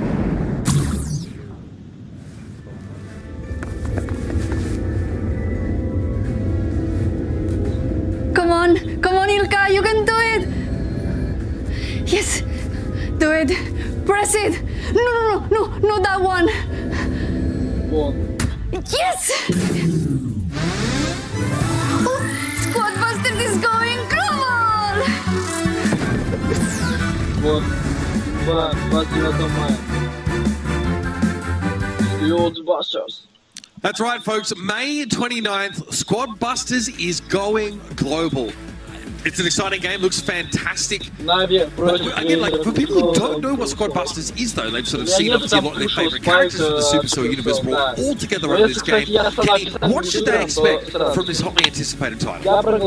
It's very unique. I mean, I had the pleasure of playing the last beta, and it's recently come out once again for a few select countries. It's a really fun game. I mean, a lot of your favorite characters from the Supercell universe. I personally enjoyed running around with the chicken. I just like the personality, a little throwback to something like Heyday. So no matter what title title you're kind of from, whether you're more of a Clash person, a Brawl Stars person. There's something for everybody in this game. Love to see that. Can't wait to get my hands on it as well. And again, the more pre-registrations that squad gets, the more rewards you can win in games like Brawl Stars, for example. They'll be distributed, in fact, in all different Supercell games. So you can obviously go and pre-register yourself and help that along a little bit over on the App Store or the Google Play Store. I mean, there's like a bunch of star drops and other great goodies that you can get in Brawl Stars for the amount of pre-registrations that Squad Busters get. So keep an eye out for that one. And I personally now have my eye on this grand final. Crazy Raccoon has been nothing but sweeps all the way here for them. Ready, set. They've looked dominant. A far cry from last month where they had to fight tooth and nail for every win. This is going to be like the one matchup today that actually challenges them, I believe. Every other one, they only dropped a single game on the way here. The only problem is that Navi is their kryptonite, or at least it was in the monthly qualifiers. Navi 2-0'd Crazy Raccoon in the upper bracket, leading Navi to, in fact, qualify for this monthly final. So this is a hotly anticipated rematch, but the ball may very well be in Navi's court, given that that sort of litmus test of their matchup against Crazy Raccoon was already tested, and it resulted in a 2-0 sweep. Kenny, let's talk predictions here, because I think this one is quite hard to call. Because both of us actually, in fact all of us, have selected Crazy Raccoon despite the last meeting against Navi going heavily in favor of the Ukrainian org. I mean, this Crazy Raccoon team today, I guess from my perspective, have looked very clean. The drafts have looked good, but I don't know if they've had to face as stiff competition on the way to this final as Navi have. I mean, I told you earlier, we looked at Tensai's glare at the screen. I'm not betting against the man, but I mean, jokes aside, these guys have been unbelievable today. I know Navi got the best of them in a best of 3 in the monthly qualifiers, but Crazy Raccoon are about as consistent as it gets. I mean, just to show how special they are, they're in rare air. Tensai is going for an 18th 18 grand finals victories in the monthly finals. That's unbelievable. Mount Rushmore stuff of Brawl Stars. That's the level of competition they're facing. So Navi beating them twice in 1 month, I think would be something special. I mean, Crazy Raccoon, that is an incredible number, considering that many players haven't even played in that many monthly finals. That takes a heck of a lot. Here's your Crazy Raccoon roster. It's Tensai, Shitapo, and Moya. Were expected to be the top team in this region at the start of this year, but it turns out this APAC space is a little bit deeper than we first gave them credit for, but this team have been stellar today. They've been very clean, and they, Reddy said, they've washed aside all their opponents. Pretty much. Already brought this up, but only a single game dropped this entire series so far. Every draft has basically gone in their favor, with only one that seemed even a little bit even, and even then, they managed to get a completely free Rico lane when it came to Rustic Arcade. They've been on point when it came to the drafts, and this has been our main criticism of them in the past. With them now fixing this issue and coming to the battle with the same raw mechanics that they've always been known for, it's a recipe for success. Feels like they're looking a lot more well-rounded, but the Navi squad have looked fantastic, and they took down Revenant in pretty convincing fashion. Revenant, a team that I would basically consider the gatekeepers of this region. Like, if you want to play with the big boys, you've got to get through that team. But it started off in that matchup against 3R Gaming, where we saw Navi pick these compositions that allowed them to lean Kenny into their individual skill, and they expressed it time and time again throughout the series. This knockout game especially was quite close, as they had to deal with this Max Meg composition. Despite the scoreline, I mean, Navi really had to fight through that one. We saw how it ended in Brawl Ball as well. I mean, a real back and forth kind of affair. Even gave us a little bit of a scare of a set 5. I thought maybe Revenant would power their way through, but even as bruising as a composition as it was, Navi were still able to hold strong and persevere. So I do think this team is worthy of making it here. To get here the road, I would say, at least on paper, probably a little bit harder than Crazy Raccoon's, right? So I think in fairness, this is obviously going to be Crazy Raccoon's toughest task of the day, and this is a little bit of a revenge match too. Like we said, Navi got the best of them in monthly qualifiers, are the reason why Crazy Raccoon got knocked down and had to do the extra work in the lower bracket as well. So this is going to be a good adversary for him. Let's be clear, we have all picked Crazy Raccoon to win this, but I am certain that none of us are confident of that. We had to make a selection here in Crazy Raccoon just on the day. That form on the day seems so much more important. We're going to say goodbye to Ready, Set here. Myself and Kenny will take you through this grand final. Kenny, it all begins on Safe Zone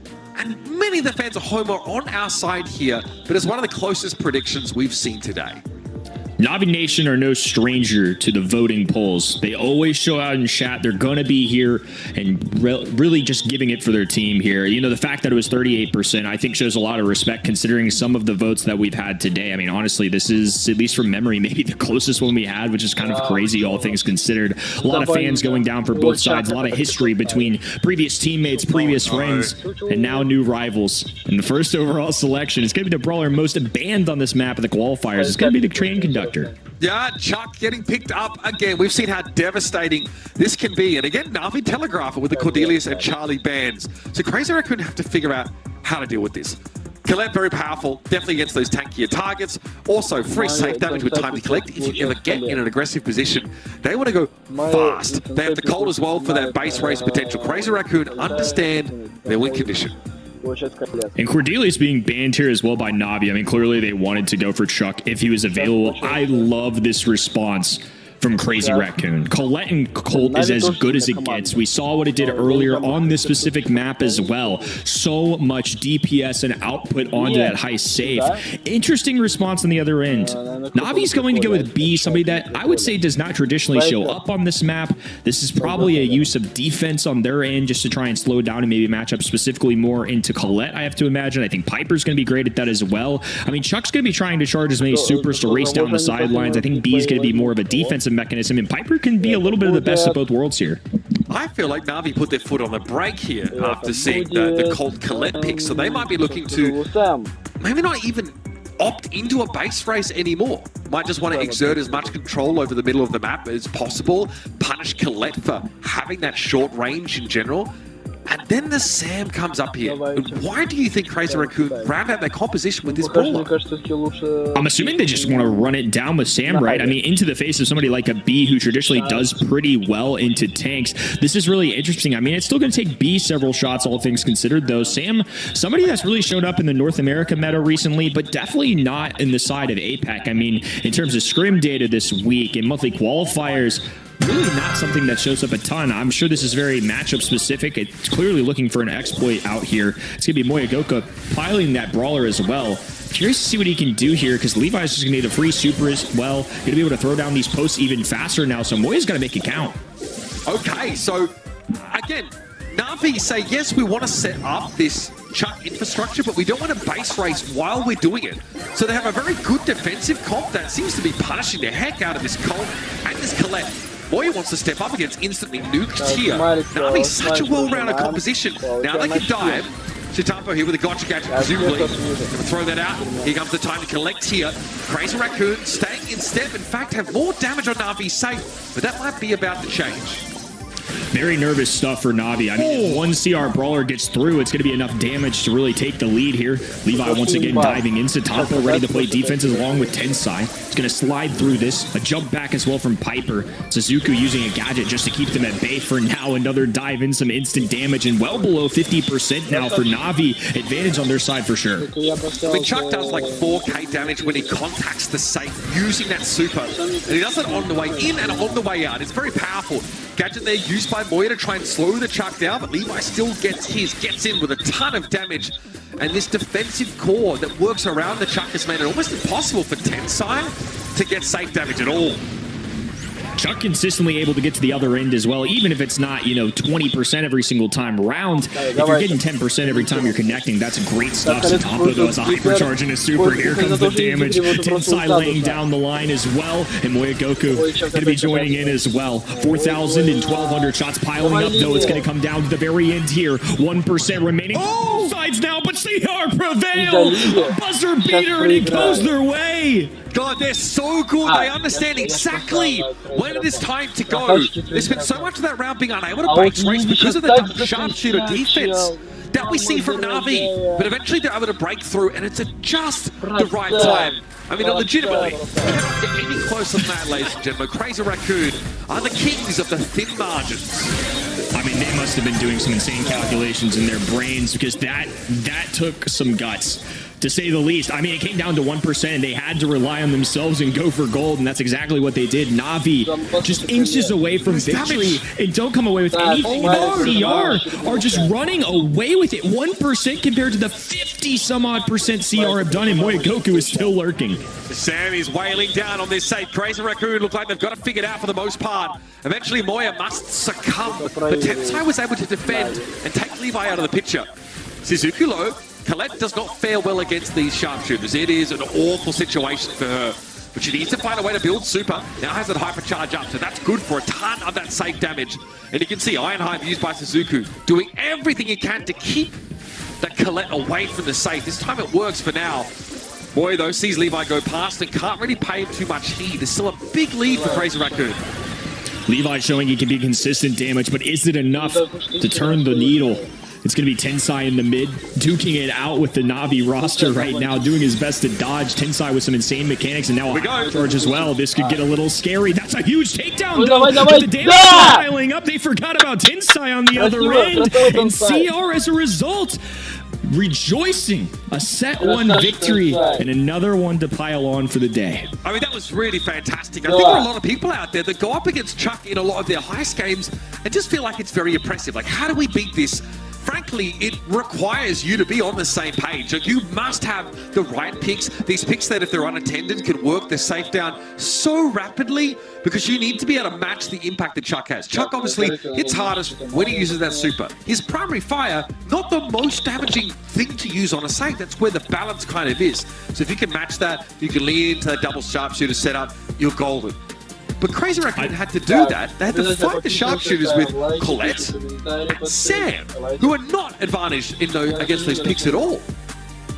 You just see all three of CR's brawlers, and they're all capable of dealing a ton of burst damage instantly. And Chuck is great. He's consistent. He gets his super for free after all, with just a little bit of patience. But it wasn't enough to turn the tide in that match. Tensai with the super, Colette with a super can do enough. And Sam's just overwhelming, especially if played properly. They're going to be able to just run it down the map, be up in the faces of enemy brawlers, waste shots, especially into these single shot brawlers, somebody like a Piper, unless you're using a super to jump away or something. It's really difficult to deal with. And I think that kind of makes sense why you see the kill category more line up with that other end. Tensai, Satampo, especially Moyagoku, not really afraid to get their hands dirty, to give up themselves in order to get that pivotal high safe damage, because they know if they get over there, they're going to make it count. Stunning DPS there from Suzuki. Much of that, I suspect, being pumped into Moya over much of the round. But again, a Chapi gets a lot of value here from just running people over. The amount of times that we saw Sam just get basically blown up because he happened to be in Chuck's way. That's definitely not where you want to be. You need to work around him as much as possible. Really competitive map. I mean, it is great to see two teams stand so close together at the top, and another grand final of a monthly final, Kenny, that promises to be close. Navi were certainly competitive in that. I mean, that's all we can ask for at this point, right? Crazy Raccoon have been unbelievable today. I mean, Navi's been impressive from what we've seen for the camera time for them as well. Definitely a great adversary, good opponents, but again, can't say it enough. Crazy Raccoon are just a beast of their own. There's a reason why they are constantly picked to be favorites, no matter who they play, not just here, but in years past across the world. These guys are favorites all the time for a reason. They work hard at it, and they're going for yet another Grand Finals championship, and they're going to be starting out with a lead here, something they didn't do last month as well, and they still won that one. Last time we saw dueling beetles, Crazy Raccoon had two tanks in the mix. That was very scary. Buster and Pam both picked up. Navi banning Pam instantly and snapping up a Sandy for themselves. Sandy's been the most popular brawler on this map in particular for this region recently. I'm sure Hypercharge has something to do with that as well. But Tensai going to be selecting Ems, and another popular one here. It's going to be Byron. This is a region that is very successful with this brawler and not afraid to use it. But as a result, there's going to be some brawlers like Melody slipping through the cracks. Not even as the first pick overall. That's the second one for Navi on the 4-5 turn. Not usual that you're going to see somebody like that go through. Okay, Ems, decent answer here to Sandy, as you know, she does have a slightly longer range. Doesn't have the stun potential though. A very good zoning in the form of Caustic Charisma. Melody's scary. That is frightening, especially if she's able to build up those notes and play up against the wall. I'm very curious to see how Crazy Raccoon get value out of Byron. But if there's any team that can do that, it is going to be them. What do we round out this composition with, though? We don't have Pam available, and you know, both teams looking to get rid of that. Buster is on the table, but probably doesn't look that great here against Navi's comp whatsoever. Often Larry and Laurie getting banned out, but that was maybe during a period where they were just a little bit more oppressive. Navi want to round out the comp with Cordelius. And on the other end, it's going to be Nita. So adding a spawner in the mix here with Bruce the Bear, especially with a hypercharge. It's going to be a big bear as well. Ims, Byron, and Nita. Interesting. This really isn't a combination I feel like you'd see anywhere else in the world, but this region loves Byron as a result of the Sandy being drafted. More likely that somebody like Ims can show up. Interesting to see the Cordelius as well. I like him for the game mode, but I don't necessarily see it being, you know, into a tank or something like a hard counter like we're traditionally used to, but I don't think that doesn't mean it can't work. Just have to be careful about the range that these enemy sides are going to have. Good early damage here. Levi and Achapi both feeling the pinches. Ems can be impressive, but Suzuku, that gadget is messed up. Kitapa there just allows themselves to be taken down here. So Crazy Raccoon are in dire straits already. Achapi able to use a gadget, jump over. Melody is just filthy. That's two uses of the gadget here, though. But Na'Vi have such a strong lead early. Really well played from Achapi as well. The Shadow Realm being used to his advantage. Tensai trying to hold on, but not enough to get through the sliver of HP that Achapi and Suzuku had. Now they have the Sandstorm going down as well. Invisibility going to help them out a ton, and Stompo can try all he wants. That's super not going to cover everything. Good use of the gadget as well to try and scout out the enemies. They pick up a kill as a result, but Tensai right back in the Shadow Realms where he has a major disadvantage, and Achapi adding on another one to his stats. I want to chalk this already. This comp gap is so oppressive. The Melody now showing us exactly why she is so often banned, as Suzuku could just run on in. Moya, definitely scary, especially with Bruce active, but Nina, this might be one of the first times we've seen her picked on this map. There might be a reason for that. Obviously great in heist in some occasions, but Crazy Raccoon showing us how it might have some applications here on dueling beetles. They now have the advantage, but they can't really let go of this hot zone.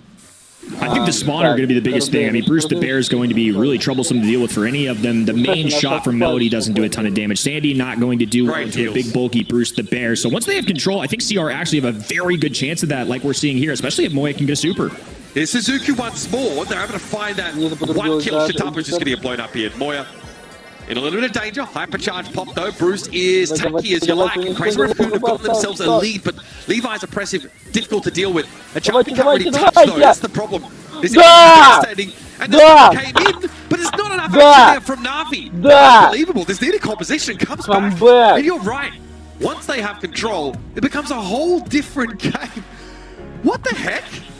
Hey, I'm just saying, we didn't write him off, though, so that's a good call that we didn't do that, because Crazy Raccoon certainly proved us and probably a lot of the spectators at home wrong. That was an unbelievable clutch up there. I mean, again, just when you think you won it, just when you have 60% on these guys, they make a comeback. This is a map, too, that lost them the World Finals. This is something that last month as well was a test for them, too. I can see just dealing with that mentally a lot, and instead they don't waver. They continue to pursue this win and stick with it, and now they're looking at a small little lead here. I mean, just improving every step of the way. These guys just can't be buried. Levi, okay, really has to commit there, but gotta go down to the gas.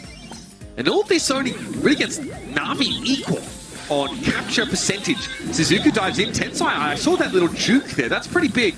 Achapi will have to fall here, but the Shadow Realm gets some 2 kills. Cordelius is an absolute menace here. Shitapo having to throw that super down. Now being threatened by Levi, but Crazy Raccoon have gotten about 20% during that last passage of play. And Moya and Tensai are back.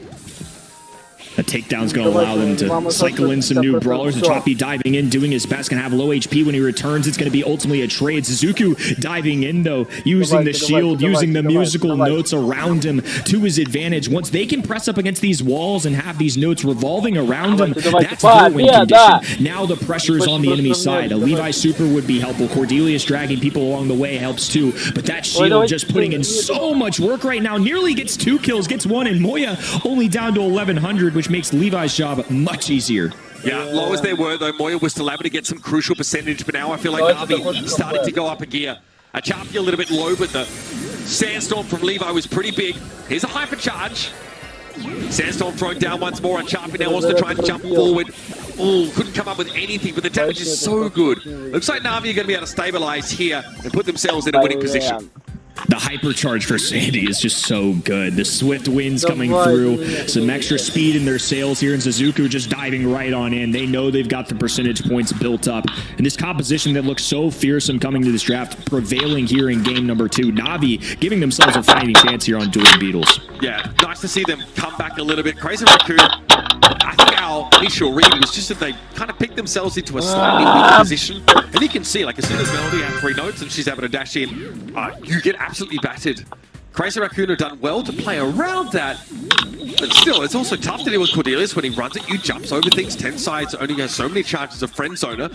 Speaking of gadgets, though, already one from Levi and ends up getting them blown up instead.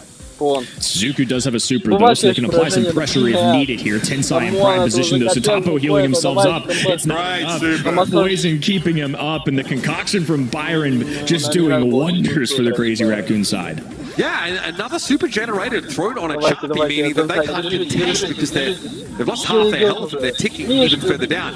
Here's Bruce. Didn't see many of that last round. A Chappie getting caught. Mixture. And Bruce is on. There's nothing said he can do. They don't have the ammunition. Fantastic zoning tool being used here by Crazy Raccoon and Na'Vi. Probably starting to build some frustration. But here's the Shadow Realm from a Chappie.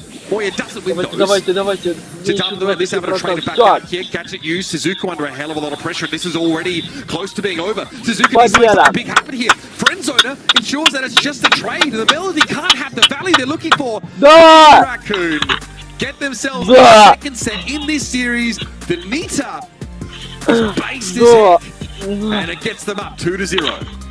Oh, and Tensai looks comfy as well. He's smiling. He's having fun. That is the worst thing you can see if you're a Na'Vi fan right now. No fear in Tensai's eyes. In Levi's eyes, full of disappointment instead. They need to pick a very creative one, but I think it showed why it could work out there. One, Nita just got a hypercharge, so Nita just instantly going to be a better brawler as a result of that. But if you look at the enemy side, there's not a lot of ways that they can deal with multiple incoming brawlers, especially high HP ones at that point. So Nita having Bruce the Bear there once they had control was just one more thing for a Melody or a Cordelius or a Sandy. Just you saw it at the end of game number 3, just literally had to run away. It's a lot to deal with here. So I think CR, despite, you know, kind of the question marks we had going into that, knew what they were doing, and it kind of works out. Okay, well, ready to do soon too. That was interesting. Yeah, we got to see that in advance here. But you're right, in games we got to see Bruce once or twice. It was a huge difference here. Suzuku obviously is dangerous and can get great shielding with the gadget up, but doesn't really want to get close to Bruce under any circumstances. Shitapo here also ensuring that no brawler on Navi's side could ever go 2v1. There's always at least a trade secured. I mean, that super is very powerful. Like, we really underestimate like healing and damage when they occur at the same time. And I'm not talking like, you know, mid healing and damage, like, you know, Screeching Solo kind of gives you. It's like a large nuke that comes down and very quickly can turn fights around. Great Byron play. Shitapo topping the DPS, you know, for this Crazy Raccoon side, which is impressive considering you're on the same team as an Ems. Great showing. 16 eliminations. That is dirty. Dirty, and considering it's a Byron as well, I mean, we only see the DPS and the kills. There's no way somebody else out-healed the guy, so I think Satapo might have been leading every single category possible with DPS, which for a Byron, 300 is plenty, so not complaining here, but that is an unbelievable set performance from him. Yeah, really, really impressive. Glad you kind of brought that to light a little bit more, Kenny. We'll be looking very closely now. What Satapo can do as we head over to Bell's Rock. And what might be Na'Vi exiting here much earlier in this grand final than I think any of us would have thought, especially given how strong they looked throughout the qualifier in general. The Crazy Raccoon looking like they're built a little bit different today. They are comfy, they are having fun, they are ready to throw down here in what could be a monthly final championship point.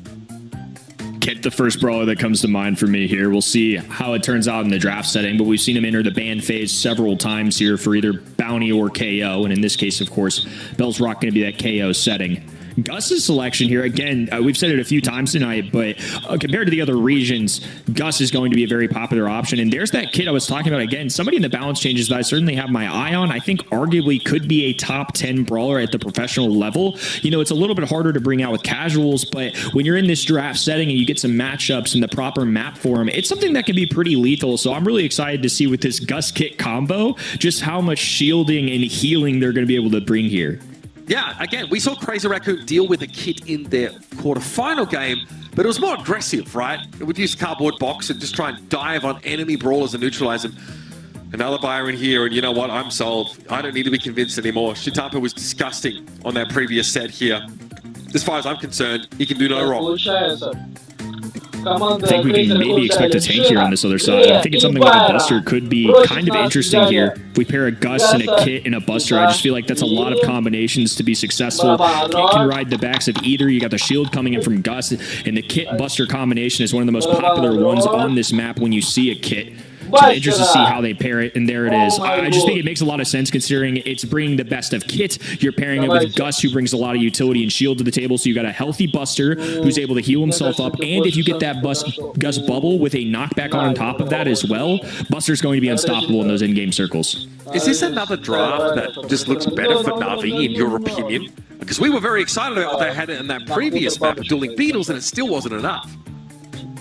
I think it's a really good combination. I think the key for these guys is just playing it pretty passive off the start if you're Na'Vi, really looking for those in-game situations. You want to slowly build up those supers, of course, but if you're not really isolating Kit in a bad situation or Gus, you know, if they get one good gene pool or one good walking cane, Tinsai's going to be able to do that. And they're actually going to be running the Grand Piano, so that's an interesting call, too. I think they just want to give themselves some guaranteed wall break, which is exactly what they're going to do. As a result, Na'Vi's just going to kind of have to hunker down in their spawn. So I think Gus bubbles and Kit supers are going to be very, very pivotal for Na'Vi to have a chance here.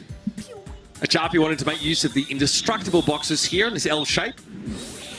And they will stick close to Levi to make sure they can build that super. Once that's done, they'll be ready to throw down here. Shitampo and Tensai, those seem unbothered. Moya wants to charge that hand, so they'll be poking away at Suzuki over and over again. Some good damage there in the middle of the map here. Definitely a win condition to pull like a Kit straight on in, blow them to pieces. Obviously, is the most fragile member of this Na'Vi composition. Now Achapi can march forward as well. He's got the montage ready to go. The only thing missing is the Suzuki super here. They just need to be careful about giving away too much charge to the enemy side. Now they're going to be able to walk this forward. Kit hopping on the back of the thrower. Shots going down as well. An easy collection here into Shitampo. It's going to be an easy 3v2 scenario alongside that. And this combination, like I said, just lethal in these in-game scenarios. Crazy Raccoon with no supers really built up, just couldn't do a thing. They used one super, Na'Vi, and that was the Kit one. Didn't really have to worry too much. The montage came out. Of course, it was regenerated pretty much straight away. So that is very powerful. Now, Crazy Raccoon, though, are about as strong as they're going to get. They have the Grey Super. They have the Gene pull as well. Can they make it work? Or do they get outdrafted entirely? And are we going to be moving on pretty quickly? Here's Levi. Cardboard box. Okay, straight on top of the Buster now. Here we go. This is a very powerful combination. You can't be hit, and you can just throw those balls of yarn constantly. Shitampo choosing the Byron could be looking to try and eliminate some of that healing factor that Kit brings to the table, so that's a pretty good use of the super there. But even if they get a regular shot too, some poison will help out as well. Gus in an interesting spot here, could be isolated. The pull not connecting there for Moya. All they can rely on now is the dimensional doors from Tensai, but he's being rushed down on this right-hand end. Oh yeah, Shitampo knew he had it there. Byron becoming a pseudo thrower when that super's available. Two big taps from the Gene onto the Kit. And not only, you know, setting up that super, but also just, yeah, getting it within kill range. You build up another magic hand as a result of that. Achapi's glued to Gus, just trying to charge that super back up as well. Levi already has one in the pocket as well. Scary stuff on the other end, though. Moya with a hypercharge, and that speedy hand is impossible to deal with. They look for the freeze, though. Achapi trying to make two teammates, but Crazy Raccoon are simply too good at the game. Oh, they're so good. This team has come so far from last month. They look like they are well and truly ready to take on the world. First, of course, Na'Vi stands in their way, but we are on match point right now. They come out here with this composition that's just good. It's just solid. It makes use of Byron, who again, that super just doesn't care about walls. You get someone low enough, it's an instant kill. It's just a cell around there. And of course, the Gene Hypercharge helped a lot too. Not to mention, too, Na'Vi started things off really well. They won round number 1, and then round number 2, they were walking in with several supers of their own, just already recharged from all the takedowns they got on CR. But yet again, CR, step up to the plate when it matters most and just get the kills necessary. Here we go. That's a big dive on Shitampo, and no one can help them out. So an insta pick here for Na'Vi. Really well navigated. Moya and Tensai would love the gas to come up any moment now. Maybe they think to build their supers, but Levi's got his back. The Gus has theirs. Some damage, they say. We're more than happy to feed here for whatever we can get. Moya gets the magic hand, says, okay, I'd love the gas to come now, please. That would be nice. That'll be the round. And the gas couldn't have come sooner. Unfortunately for them, Levi ended up getting that super. So this is what I was talking about in game number 1. These fellows are going to be walking into this round with 3 supers available, a cardboard box to put Levi in position as well. And now all the utility on their side. Moya has a pull, but they're going to have to make that one count. Otherwise, Tinside and Satampo are going to have to work alongside each other to kind of walk this back up. Yeah, we've not really seen the Grey be a huge factor here for a Crazy Raccoon. Haven't seen any all-ins with the TPs, any disengages yet either. Kooky Popper chucks Tensai down. Magic Hand dodge there by Kit Super. A lot of mobility available to that brawler. Going to be able to stay safely alongside his teammates as well. He's going to charge up yet another super here as well. So Achapi has the montage ready to go. They can march forward with whatever angle they want, which might be why Moya is trying to get a flank on this right hand in just so they have shots available. Tensai looking for whatever angle he can get as well. As this fog starts to close in, things get scarier and scarier for CR.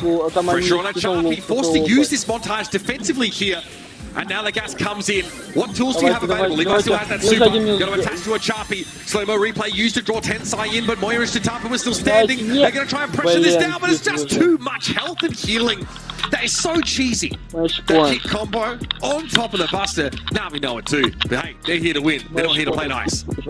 That's right. Take advantage of what's given to you. Look, Buster and Kit were both available. It's a threatening combination. It's been, honestly, probably the most popular combination when you see Kit on the field this week in terms of the scrims, especially after the balance changes. Kit was still somebody you have to take seriously. Last month, we saw flashes of it across the world, especially in North America as well. So I think after this, you know, the cardboard box getting a little bit of a nerf. I think rightfully so. 5 seconds of invisibility would have been pretty crazy with the balance changes he got. So I think Kit's honestly in a very good spot at the professional level.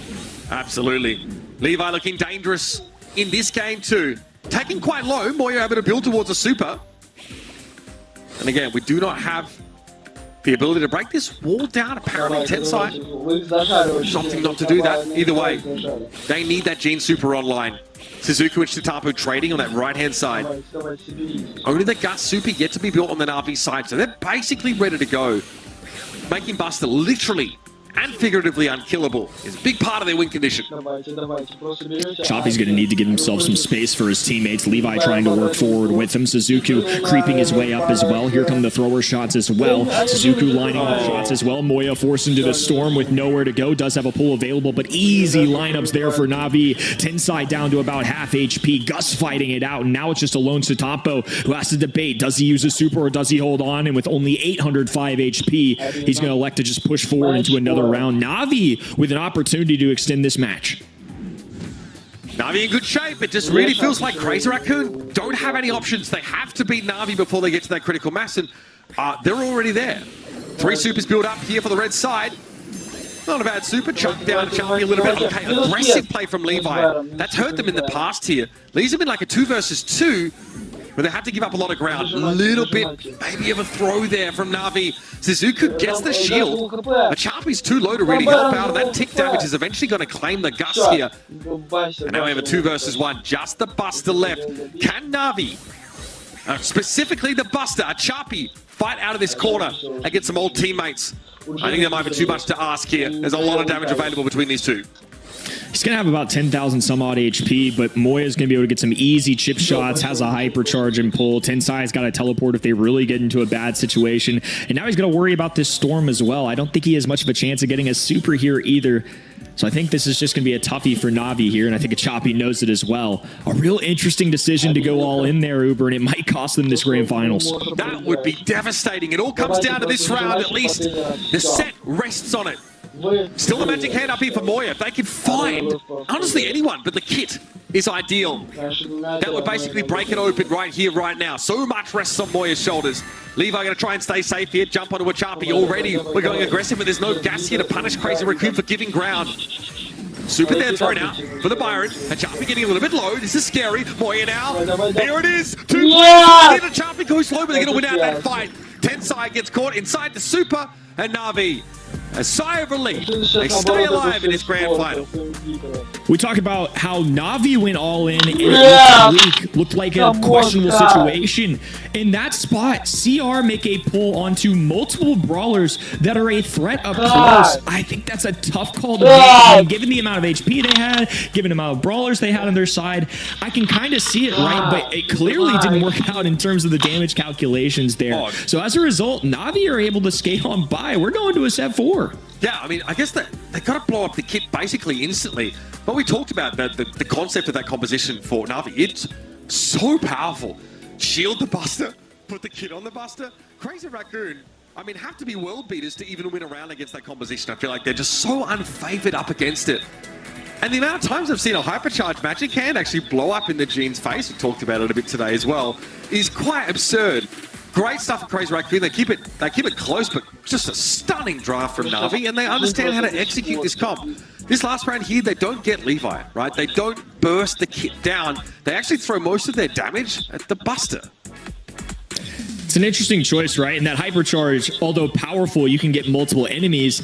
You also, as a result, get multiple enemies, right? And we kind of saw it play out there. If you get the wrong enemy or connect with the wrong shots onto the wrong brawler, it leads you into a tough situation. And because Kit was able to survive, it's an instant super onto the enemy, which stuns them out. And since it was the last brawler remaining, well, it's just easy lineups for the remainder of the team.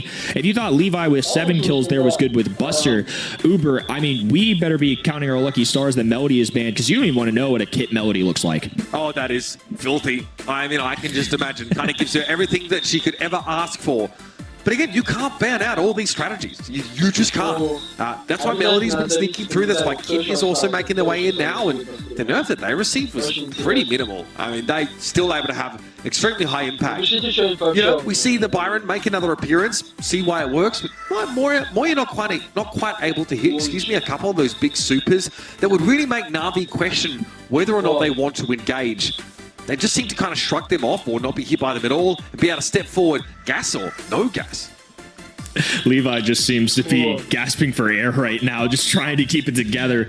Life flashing before his very eyes there in that previous set. But nonetheless, they were able to get us to another one. A set 4 here in our grand finals. We're going over to Rustic Arcade, which is Gym Grab. Still a map and mode, relying on a lot of control. But this one has some of those long-range factors. We saw 8-Bit a little bit earlier. We see Piper Bells of the world here a lot. Byron shows up here. Gus shows here. We're going to get maybe a little Apac flair and some of the more traditional brawlers we could expect to see here too. I mean, we've seen on this map a ton of, you know, the usual suspects so far, like a lot of that Carl, a lot of that Amber, those are still available. But this team's trending away from them to start with. Colonel Ruff's going to get taken up here, so such a beast in the side lane. And the Max for Crazy Raccoon, how fitting. Gotta have a Max Gene combo on this map. I mean, you see the single shot brawler, a Bell on the other end, you know, sharpshooter's a possibility, and you go Gene and Max. I mean, it's just traditional. It's something Crazy Raccoon specifically are comfortable with. Tensai on that Max is a different breed, so I don't blame them at all for just going what's good and also safe for them. Absolutely. A very robust composition, especially with, yeah, like you said, the sharpshooters banned out and Melody not on the table. Both teams ensuring that. Crazy Raccoon now can round out a powerful comp, and they are dissuading any potential Carl pick here, preempting with the Amber. Man, pairing that with Amber is some serious control as well. That is a nasty composition on the left-hand din, but a very different route taken by Na'Vi here. More well-rounded. We've got Levi, who can kind of be the aggressor. They can use the speed zone if they wish to give their allies a little bit extra. We got Ruffs, who's going to be somebody that's going to be able to power up teammates, use for the utility, and Bell kind of the best of all worlds. It's a real Swiss Army knife of Brawl Stars, and a reason that Bell gets picked so much. Those nest eggs paired with the damage amplifier, paired with the hypercharge. Even though the hypercharge got a little bit of a nerf, you're still able to get it, I believe, every 2.5 supers if math serves me right. So hypercharge is still a real possibility, and that stat boost nonetheless is still a big deal for somebody like Bell. Here we go. Crazy Raccoon looking to try and close the series out here. They don't want to risk getting taken to a 5th. And of course, risk the reverse sweep happening. That'll be brutal. Shitapa blown up there. Suzuki very aggressive straight down mid. Obviously a great option to have the Bell here, who will outrange everybody on CR. Interesting lead here as well. A choppy on this right-hand in. It's going to be a big takedown there on the left, but there are those nest eggs. They're really pesky, and they're going to slow down the likes of a speedster like Tensai on the max. So as a result, Suzuku going to get powered up. Levi just diving in as well. I love the launch pad mechanic here, just to dive right in on the action. But unfortunately for Levi, it's going to lead to his demise. Nice pull there for Moya. Suzuku, though, is garnering so many gems just because of these nest eggs. Tensai struggling to apply their pressure. Shitapu also losing out of that side lane. It's hard to fight against a Chapi who can bounce those shots off the wall so often. Tensai is also marked. That's devastating. Your gem carrier being hit with that Bell Super doesn't usually bode well for you. Tensai, yeah, it's just going to go down here. This is fantastic stuff from Navi. They are dominant. And now they've got the hypercharge, barely off the mark there with that pull. Moya couldn't quite connect.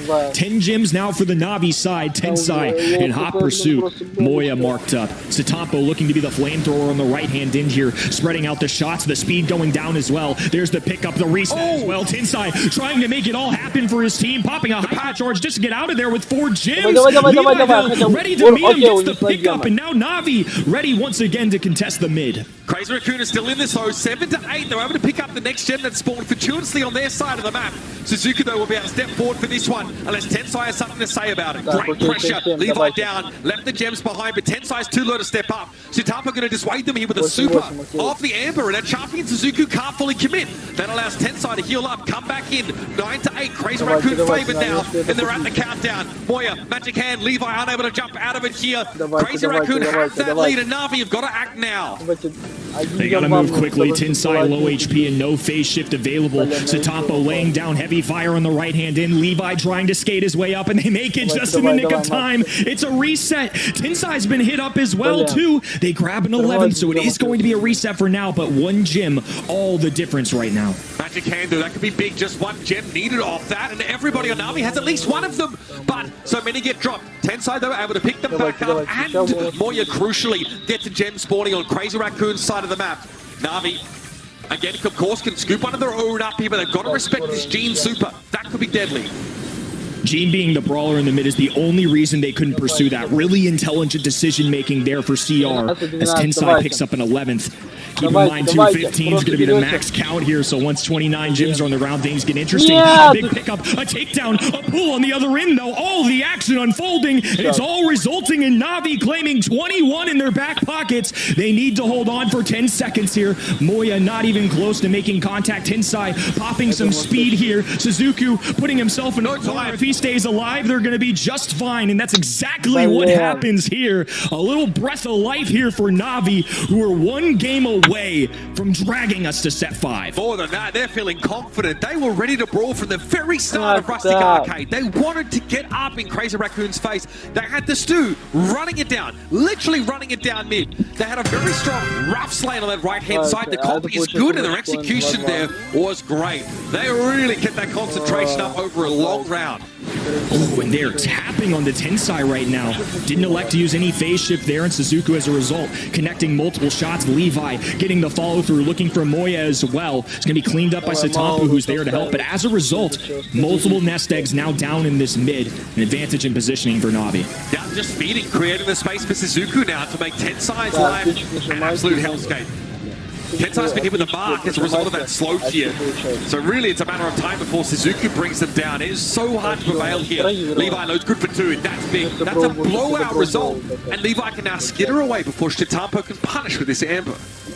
Levi having 2 isn't ideal, but it's certainly better than CR having 2 if you're on the side of Navi here. They're willing to make that trade all day long. 8 gems now for Navi. The biggest lead we've seen from them outside of the end of game number 1 of this set. Navi looking fierce as ever, and CR gonna have to find a way out of this one. They are well and truly behind the 8 ball. They need a blowout in a big way. Suzuku here, able to get that hyper charge up. Scary to go up against that belt here, but it looks like the mark didn't actually connect, or there wasn't one available. Moya and Tensai now planning, plotting, trying to find a way to draw Suzuku in and end this spell. Moya getting closer and closer now. The Vengeful Spirits get thrown out, and Suzuku is so low, but not low enough. This has at least allowed Crazy Raccoon to get within 2 gems, but that's not enough yet. Phenomenal gameplay from Satapo on this right-hand end. The flamethrower going down, all the oil being spilled, and the Choppy is literally forced to take a lap to the other end. He doesn't stand a chance in that matchup, even with the Rocket Rain pushing him back. Inside, an instigator here. Moya looking for positioning as well, going to be lurking in this grass, hiding with the super. Whenever he wants to click that button, he is now a threat onto this enemy team, even if he is marked up. He's got 10 side there for backup, and more importantly, they've got 10 gems in their pockets. The map control's been huge for Crazy Raccoon. The magic hand has given him all this space to breathe, but the damage comes in from a Chappy. Moya blown to smithereens, and Navi snatched victory from the jaws of what looked like could have been defeat. Now they can just retreat across the map. Moya has the hypercharge. You better hope you hit this super, otherwise it is all over. Moya, one hand is good. Chappy gets taken down, but they need more gems. More gems, I said. But Navi have that 11. Tensai is able to even them up here. Won't be able to maintain this map control. Has to use the super to get the 12th here. And they're not backing up. Crazy Raccoon are going for this. And Moya looked to be standing still there as well. Not sure what's going on as he's just kind of not moving. I mean, honestly, there's multiple instances here where I feel like this shouldn't have been a pickup, but nonetheless, here we are. 13 gems, and somehow Crazy Raccoon are the ones with the lead for now. Satapo struggling in the matchup against the Stu. That's been an issue. Tensai also very, very low. Trying to benefit from the magic puffs here. Navi going to be cancelling out the countdown as Tensai begins it once more. Remember, 29 gems is the threshold here. Tensai holding in mid, but takes a hit from Suzuku. Good crossfire from Satapo. And Tensai gets blown up again. The tree is there. Levi's down and recover. 16 gems is the threshold that you need. And Crazy Raccoon are determined to take this round, this set, all the way. Match point ready to go for Crazy Raccoon. Moya comfortably in the bottom right-hand corner. A little misstep here and there in that game, but nonetheless, somehow, some way, Crazy Raccoon have found a way to keep themselves afloat. They're trying to end any hope of Navi dragging us to a set number 5. They want to win monthly final number 2 right here, right now. This is about as competitive as it gets, folks. This has been unreal play out of our APAC region. Crazy Raccoon refused to bow down. They refused to go to that 5th set. And we're going to run it back once more. Tensai has been incredible on the max so far. Levi's been a problem on this left-hand lane, and Moya's going to get blown up. A dominant opener here from Navi. They want that reverse sweep. And CR stuffed in their spawns right now. Navi with plenty of breathing room. Levi without a super makes things a little more interesting, but charges it up immediately. The mechanics on this left-hand end have been unbelievable. Satapo getting a trade there. Up down as well. Diving in inside. Wants the smoke. Can't get it though. Levi, 7 gems in his pocket. A scary proposition for the side of Navi. Their aggressive brawler has all of their life savings in his hands, so they're going to have to be careful about how they approach it. But again, better than CR having him. It means it's going to be hard though for Navi to take that map control. They can't use Levi nearly as aggressively. Look at this. He's forced to fall back. Vengeful Spirit's used, but a Chappy can still bare his teeth and play forward on that right-hand side. I think this Amber's been a real struggle. Great block of the magic hand there. It's the speed zone that gets caught instead. 9 gems between Suzuku and Levi. Crazy Raccoon are a long way behind here. And Suzuku can be the main gem carrier for the time being, as long as Levi paves a way for the bell to come forward. Gutsy call from Levi there. Calling the bluff of the gene pool that goes through. Has enough foresight to put down his gadget and still hold on to these gems. They have to have enough pressure here. 13 seconds. They're going to be all the way in the back. Keep in mind there's a launch pad there if they need to get out quickly as well. So CR have plenty of comeback mechanics, and the first one in the sight of takedown not going to be available. Levi with plenty of HP shielding for Suzuku at this point, and Navi doing the unthinkable. They looked unstoppable in the monthly qualifiers, but they're just qualifiers for a reason. It's the big stage in the big leagues now, and Navi are bringing it when it matters most. It is so hard to separate these two teams now. They have kept it as close as you could imagine over the last couple of sets. Taking us all the way to center stage. To have it decided on Brawl Ball is absolutely ridiculous because it started in a one-sided fashion, right? Heist was dominant for Crazy Raccoon and slowly, but real slowly over the course of the series, Navi have clawed it back and found themselves now in a position to, do exactly what Crazy Raccoon were able to achieve in that last monthly finals. It was beautiful play. I just think that Ruff's just destroyed the Amber. That's the weak point for me. It's so crazy to, push Tatampo forward as someone who was, unfortunately maybe the weak link here, but it's more the pick that Amber got absolutely rolled. I feel like all three brawlers for Navi were doing something special. Stu had some great comeback moments, some important takedowns. I mean, especially in game number 3, picking up all those gems. He was forced to, but as a result, you kind of remove him as a factor from being the offensive mechanism that this team needs. But instead, he's able to hold on, do his job well. Bell was tapping constantly. Levi, 14 kills. It's Colonel Ruff's #1 frag for your team and 275 DPS. Navi with an unbelievable performance there in that set. I mean, Crazy Raccoon played out of their minds as well, but we just saw the real ceiling that Navi has as a roster. I'm telling you, probably all 14 of those kills were on Moya, or close to. It was really, really hard for this Amber to get that control, and Amber looks really scary when she can collapse on a mid or crossfire there on the map. But Ruffs is more than just a support that can offer that sort of upgrade to teammates. The fact that those shots bounce off walls there means that you can just inundate your opponent with constant damage without ever revealing yourself. Now they're feeling it. I'm sure they are feeling the pressure here. It's been a long day. It's been a long series for them now. All they've got to do, take one more step and claim for themselves a monthly finals. All for themselves. Crazy Raccoon would love nothing else than to double down and go back-to-back here. But Navi are their greatest challenge yet. Not to mention, too, Navi weren't even here last month. They picked up a brand new member after a huge blow in points last month. And now they have found themselves in the grand finals against the presumed #1 team in this region. Heck, not even presumed. They're the #1 team in this region. They're one of the best in the world every single year. And we're starting to see what this Navi roster can do. Maybe they found the secret sauce, Uber. Maybe this roster pickup is exactly the fire that they needed. Maybe this hotel lobby needs to be their new main stage, man. Whatever it is, all they got to do is do it for one more set. And they might just be this month's champs. It is wild to me that this team have come out of the woodwork in this particular fashion because, like that reject squad, they were a factor in East Asia last year, right? They were a legitimate team, but they never looked like this. I mean, they made it to LCQ, but they never really challenged, the top teams in East Asia for those monthly finals championships. Something has happened in between LCQ last year, getting eliminated by STMN, and now being picked up by Navi. The amount of work these guys have put in is absolutely unreal, and they have shot to the top. They definitely will, at least numerically, shoot to the top of the APAC standings, regardless of the result in this series.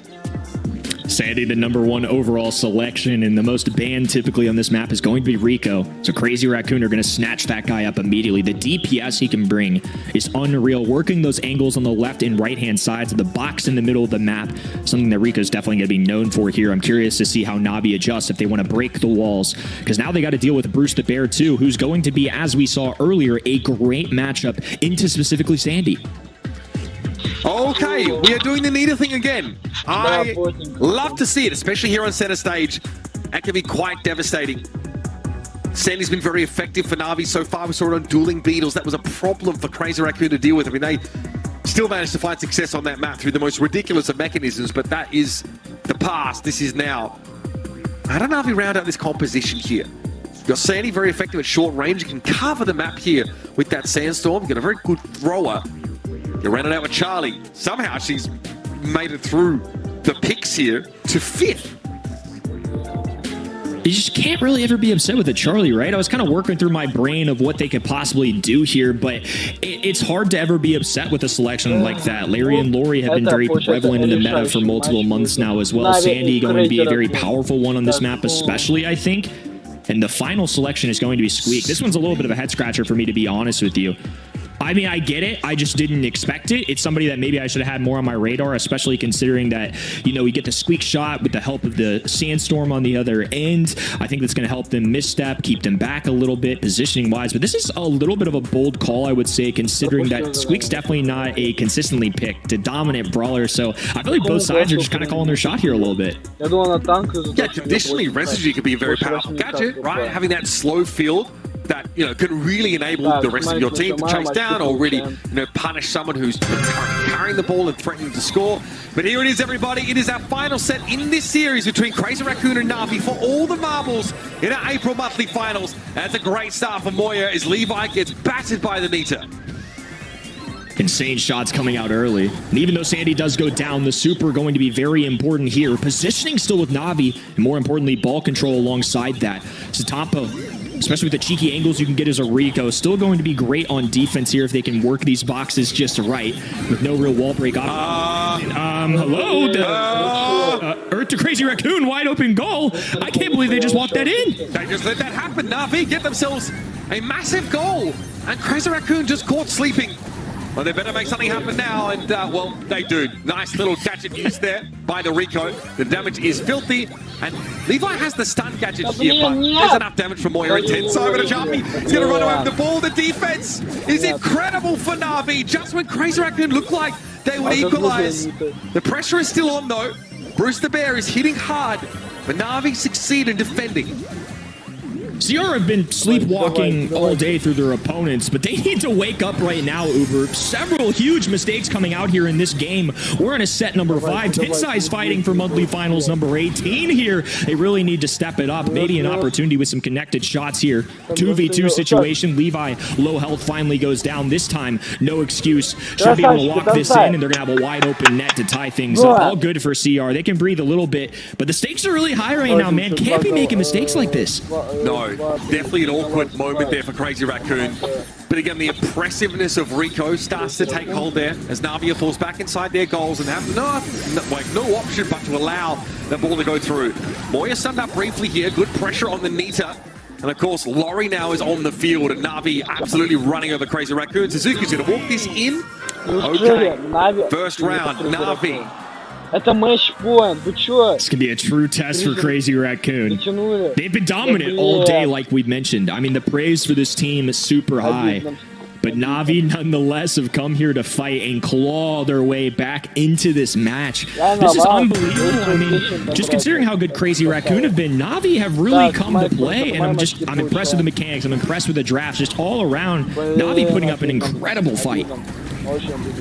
And here they are, on the very precipice. Levi trading with Moya, has to use the stun gadget to keep the Nita off of him. He'll be able to retreat to safety, and Moya overextends into that a little bit. Some of the mistakes creeping in here for Crazy Raccoon. Could be threatening to lose in this entire series. Tensai's able to run a Chappie down here. Squeak is definitely a nuisance up close and personal, and Tensai finds a second. Crazy Raccoon have some comfort picks here. They are leveraging maliciously. Shitapo needs to be careful, but super available. Good damage, but Levi able to survive. Now popping that sandstorm down as Tensai has to respect it. Levi tiptoeing his way down this left-hand in, looking for a pinch on Tensai while Suzuki works the right. Larry Laurie popping a gadget just to try and heal up the extra spawner, but it's not going to be enough here. CR corralled around this ball, trying to hold on to it for dear life here as they're one game away from ending what looked to be an easy walkthrough run in this monthly finals. Instead, though, they're fighting their way just to have some breathing room. Another super dare deployed by Tensai.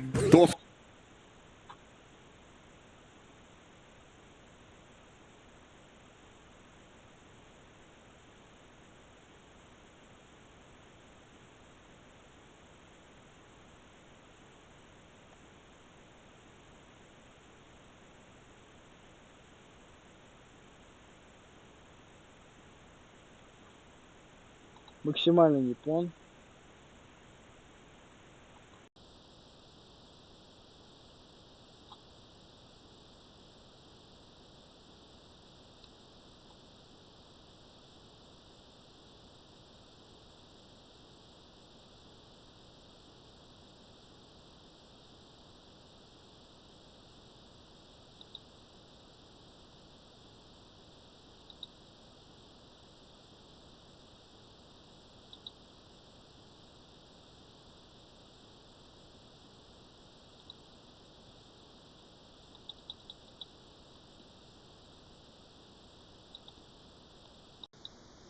Standing by as it gets walked in, and Navi do the unthinkable.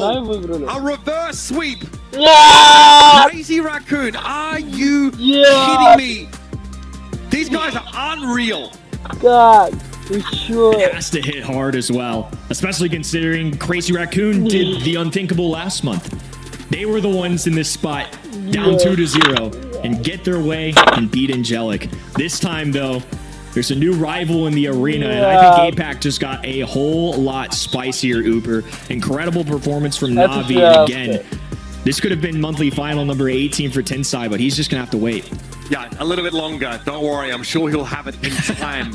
But this is the close game that we've kind of been looking for all day. So many 3-0s in the lead up here. But this game absolutely delivered. Navi have showed themselves to be on a completely different level than we expected, even knowing they beat Crazy Raccoon in the qualifiers. We kind of wrote that off as like a bad day. It's still Crazy Raccoon, right? They're still world beaters. No, Navi are the real deal.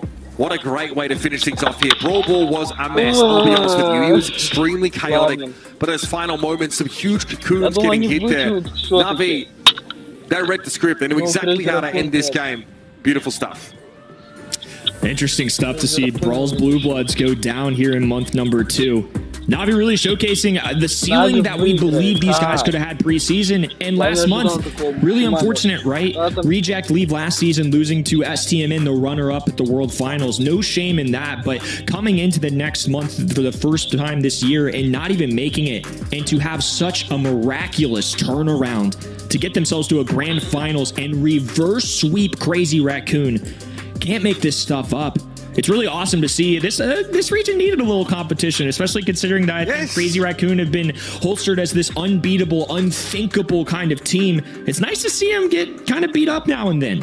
Yeah, especially with Angelic seeming not to be able to reach the same heights as last year. Levi, your MVP in this grand final game, and absolutely deserved. I will say, all the individuals on this Navi squad really put their best foot forward, but Levi mechanically has been all over it all day long. Let's do gameplay, and especially a gym grab, which is something to watch. I mean, the mechanics on this guy, unbelievable. It's been awesome to see the combination of him and Achapi now go multiple years together. They add a new brawler into the fray with Suzuku, and clearly it's working. I think they may just have figured out the thing that they were missing in all of this, and now Navi looking like they could contend for the #1 spot in this region. This is remarkable, honestly. What a crazy win for Navi. Just when you think, like, okay, maybe it'll be like a normal monthly final. Crazy Raccoon are playing really well. They'll get a win. No, reverse sweep in the finals 2 months in a row. I don't think this is setting up for like a year of pain for whoever finds themselves up in the earlier part of the grand finals matchup. But it is kind of weird that it happened twice. Yeah, absolutely. Reference game on point, by the way. Let's talk bracket here, Kenny, and walk us through, because it started off with some pretty one-sided games. We were like, okay, Crazy Raccoon, they've reached another level. Who's going to be able to challenge them? We found that out pretty quickly. Teams were serving up a lot of donuts today, Uber, and then we approached the grand finals and things just completely changed. I mean, what a special match we had. Maybe even my favorite of the year so far. Navi and Crazy Raccoon going toe-to-toe and showcasing that Apac mean business. There's only so many spots to go around as well, so the fact that Navi get their way through Revenant, who's a presumed contender in this region as well. They beat Crazy Raccoon, who were leading in this region just 1 month ago. They may even still hold on to that considering Navi didn't make it last month, but nonetheless, the fact that they get an upset over the #1 seed, such a huge deal for the ramifications in this region. Absolutely. Congrats to Navi again. Let's talk our predictions. We suck at them. Not very good, apparently. We get all the gimmies, I guess, straight in there, but we also think that Never Back Down are going to be dominating here, and Crazy Raccoon would just find the magic they were looking for. But hey, they'll take the 1 monthly final. Navi get to share one, and like I kind of hinted at, they are going to kind of shoot all the way up those leaderboards, right? I think that's kind of important to talk about, the importance of Navi coming out of nowhere. There are only so many monthly finals to play. So getting straight into 4th place after 1, you've really established yourself here as a part of the players leading the pack, the teams, and man, like a 2nd here, 1st here, like you are well and truly in the mix. And Angelic and Revenant Esports had better be on notice. Ready, set? Now, looking at the points too, look at the difference between like Angelic and Navi at 6 points at the moment. It goes to show that like winning a monthly final, it still does not put you that far up on the leaderboard if you fail to qualify. It is so imperial that you qualify for monthly finals. With the show that they've put on today, though, I think that is one of the expectations that will precede them in the coming months. Ready, let's talk play of the day here. You've gone and curated one. You've dug through the archive, incredible moments. Tell us what we have. This is a stellar defense from Ken G on the BB. It's him versus the world. 3 enemy brawlers. He gets his hypercharged super off of that one last swing and then anticipates the ball. Little shimmy to the side. I mean, he had a pretty wide area to defend there. He was able to react very intelligently. Was he in his enemy's head? Did he just get a predictive move to the right side? I mean, it's really up for you as a viewer to decide. Nonetheless, it was a stellar defense, and that, I mean, very much could have been a win for the enemy in that moment. Yeah, absolutely beautiful stuff there. It's a shame we don't see...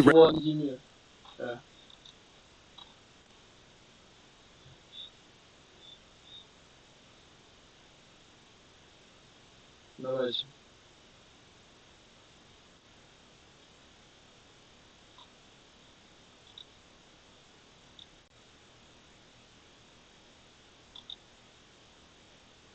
So, yeah, let that sink in here. It's going to be pretty crazy stuff happening at EMEA. Make sure you tune in for that one. But for now, ladies and gentlemen, thank you so much for joining us here for our first monthly finals here in April for APAC.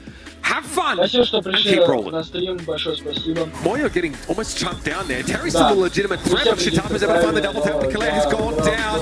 Now Crazy Raccoon can start to catch right on up. Angelo to the BB. It's a miss this time. Hook on Sergeant. Slow replay to catch Levi. Takes him very, very low. But Suzuki now soaking up the damage, and this should be it. Kenji, the only one standing. Oh, hang a minute. I have a chance. That's unbelievable. Mount Rushmore stuff of Brawl Stars. Crazy Raccoon get themselves a second set in this series. Mita is based as heck. Super, going to attach to a Chapi. Slow-mo replay used to draw Tensai in, but Moira and Shitapa was still standing. They're going to try and pressure this down, but it's just too much. Damage comes in from a Chapi. Moira blown to smithereens, and Navi snaps victory from the jaws of what looked like could have been defeat.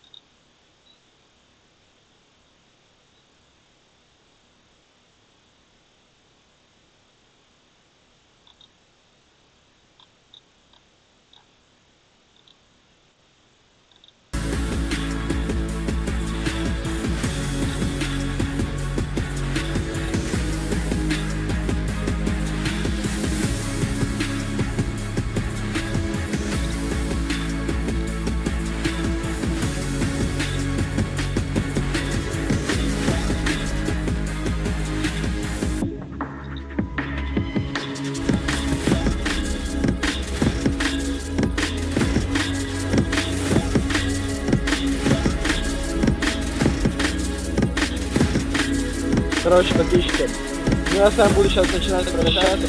Сейчас уже скоро EMEA будет играть, мне надо сделать быстренько небольшое видео для вас, для кого голосовать, для кого предикты ставить. Обязательно подписывайтесь, ставьте лайки, пишите комментарии. Смотрите новое видео. Через 1,5 часа ежемесячный финал. Пытаюсь сейчас подготовиться. С лайки, подписка. Всем удачи, всем пока.